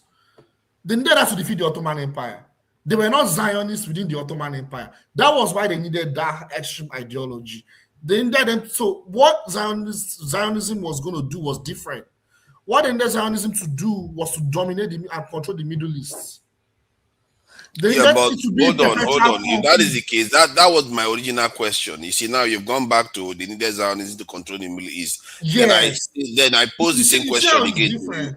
Hold on. To show you that, at least from what I'm seeing here, the picture is not, it doesn't fully reflect what you are saying, because if you look at the Qatar, UAE, Saudi Arabia, Kuwait, all of them, they all have American military bases in them, and they are already cooperating with America. So why do they need Israel there? Because there's no other part of, let me finish. There's no other part of the world America needs an attack dog. Even to contain China, they didn't need an attack dog to contain China. So why is it that they need it in the Middle East and Israel is the one that has to do it, when they already have military bases with many countries there? Yes, so that my answer. This is my answer. For expand, number one, it is for when there are different forms of dominating. The first thing is expansion, and Israel is doing that form of expansion already through its wars, right? Number one is expansion. Number two is. But why do they need to expand? Sorry, that number one has a problem already. Why do they need to expand when they already are in many of those countries that they are looking to expand into? America has military bases in the country they are trying to expand into. The mistake I think you guys are making is thinking. The first country to attack Ottoman Empire. The mistake. When Israel was founded, Israel did not expand to Gaza. They eventually expanded to Gaza. That is the expansion I'm talking about. The mistake I think you guys are making is thinking Israel was an American project. Israel was not an American project. I never said it was an American project. No, I said this is the mistake I think you guys are making. Okay. Israel did not start off as an American project. Israel later became an American project, notably during the reign of JFK, right after World War II. But prior to that, Israel was a European project. It was a British project, which you could see from the Balfour Declaration. It was just a way of the Europeans getting rid of the Jews once and for all.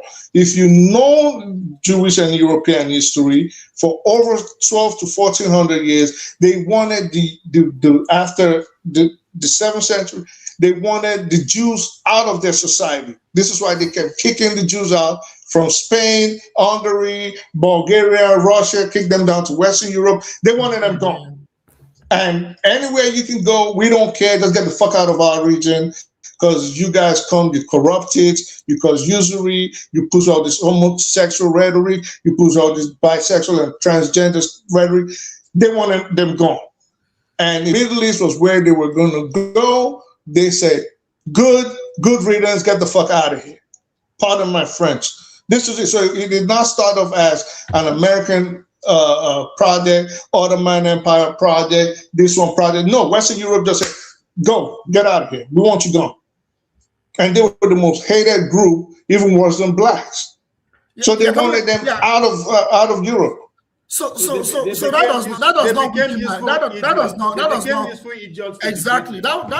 does not weaken my argument. It's part of my argument. My argument still remains.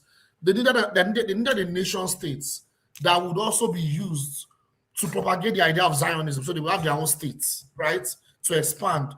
Now, when you have a proxy, what is the use of a proxy by the imperialists? I've talked about this so many times on the show. It's very simple. Proxies are used to sabotage and attack countries that are willing to go against the interests of the Western imperial states. Simple. Yeah, and we that know was that. what Hold Israel on. was There's still a problem with the Israeli narrative. When did Israel become a Western proxy? Let me try to get to the bottom of it, because I'm having some issues with that point that he's making, specific when he used Israel, because I feel like the Israeli creation there is not by accident. Yes, Europeans wanted them gone, but there was a lot of push by the Zionists and clearly the Rothschilds that made that possible. That the question remains that, okay, if you are saying they wanted Israel to do those things, the British already control the area. They didn't need Israel to do anything for them. You see, so why we keep saying they needed the Israelis? They didn't need Israelis because they already control the area. Sorry, if anything, the Israelis were fighting against them. The Israeli. Thank you. That was what I was waiting for you to land. I was about to say. That was why I asked you. Wait, Jide, 1 second. That was why I asked you the question. I said, and I would like you to just give me a straightforward answer. Not a history lesson. When did Israel become a U.S. proxy? The proxy you claim it is, when did Israel give us a date or between and or a date? Yeah, it's very simple. Okay. When did they become a U.S. proxy? Am I supposed to answer that? Okay, I'm supposed to answer that. Good. Of course. Good. Thank you. I do not have a specific 19th of August, 1940 something. No. I already told you. You can give us. You can say between. No. Don't be smart by half. You can say between this date and this date, or between, or verifiably this period. There you go. No, not even 40. That's too much. Say between maybe 1945 and this, 1970 and this. You can use it. Even 10-year gap is too much because it hasn't been that long. I'll give an approximation of around 1952. You know. Okay, so based on what did you reach that date? So the reason why I'll reach that it's around 1950s. It's going to be between the late 1940s and early 1950s. You know why I would say that? Because around that time, apart from the fact that the US was one of the most, apart from the Soviet Union, was the most superior superpower in the world. At that time, they were reorganizing the world in their militaristic and geographical they were reorganizing the geographical and militaristic structure of the world at that time. You had the Marshall Plan, you had the formation of NATO, the Cold War began. Also, that was when, like I said, the British interests, they leveraged their interests and said, okay, you will be the one, which is the United States, to now be doing our dirty work, our military dirty work. So we'll be working together as allies. And you'll be the one that will be doing our militaristic adventure as an empire is now delegated to you. So who said this? Europe to England to America? Yeah, it was clearly Winston Churchill. Okay. I would advise everyone to go and read this book, The Culprits by Dele Ogun. It clearly explains what I'm talking about in the context of Nigeria. They definitely will not read Dele Ogun on that. But yeah, so delegated to. I'm trying to make it easy. Right? Okay. I'm trying to make it easy that after the Second World War, European powers were weakened militarily. France, all of them were weakened. Remember, the question is, when did Israel become a U.S. proxy? That's the question before we go off on the 10th. Yeah, okay. I don't want to make this complicated. Okay, good. Just say 60s, mid 60s. I will say this. I will actually. You know what I will say? I will say since the. Then I said based on what? Since the Cold War started, I would say. How? Based on what? What made you reach that conclusion that it was the 60s? Which actions occurred that made you reach? The Cold War did not start in the 60s. It started in the 50s. That's not what I asked you. I said based. Trust me. I know when the Cold War started. So, but I'm saying, based on what occurrences did you reach the conclusion that Israel became a proxy of the United States in the 60s? No, I didn't say in the 60s. It was Oviedo that said 60s. You said the 50s. Yeah, I said between the late 50s. All right. So what occurrences? Which is it? 50s or late 50s? Which is it? I said late 40s, early 50s. Late 40s, early 50s. Beautiful. Yeah, exactly. So late 40s, early 50s. Which occurrences happened that made you reach the conclusion that at this point, Israel became a U.S. proxy? Yeah, that was why I talked about the Cold War and I talked about the formation of NATO and the military. So what was U.S.? Israel had a hand in NATO's reorganization or what? No. Oh my goodness. What I'm saying is the military organization, I'm looking at the context of UK and the US. UK and the US, the kind of relationship they had after the Second World War changed. Because what you had was during the Second World War, the United States kind of did not have so much influence on the world. It's kind of abstained from, how am I going to explain this? From like most of the affairs of the world outside of its hemisphere. It was mostly the British and all the Europeans. But the Second World War lured the United States more into world affairs. Then after the Second World War, European powers weakened. So America took up the pieces of all the weakened. So how did Israel become a proxy in all of those occurrences? How? What occurrences happened that made you say, between this date and this date, Israel, this is why I'm saying Israel became a U.S. proxy. I think I can see where the problem is coming from what I'm explaining. I'm looking at it from a place of they are substituting the British now. You are looking at it from the point of Israel is a country. How come the now became a proxy? No, I'm not looking at it from anything. I'm trying to get how did Israel become a U.S. proxy? What happened that you can point to and say, this is why I say Israel was a U.S. proxy? Well, I explained to you just now. No, you didn't explain anything. You started talking about America and World War II. This is what Boom Boom Ring is wanted to hear from you. 6-day war. No, actually, no. No, but the America recognized the independence of Israel in 1948, right? Right. Mm-hmm. So after the 6-day war within the Arab coalition of the Arab nation within with Israel, which America now needed Israel as a key. That's when they were recognized as a proxy to fight the communist revolution that is ongoing. But at the same time, to serve as a key containment for the control of the Arab region. So these were the two missions. That I can say. Yes, there's some sense to that. That part I could say, okay, yeah, well. Ovia is right. I'm also right. One second. So that I can say, just 1 second. No, you weren't also right. That I can say, you weren't right at all. That I can say, I can agree with, because, of course, one thing we do know, there was never a formal declaration of, oh, we're now a U.S. proxy. Nothing like that ever happened. But based on history, we can say this happened. So at this period, they became a U.S. proxy. But if you're saying the 50s, I would disagree with that. And Forefathers actually has given you a hint before he left. And the reason he disputed that was, you said the key JFK. That's a hint, right? And that the hint I was trying to give you, Forefather was trying to give you, was that. That was why I said 40s and 50s. 40s, that you're still wrong when you say 40s and 50s. You're not listening. The point is, during that period, they were an adversary to America and the Europeans. They were killing the shit out of America and the Europeans. They killed the Swedish ambassador that was the United Nations mediator. They killed him.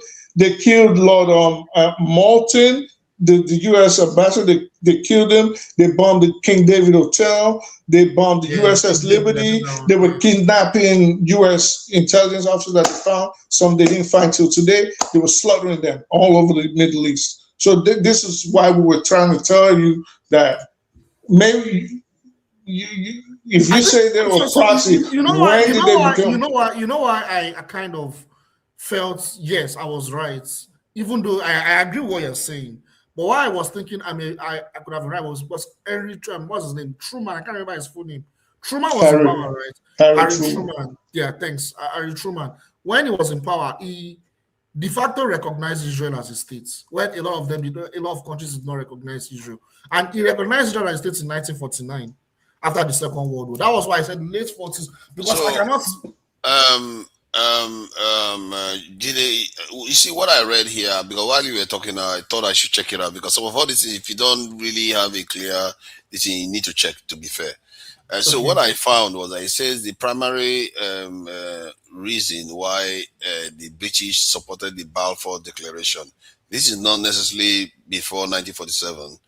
This is 1917. The reason why they supported it was to advance their own strategic and imperial interests during World War I. I said all that. Did you listen to me? I said I know you mentioned something like that, but you were exactly. We are talking about World War I issues that were occurring, but you were making it sound as if it was the Middle East. So the idea. Let me explain what they are doing. They said they did that so that the Jewish people in those countries, in Russia and in America, different other countries, will back the British effort. So not because they want Israel to do something for them in the Middle East at that time. It was later on that became also part of the reasons why they supported this creation of Israel. When they were demarcating that region, it was between the British, the French, the Italians, and the Soviet Union. The Italians came last, right? After the Russians said they are no longer interested. When they left, that's when the British people, the Italians were now introduced to take part in that. So the influence was shared among these three people. Until just like Kumburu said about how the Jewish people have been treated along Europe. So they were just suitable for being useful idiots, right? They were just perfect for that. Just like our brothers from the South, just in case of a conversation, right? They are everywhere, right? And they are being prosecuted everywhere. Let's use that, right? China has been considered when they say, "Come, are you ready to give us a place to put a nuclear weapon here?" And we will use you to. And now that with the tension between the northern Nigeria and the southeastern people. Oh man! What do you think is going to happen if America they want to take Nigeria? Of course, or even Nigeria, they will have to fight with them. Join the Southeast. Then we'll come in our Southeast, they control China. Right? Instead of but before we derail, let's take it back to where all of this started from. Why Israel has been calling for the destruction of Iran, the reason why, and Israel's influence over the United States. This is how all of this started before we go all over the place and forget what we were all talking about. But I think this is why, because his argument is that is because obvious argument is because of America's strategic interest. That's why they went after Iran, because Iran is critical to their interest. Do you guys see Bumburek? Do you guys see Israel and Turkey going the same in the future, in the nearest future, doing the same thing? To war? Yes, because it's all the regional control within. They don't want that. They don't want that Turkish smoke, bro. After what Iran has done to them, they don't want. Let's say Iran is contained, right? Let's say Iran is contained, and because Turkey is projecting power. They are playing their regional game. They won't do it. If we see on the ground. Sorry. First of all, Turkey is NATO.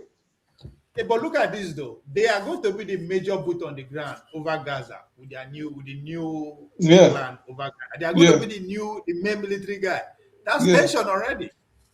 The Middle East needs that tension. NATO, Turkey they need that cannot. tension.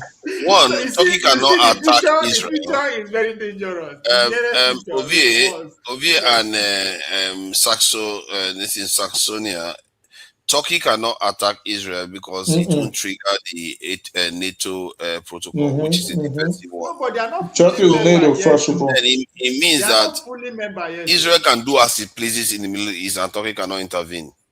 No, but Israel cannot attack Turkey. Yeah, they cannot attack they Turkey. cannot attack At Turkey. least not. They want to attack Turkey. I think both of you are correct. Yeah, both of you are correct. Is Turkey fully admitted to European Union? No, to NATO. Are they fully admitted to NATO? Of course.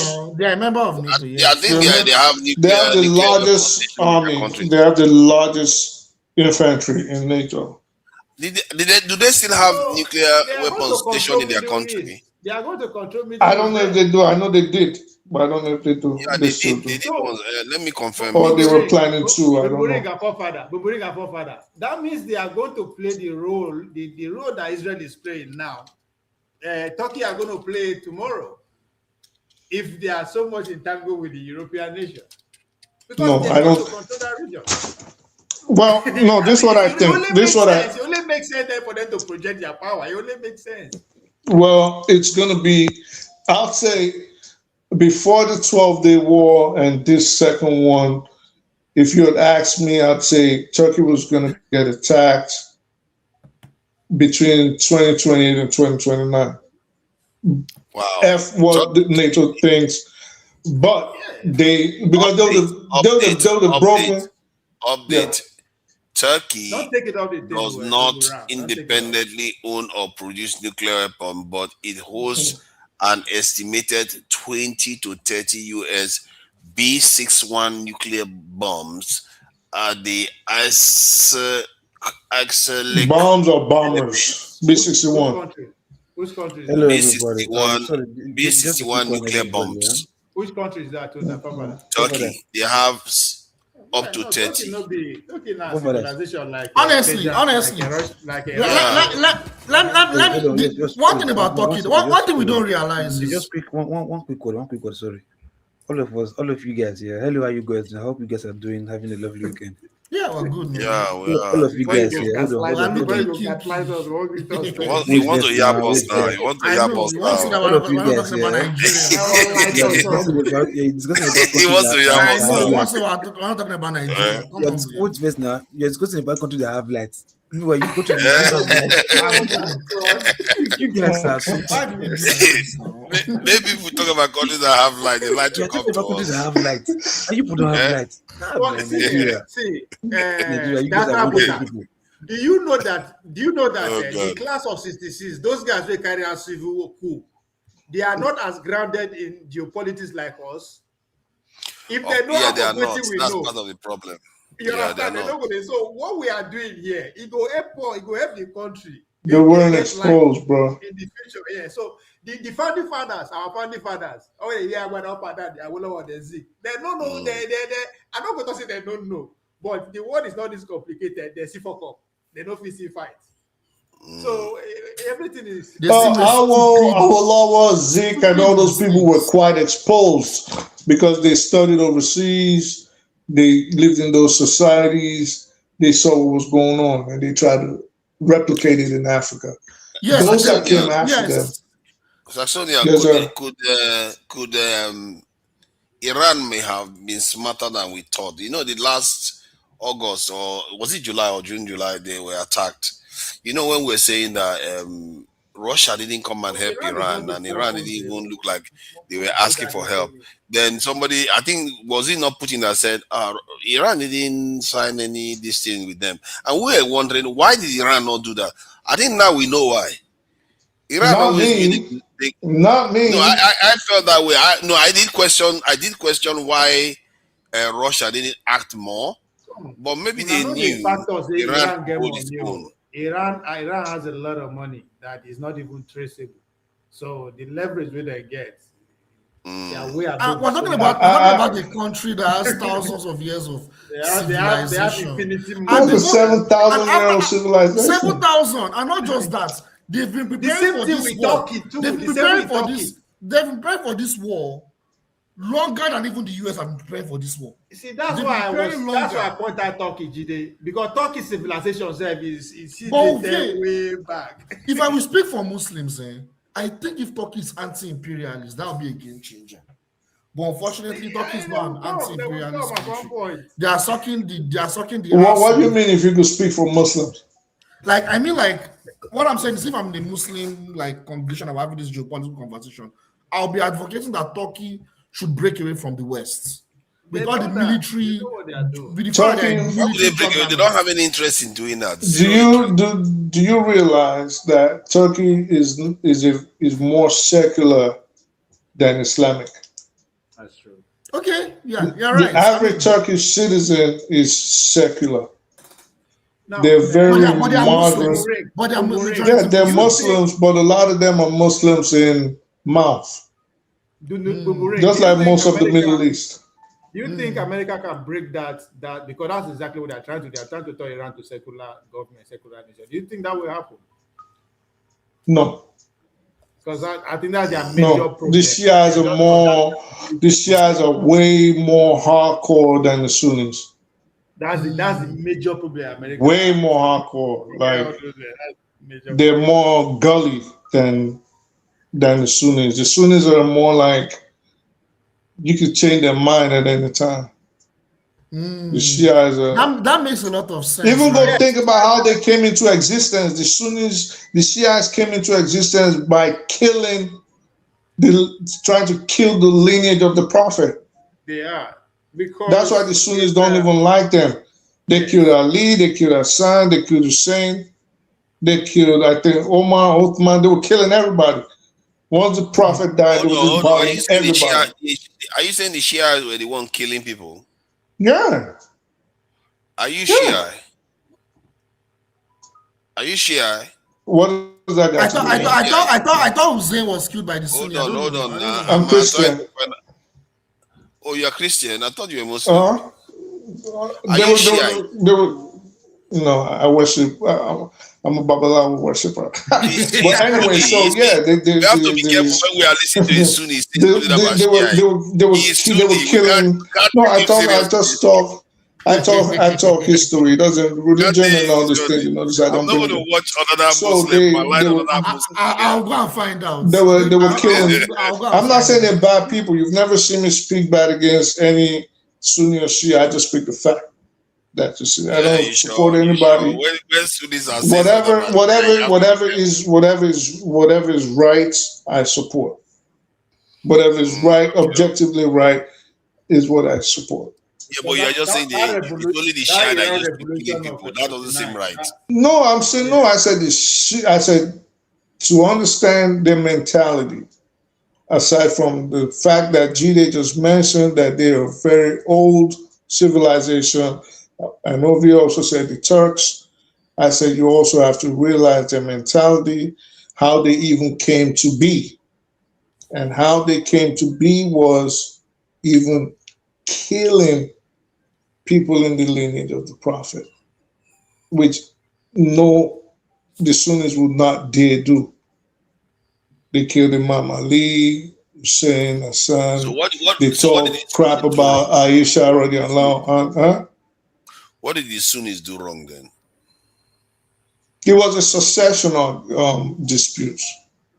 They were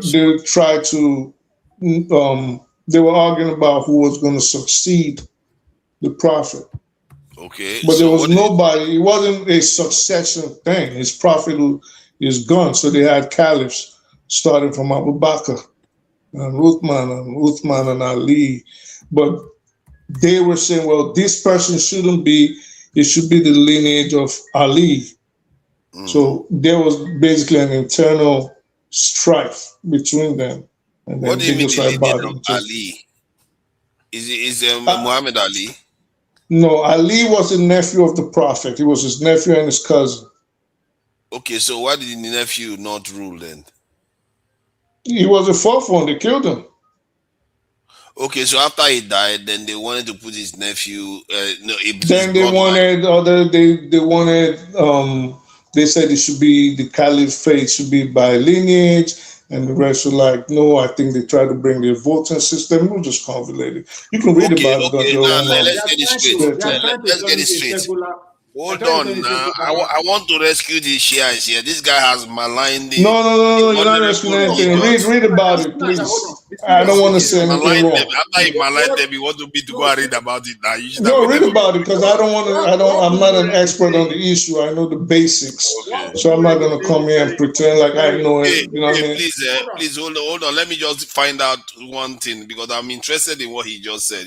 So next time I know when Sunnis are talking about Shia, I will be watching them closely. You're never gonna know. Hold on. You're not gonna know. Let me tell you why. Okay, go ahead if you know. What Mubarak is saying is very important because that is the two. If you study the revolution of 79, right? That's where you see this. No matter how secular they push it, that's why I asked that question. No matter how secular they want to push Iran to go, they hold that ideological depth to the Muslim Brotherhood that predominantly Sunni that he is talking about. So now God, everything should be under God. There's nothing, and which is pretty much direct opposite the Western ideology. No, listen. I know. Let me dispute that a bit. Oh, why don't I just learn about this? If we're talking about if we're saying the Muslim world over here, right? This is the thing. Have you asked yourself why? I didn't say they were Muslim Brotherhood. That's what I said. I'm just saying. Look at the Muslim world. Muslim Brotherhood is who founded. Okay. Let us. So I'm right. So I'm just saying. Look at the Muslim world. Realize something. Even if the average Muslim supports Iran based on what they term as injustice, just like most people do on the planet today, right? They're looking at the underdog versus the big dogs, right? So everybody's like, oh, injustice, they've been sanctioning them, whatever. So regardless of faith or creed, or even if you're atheist, most people will tend to side on the side of justice. But outside of that, notice that most Sunni governments are against Iran. The governments now, not the ordinary people.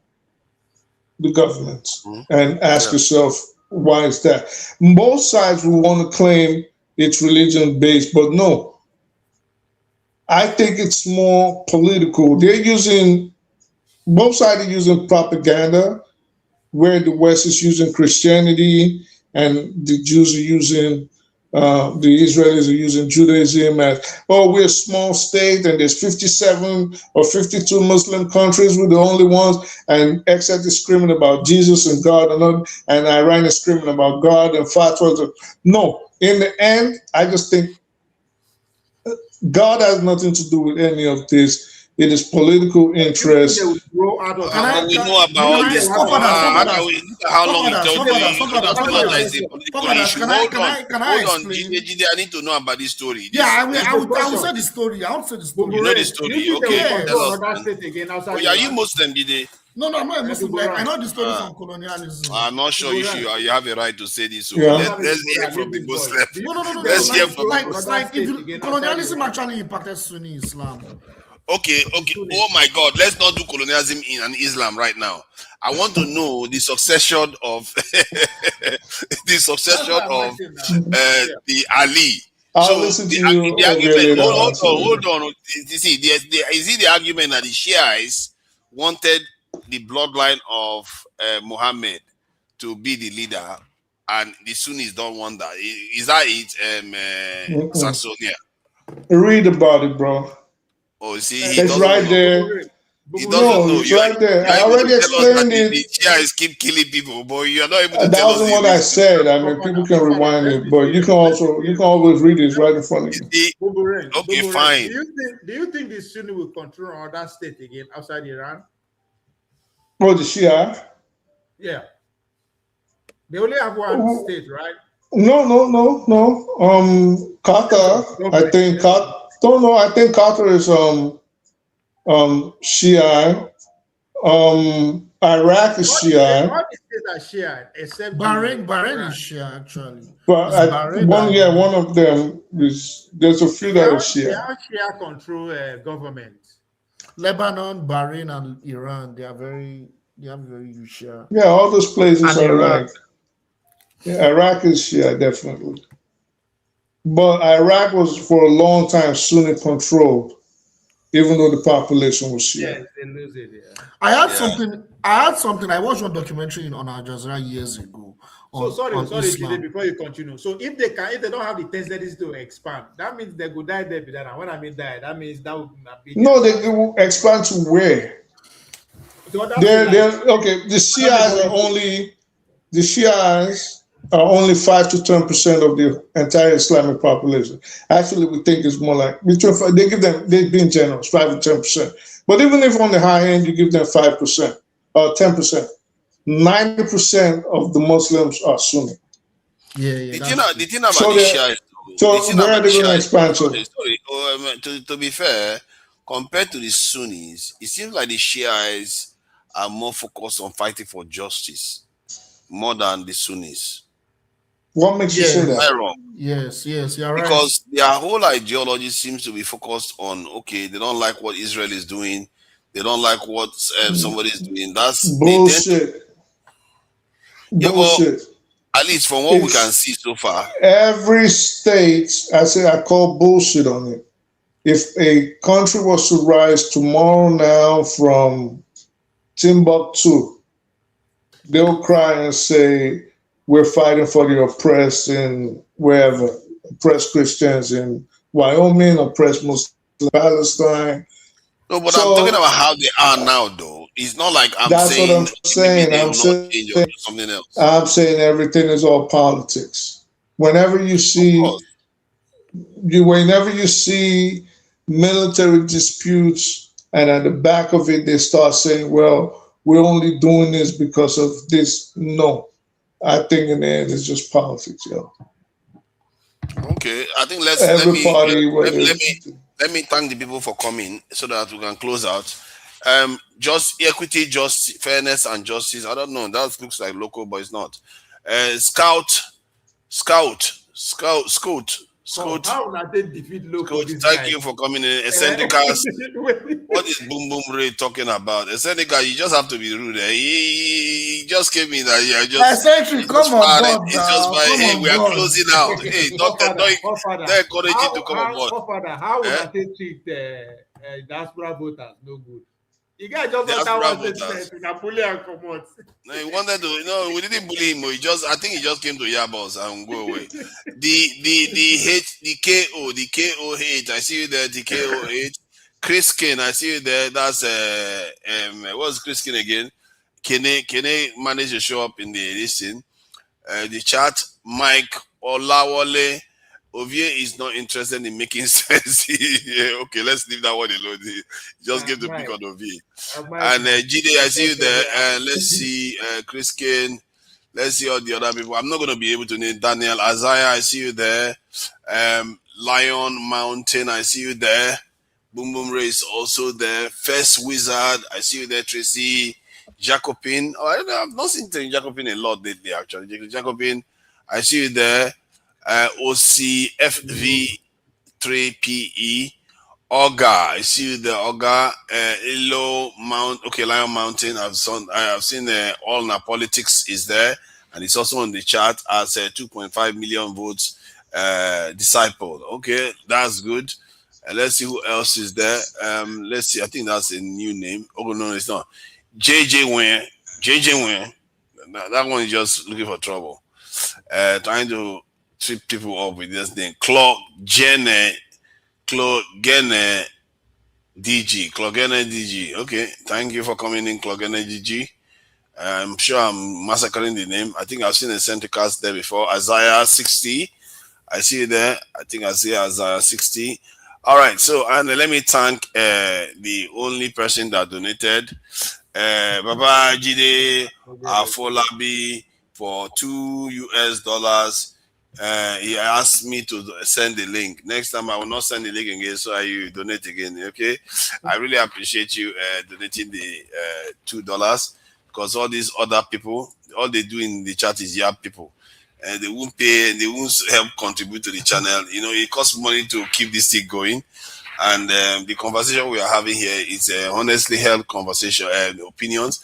And I learned some things today actually about the primary reason why the British supported the creation of Israel.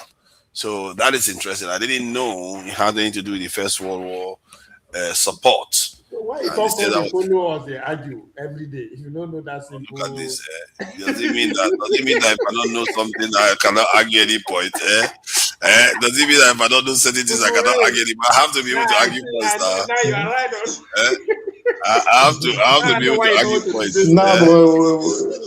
What kind of talk is that I should not argue points because I didn't know one fact. I will if I don't know one fact, I will go and learn. That's what I did today. But don't make the mistake thinking it was only that one reason.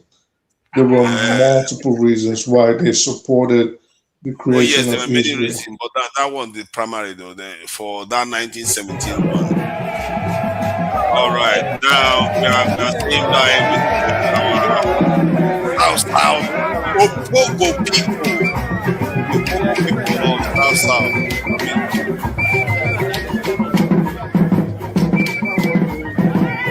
People are fighting for the people.